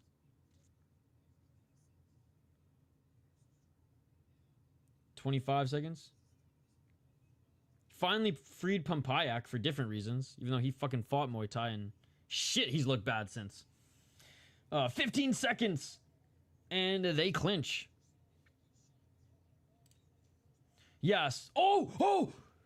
Beautiful left hook knocked down by Regian Eersel. Right at the end of the round. And there's the first knockdown of this fight. Yeah, so one has kickboxing, MMA, Muay Thai, and grappling, but realistically right now, Muay Thai is where it's at because they do a show every single week at Lumpinee. Like DDP said, kickboxing is a sport, but MMA is a fight. Muay Thai, honestly, I think is more of a fight than a sport. The small gloves, that shit is wild, bro. Because you can use elbows and knees, right? Kickboxing, it's definitely more of a fight in that way that we're framing it than I would say even boxing compared to mixed martial arts. Muay Thai is a stand-up fight, though, man. It is fucking, especially because like refs allow you to do work in the clinch too. But for the most part, agree. Because in a fight, you're not constrained of your tools. So I agree where you're coming from for sure. All right, here we go. Round 3, ladies and gentlemen. And again, I thought Eersel won the first round 10-9, won the second round 10-8. Yo, no way, dude. I just don't think it's proper Muay Thai. Barely any clinching, 4-ounce gloves. Causes injuries and fighters only fighting 2 times a year now. And that's just the strongest chin, not really Muay Thai. Thank you so much for the 10 pounds. You did not have to do that to send the comments. I would have read it anyways, brother. I would have read it anyways. So thank you so much. I totally understand where the traditional Muay Thai fans are coming from. Because I very much like participate in Muay Thai Twitter, and I talk to about quite a few of them all the time. But that's why I'm saying like the small gloves it's in its own lane. I don't think it's ever gonna take over the traditional Muay Thai overall. But if some of these guys, as dangerous as it is and how much more brutal it is, if they want to make a little bit more money than like the stadium shows in the regional scene, and they elect to do this, I'm okay with it because for better or for worse, it is bringing North American viewership to traditional Muay Thai. More of my friends now who don't even watch UFC They've watched Friday fights. Now they're watching RWS. Now they're watching Pechamundi, whatever it's called. Now they're watching Fairtex fights on YouTube, right? So I totally understand where you're coming from, but I also, from a combat sports junkie who watches everything and is more of an all-encompassing combat sports fan than just traditional Muay Thai, I do see the benefits of just the Muay Thai. Now, at one championship as a whole of a promotion, they don't have a deep enough roster for kickboxing anymore. They don't put up enough kickboxing fights. They don't really care about their MMA anymore, and they can't pay these fighters enough to give them fights all the time. Do the Muay Thai. It's working. Thank you so much for the 10, buddy. That left Dem near threw him out of the ring. That's why I'm surprised and bummed that bare knuckle MMA hasn't taken off. 55 seconds. Oh, spinning back fist by Eersel. Spinning back fist attempt by Nicolas. Yo, what's up, Spyro? Good to see you, buddy. 45 seconds on the clock. Kick to the body by Nicolas. Eersel with the 1-2. Dude, I saw that, Spyro. He tied it. He tied it. He's gonna get it. Sunday they play, right? Oh! Nicolas with the left. Eersel with a knee to the body. 29 seconds. I was at the game last week in Minnesota. He didn't score a single goal, but he took 3 4-minute shifts. Or like 3+ minute shifts. 21 seconds. Also ruining the traditional Muay Thai scene. Promoters can't compete no more with one money. That is true. And that's... I hope that like some of the like well-respected and long-time running regional and stadium shows don't like go out of business because of it. Yeah, it's definitely made Thai boxing popular, which is good. I do see the point 100%. Yeah, so like I'm kind of in the middle, but like I'm still gonna watch Friday fights because I'm a junkie. It's great to enjoy these fights with all of you. Absolutely, guys. Absolutely. I know I didn't do much play-by-play for that third round, but bro, 10 pounds from Johnny Bones Men. I wanted to give him, like I said, I would have answered your question regardless, but because you threw the 10 pounds, I wanted to really give you the love and respect that it deserves, so thank you. I live at King and Spaded in Toronto. You know where that is? I don't. I've only been to Toronto a few times, and I haven't physically, like, I wasn't the one driving through it. I lived there when I was a little kid for like a few months, and I have some cousins that live there. But my cousins live like just outside of Toronto and one in Whitby, so I know Whitby's quite a bit away. Yeah, I'm not super familiar with Toronto, no. As far as like street names and things like that. You're still slowing way down. 2 minutes and 53 seconds. More time in the I mean, there's probably a lot of little things that Johnny Bonesman can speak on a little bit more, but like the main two things, obviously the gloves and the time in the clinch, and there's no Thai music being blared in the background, which again I personally love. But 2 minutes and 26 seconds on the clock in this fourth round. A nice counter left by Nicolas.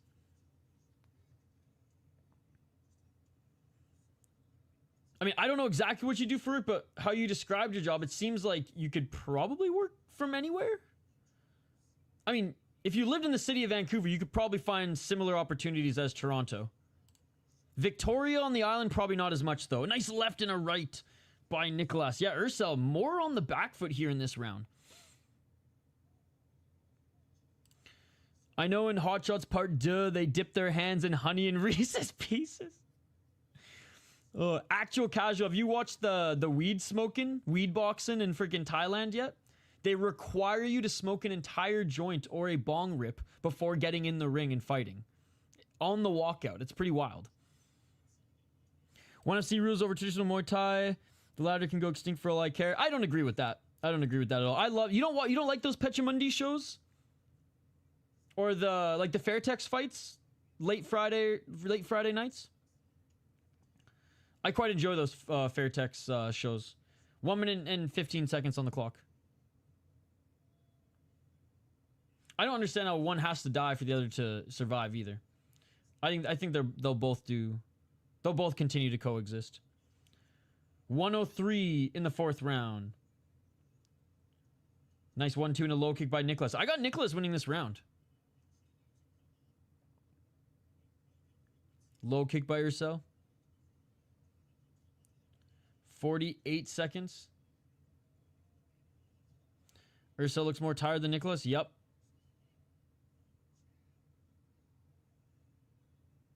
$30 seconds.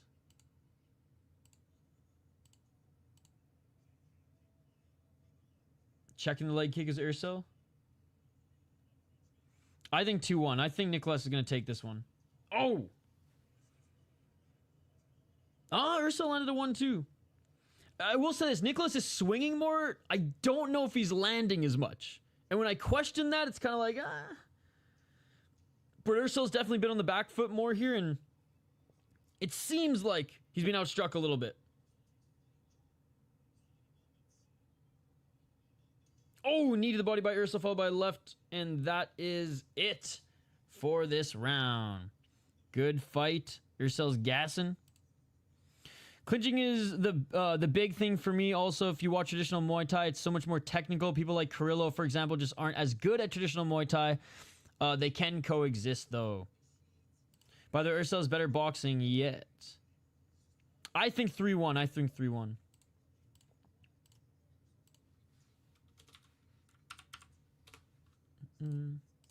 Put it this way, though. I'm gonna watch Superlek, and it doesn't matter on the regional, stadium series, or one, because he's my fucking boy. And goddamn, did it break my heart to see Nabil absolutely destroy him.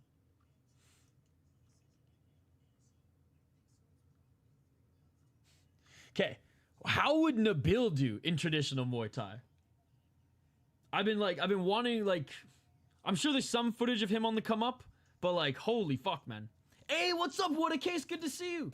Nicolas needs a finish or a dominant fifth. Yeah, especially since he was knocked down in the second round.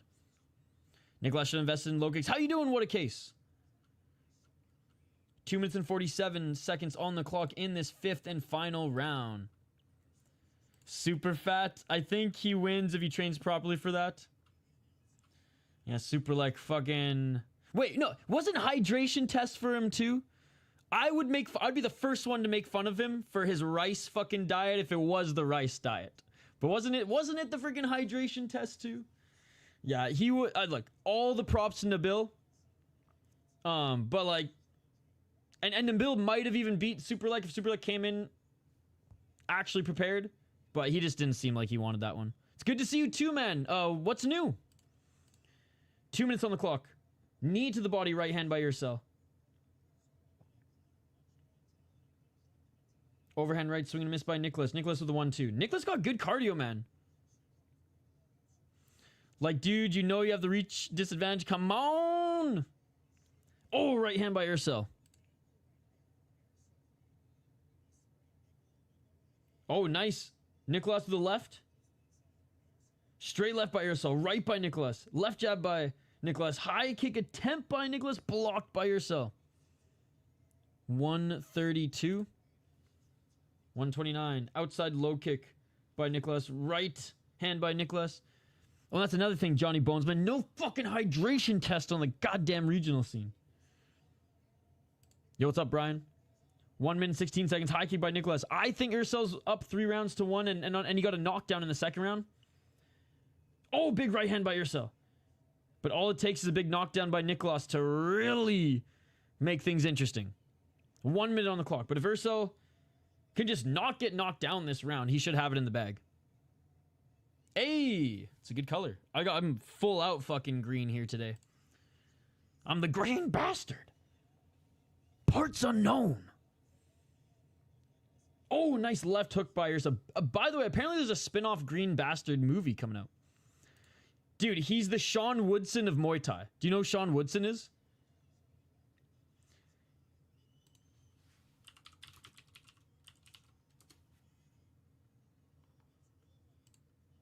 Oh, body kick by Nicolas. Each of them missed with an uppercut. Johnny Bones, man. If you don't know who he is, check it out. Check it out. Good card tonight, yeah. The first 4 fights went like 2 really good performances, 2 kind of stinkers. But since then, it's been pretty good. Spinning heel kick, swinging a miss by Nicolas. Nicolas walking forward. Nicolas swinging and missing with the right hand. Eersel with the right, and it is all over. In the trilogy, I think Regian Eersel did enough to win.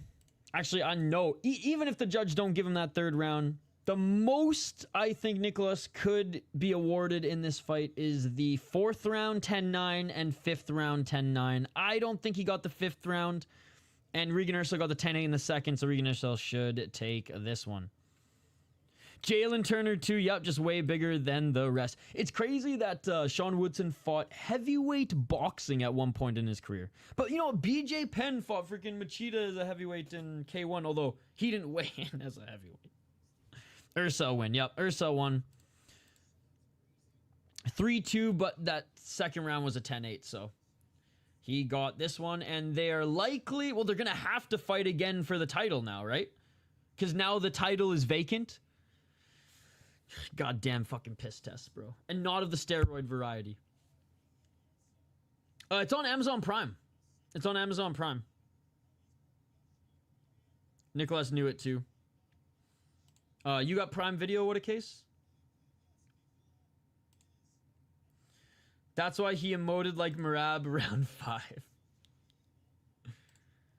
Alright, we're listening in for the officials. I keep thinking this is the main event, but it's not. We got one more fight after this.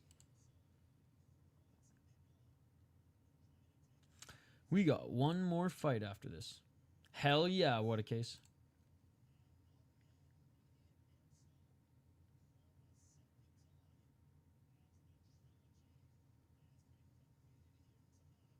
Alright. Listening in for the decision. But yeah, no, like I said, overall, good card. I thought it'd be a sneaky good card here tonight. The only fights that I wasn't looking forward to was the women's fight. And honestly, like, it wasn't horrible. It wasn't great. Aragon impressed me a little bit. The grappling match was not great. And I actually watched grappling. Yeah, and Regian Eersel wins! But he cannot win the title because he had too much water in his piss. Or not enough water in his piss. Man, I'm so excited for Marab versus O'Malley too. Too bad they didn't use small gloves for all the fights.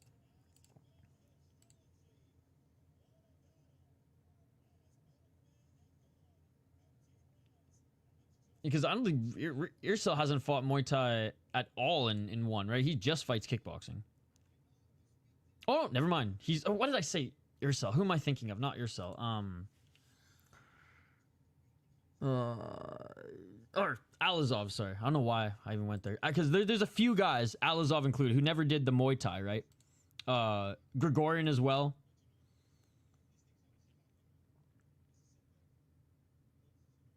(63-5). What were the scorecards here? I'll rewind. I usually don't keep the volume up high because I don't want it coming through my speaker, but let me rewind.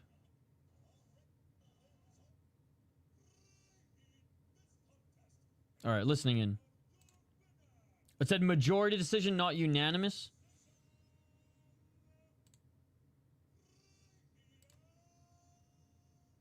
There, it didn't say the scorecards. Yeah, Yaman just fought in small gloves. He's done that a few times. I mean, he beat Mikuru Asakura in small gloves. I think it was small gloves kickboxing, yeah. You know what they call it in Japan? They call it open finger gloves kickboxing. I just call it small gloves. They didn't say the points, they just said majority decision. They didn't say the scorecards. That's weird they didn't say the exact score. In one, I don't think they do it often. Yeah, so Eersel does have the Muay Thai belt.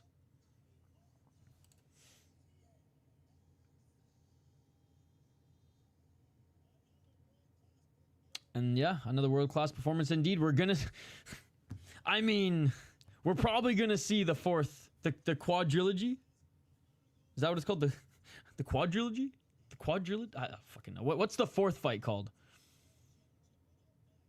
Anyways, main event next, ladies and gentlemen. Main event next. Shout to Lyndon Knowles. He was on Combat Sports Today recently, interviewed by Rush Hour Fight Club. Our boy Jay. So win or lose, go check that out. Quadrilogy, yeah, okay. Dude, fucking Kryklia's back, man. It's been so long. It's been so long since he was gone. Like the Alien quadrilogy.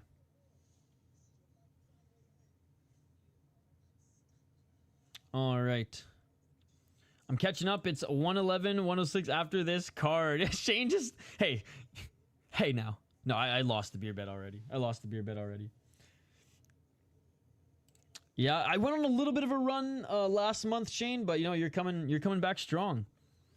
Tetralogy, if you want to use Greek roots. Okay, I like that. Tetralogy, I like that even more. Even though Resurrection sucks. All right. What was another quadrilogy?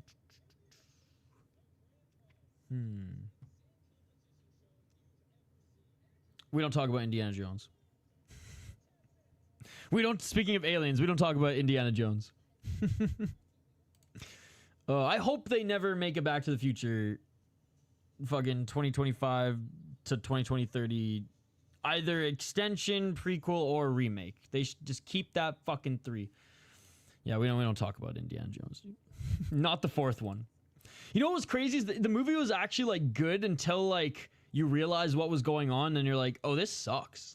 Like, this is so dumb. Anyways. Roman Kryklia against Lyndon Knowles. Oh, there's another one? Oh, shit. Oh, because like the trilogy for Indiana Jones is like the first 3 Star Wars movies, the first 3 Back to the Future. Like, it's awesome. The first 3 are great. And then they made more. Boom, boom, bobo, bip, bop, bam. All right, Lyndon Knowles, ladies and gentlemen, out of the UK. 38 years of age. 38 years of age, ladies and gentlemen. Been in the sport for a long time and making his debut in one championship. Kryklia has been in Shotchery jail, and everyone's been scared to fight him. Like, if you utter Kryklia's name in front of Rico Verhoeven, he actually hides under a table. I don't know if you guys knew that, but if you utter Kryklia's name around Rico Verhoeven, he's gone. He's running out that door. He is scared, ladies and gentlemen, as are most of the heavyweight kickboxers in the world. Just saying. And Shotchery keeping him in shackles and not allowing him to fight the best of the best, fight out his contract, and get the fuck out of one. But anyways, Kryklia is the light heavyweight kickboxing and heavyweight Muay Thai world champion. He's also the heavyweight kickboxing world Grand Prix champion. His last fight against Alex Roberts absolutely destroyed him, knocked him out in the second round. That was a year ago. Before that, a year before that, he fought Iraj Azizpour. He got rocked in the first round by Azizpour, but came back strong. Azizpour got the fuck out of one. He's in glory now. Just saying. Before then, beat Innocente, beat Murat, beat Andre Stosica, or Stocia, and beat Tariq Kababez. Dude, he's been in one for so long that they, like, back when they actually had names. One championship Full Circle, one championship Collision Course, one championship Age of the Dragons. But anyways. I got Kryklia winning this one, but Lyndon Knowles is a beauty, ladies and gentlemen. Oh. I usually don't get the feels. You know, I'm usually not sad. I usually don't feel bad. Korean Zombie one kind of hurt.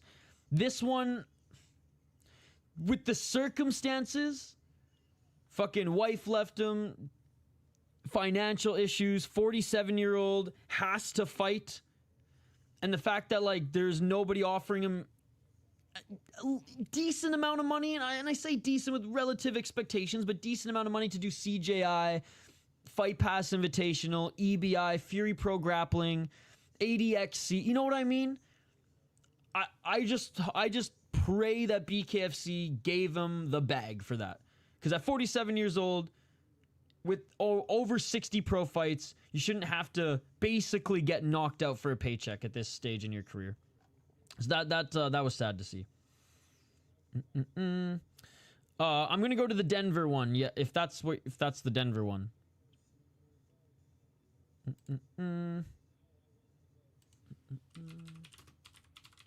All right, cold open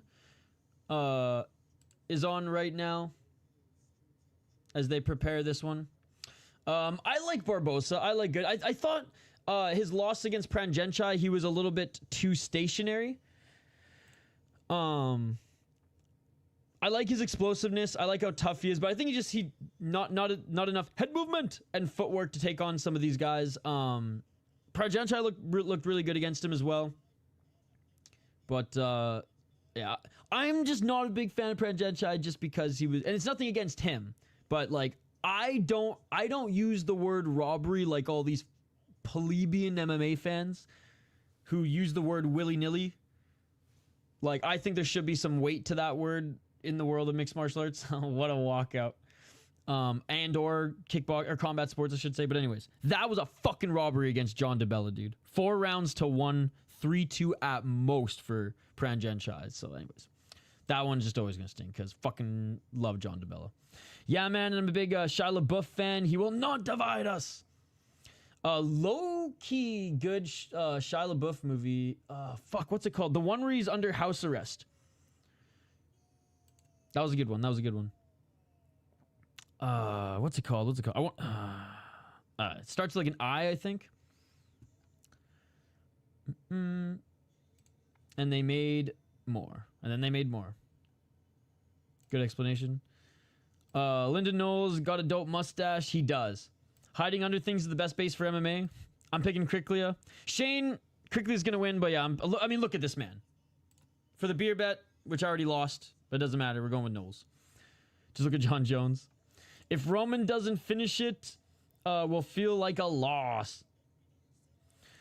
Breaking news, Rico Verhoeven is still ducking all the smoke. You have to get this guy out of here. I guess poor Alexis. Yeah. Does Knowles have a chance? He's been training with Khalil Roundtree. 1 championship, Winter Warriors. That one hurt bad.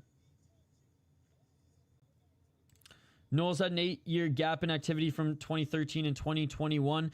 Look, I watched the interview. I've watched a few of his interviews lately, and other fighters talk about him. Like, Khalil Roundtree brought him in. Was it this camp or his last camp, but then kept him around to prepare for, again, I don't know if it was Pereira in particular, but I know for Jamal Hill, and that he's still like pretty, he still goes pretty hard in the training room. And that, Johnny Bonesman just said it right here, and a really good coach. That's what a lot of fighters have been saying as well who've been working with him. TKZ, yeah, man. I give you a job, bro. I mean, I tagged all the some of the submission big dogs on Twitter, and I'm gonna make an Instagram post and do the same. And hopefully somebody sees it and maybe reaches out to his manager or him or whatever. No, like I said, I hope that they paid him for that. Come on, install Windows with me. This is so weird to see guys like Oleinik and his opponent Dos Santos in any striking sport. Oleinik did badly, dude, brutally. Thoughts on SR? What's SR? 7'6", 230. He should bulk up a little bit more. Yeah, dude. His wife of 18 years left, and now he's not in a good financial situation, and it's not looking too good for the boa constrictor.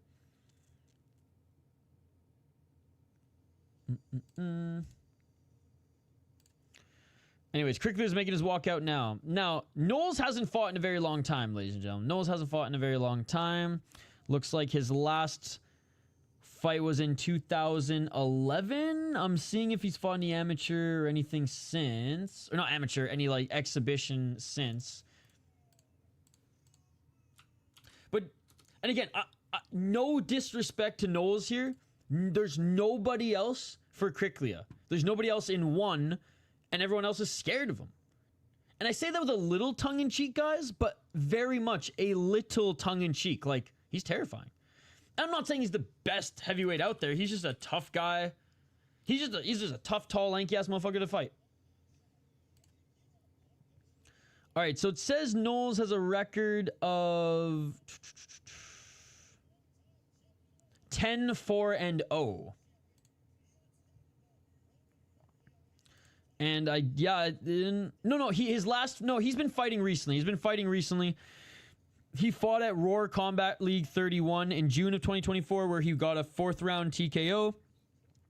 He won in March of 2023 and November of 2021, both decisions. He did lose in 2023 to Alex Roberts at MTGP Australia, but did come back in June of 2024 to get a knockout. So he has been fighting. He hasn't. Tapology just didn't add those ones for some reason, because Tapology doesn't really keep track of Muay Thai or kickboxing records. Disturbia, that's what it was. Yes. I don't like Pranjanchai because he wears a shirt on his face. He wears a shirt with his face on it like a narcissist. Lyndon looks like he's about to tell me a riddle. Disturbia, yes. Who win an Unk? No one has started fighting yet, but I'm picking Kryklia to win. Eagle Eye was actually a good one too, but no, Disturbia, that was the one. Yeah, there you go. Dude, Holes is one of the best book like adaptations. Like Holes crushed it. And it's kind of hard to fuck up the book Holes. Pretty good book. But like the movie was, dare I say, the movie better than the book. And I think the only other movie where you could say that was probably Fight Club. But the book is amazing. But what's crazy about the movie added more than the book. And usually the movie subtracts. But because Fight Club's actually a really short book, highly recommend, if you guys read, we got some readers in the live chat. Highly recommend Fight Club. Really, really good book. Even if you've seen the movie, it's fucking awesome. Roman is big. This card is on Amazon, Striking Ace. Knowles looks like he would tell on you for saying a curse word. Digging that hole to drop in Knowles. Reading is for nerds. Dude, reading's good for your brain. Bro's literally walking out to Dragula. I knew training you would be a mistake. This is a squash match. I shouldn't say no hands. He had decent hands, just wrestling is way stronger than other skills. Knowles getting smoked round 1. Roman looks and sounds like a champ. He is and is.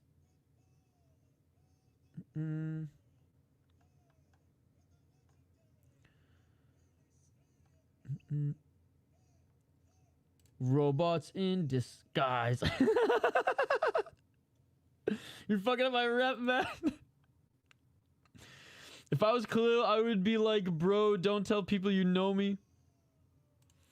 Drumino actually signed to the UFC in 2012, but melted the cup and got dropped after a 2-year suspension.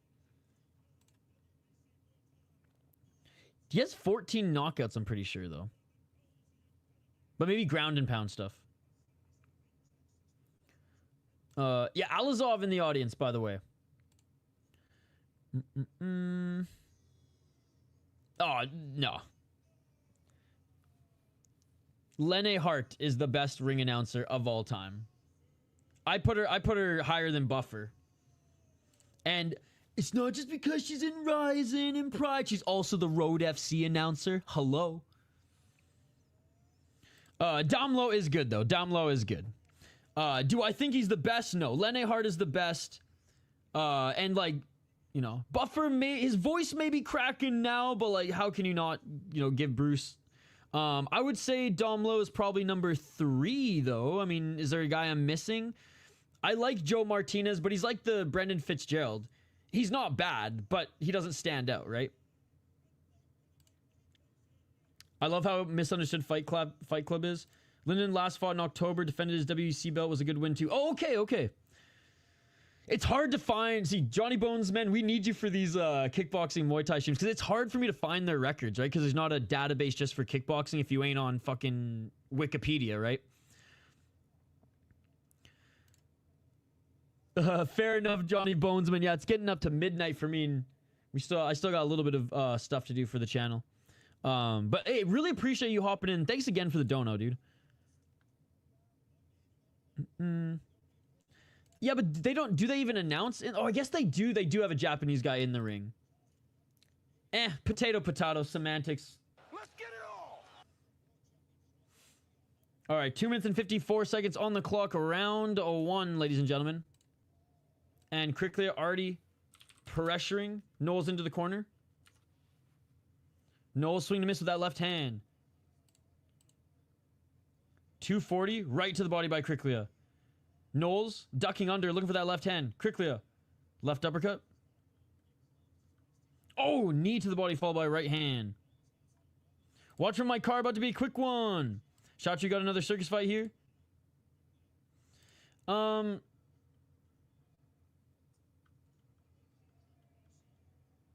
trying to think. Wasn't there a guy in the UFC in Regian who did really good with that crazy ass mustache? But I can't even picture the do you even know? I can't even picture the Japanese guy. I feel like they don't even show him on camera though, so maybe that's a production thing. I'm still giving it to Lene Hart. No one even listens to the Japanese guy. 1 minute 51 seconds. 1 minute 47 seconds. Vince Pichel, yes. Vince Pichel has a crazy mustache. There's another guy. He fought Demetrius Johnson. He fought Manel Kape. The height gap between both looks bigger.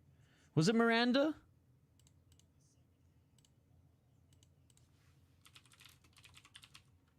One minute 24 seconds. Oh, and a knockdown by Kryklia.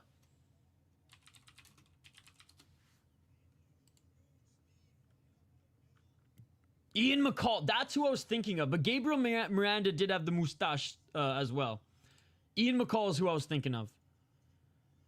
1 minute. Oh, and a high kick followed by a left hook, and there's another knockdown on Knowles. OG Flyweight. Oh, and another knockout. Quickly knocked him out. Knocked him out cold. That third one was a knockout. Quickly knocked him out cold. It is all over. Oh my god. Alizov in Kryklia's corner too. Oh my goodness. That was a murder, ladies and gentlemen. I mean, it was a knockdown. Or a knockout, YouTube. It was a knockout. No.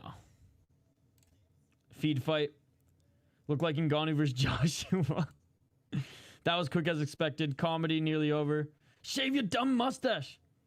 Yeah, I don't know that guy. Absolute goated sequence. Right hand. That was the first one he got cracked. Oh, big left by Kryklia. I want to see the last one here. Oh, the straight right that just put him out. And dude, his head is leaning out of the ring. His head is hanging out of the ring. Bro walked off 3 times. Boom. There's no way pink hair is the real. No, he actually is. He's older. He's almost 40. Damn it, Curtis. Easy. Oh shit, poor nosy man.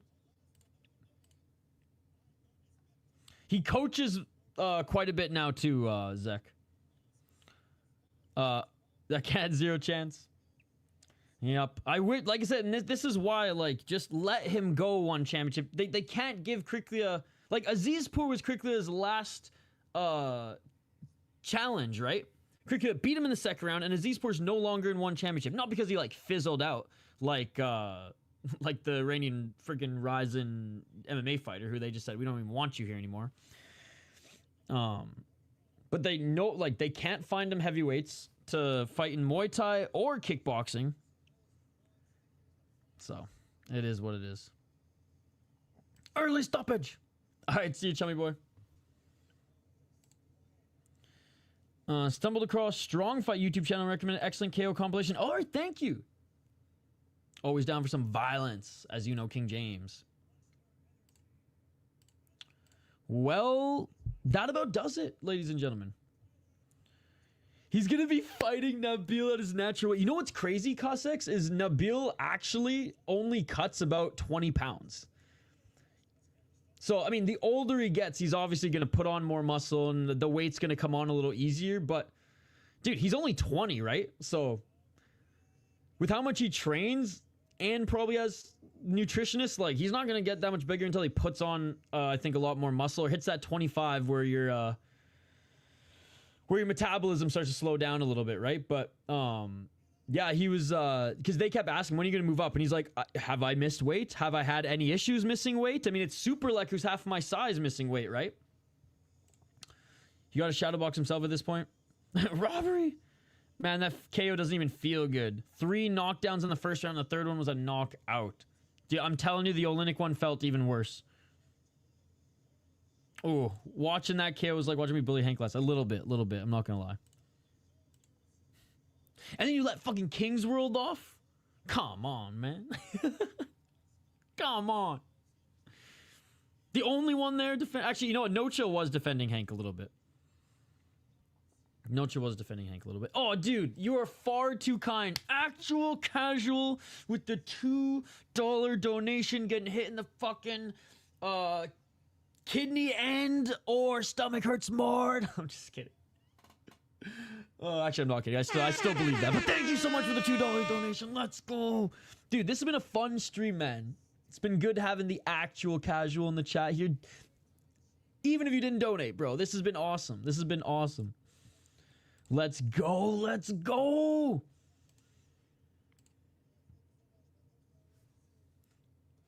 Oh. Oh, Kryklia is saying respect to his opponent.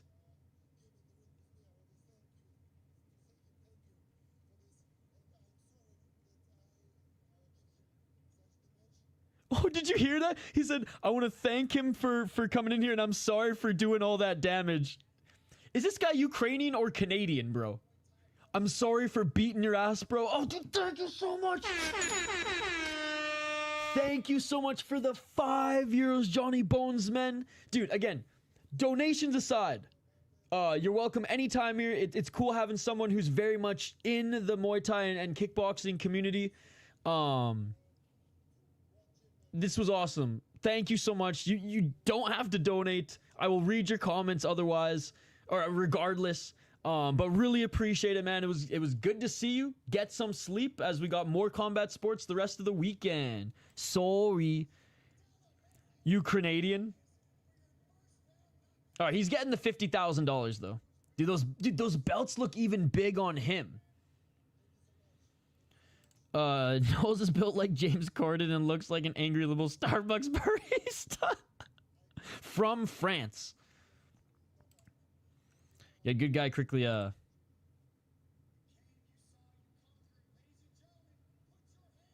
Now free him from the shackles.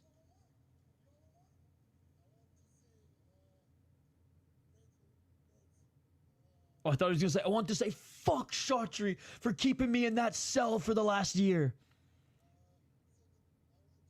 That is true. You guys want to see the biggest belt of all time? I love how you bring this up every time to Skatesman. Dude, Kryklia, I mean, he's almost... I'm Canadian. This guy's almost too nice for me, bro. It's like, call out Chaudhry for keeping you in shackles for a year. Don't thank everybody. Oh, he's thanking his wife now. Okay, never mind.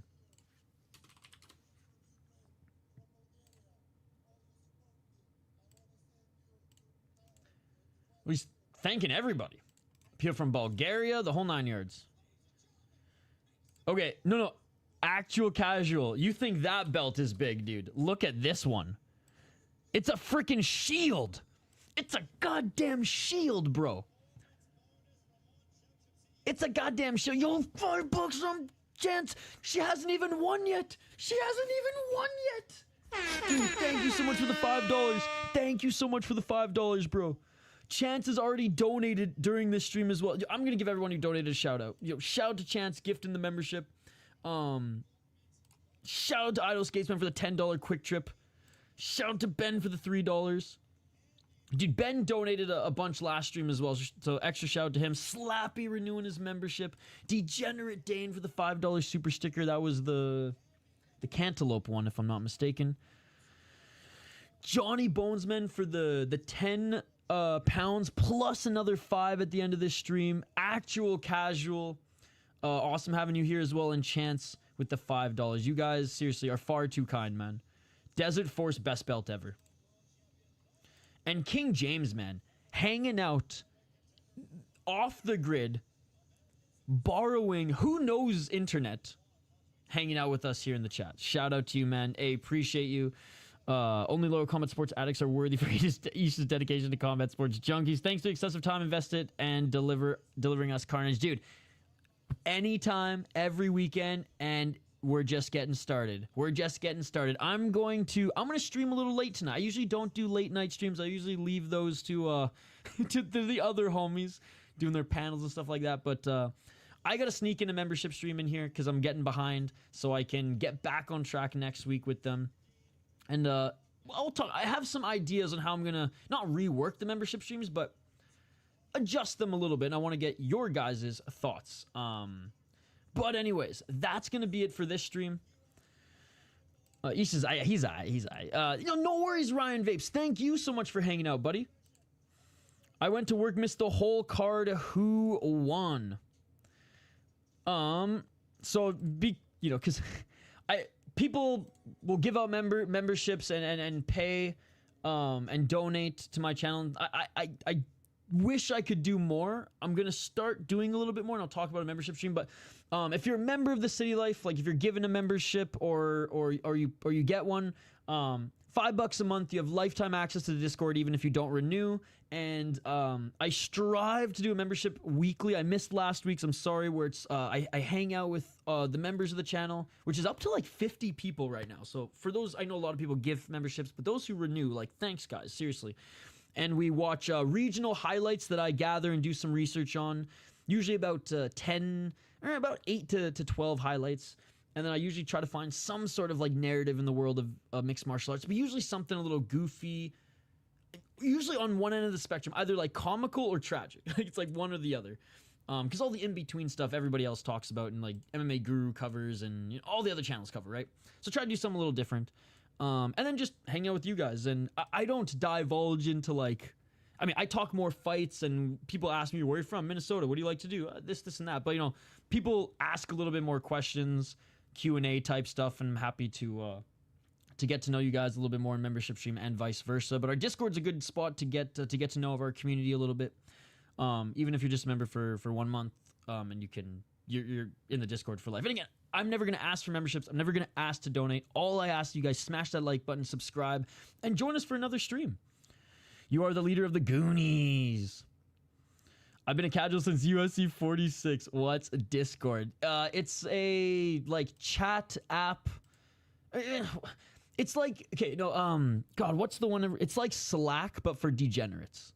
It's like Slack for gamers. So it's like a group app message board. I mean, I used it originally when I was playing Counter-Strike in college, and I just have the homies on my team in my ear versus like the gameplay, right? Or like in my ear and the gameplay, and you'd use a server, an audio server. It's kind of the same thing. Our Discord, we have just general MMA chat where we shoot the breeze. I share all the things that I'm working on. We have totally legal links to every single fight promotion, usually from our friends there. That was just, it's just a community. It's just a lot of the community you see here in the live chat that are still hanging here after the event. Most of them are in our Discord. Bro, I'm Unc, what's Slack? It's a app where you can talk to the homies verbally or by text, and there's various like forums. It's like forums in one app. It's like various different forums in one place. I know Chance doesn't use Discord either because Chance is a little bit older than me. And honestly, if I didn't play Counter-Strike, I wouldn't have known what Discord was before entering this fucking world, right? But anyways, we can further explain on another stream for sure. Because I gotta run and finish setting up my members stream. I usually would be going to bed right now because we got a long day tomorrow. UFC picks and predictions in the morning, probably around 9, 10 a.m. Eastern. Octagon, a little bit of Glory, UFC, then we got probably a 2-hour break, then we got Deep, then we got whatever's left of Grotchen, and then we got Sleep, then we got, I'm going to be doing a Minnesota Wild game at 2 p.m. on my second channel, and then I will be back on this channel for UWC. Hey, thank you again, Actual Casual. Hope to see you again. To become a member, it's the same. Where is it? Oh, it should be right next to subscribe on the main page. It says join. Hey, cheers, boss. Thank you so much. Hope to see you again soon. I think it says there's somewhere that says join next to the subscribe button or next to it or something like that. But anyways, guys, thank you 1,000 times. Thank you. I gotta run. I will be live probably in about an hour. You'll see the membership stream come up if you want updates. Isha, how much longer? Isha, what's up? I have Discord up right now. So you can chat with me there. And as always, if you want to follow me on Twitter or Instagram, I am being more active on Instagram, even though I fucking hate that app. Twitter's annoying now these days, so not necessarily the content, but just, I don't know, too buggy and shit. But here's my social media handle. If you guys want to message me there, Instagram and or Twitter. More responsive on Twitter and Discord, but I do check Instagram at least once a day. If there are any sick degenerate gamblers out there, I kill it in Japanese baseball, bet the Yomiuri Giants and run line the Chiba Marines in 30. Well, there you go, ladies and gentlemen. Drop the motherfucking mic. I will see the members on membership stream if you guys are staying up, and I will see the rest of you guys. UFC picks and predictions, Octagon, Glory, UFC, Deep. We're going balls deep in Japanese MMA again this weekend, ladies and gentlemen. Smash that like button and subscribe. And I will see you on the next one. Always remember. But he doesn't know Discord, but he knows OnlyFans. Come on, Unc. Come on. Always remember, ladies and gentlemen. It's her default. And I will see you on the next one. Peace. Yeah.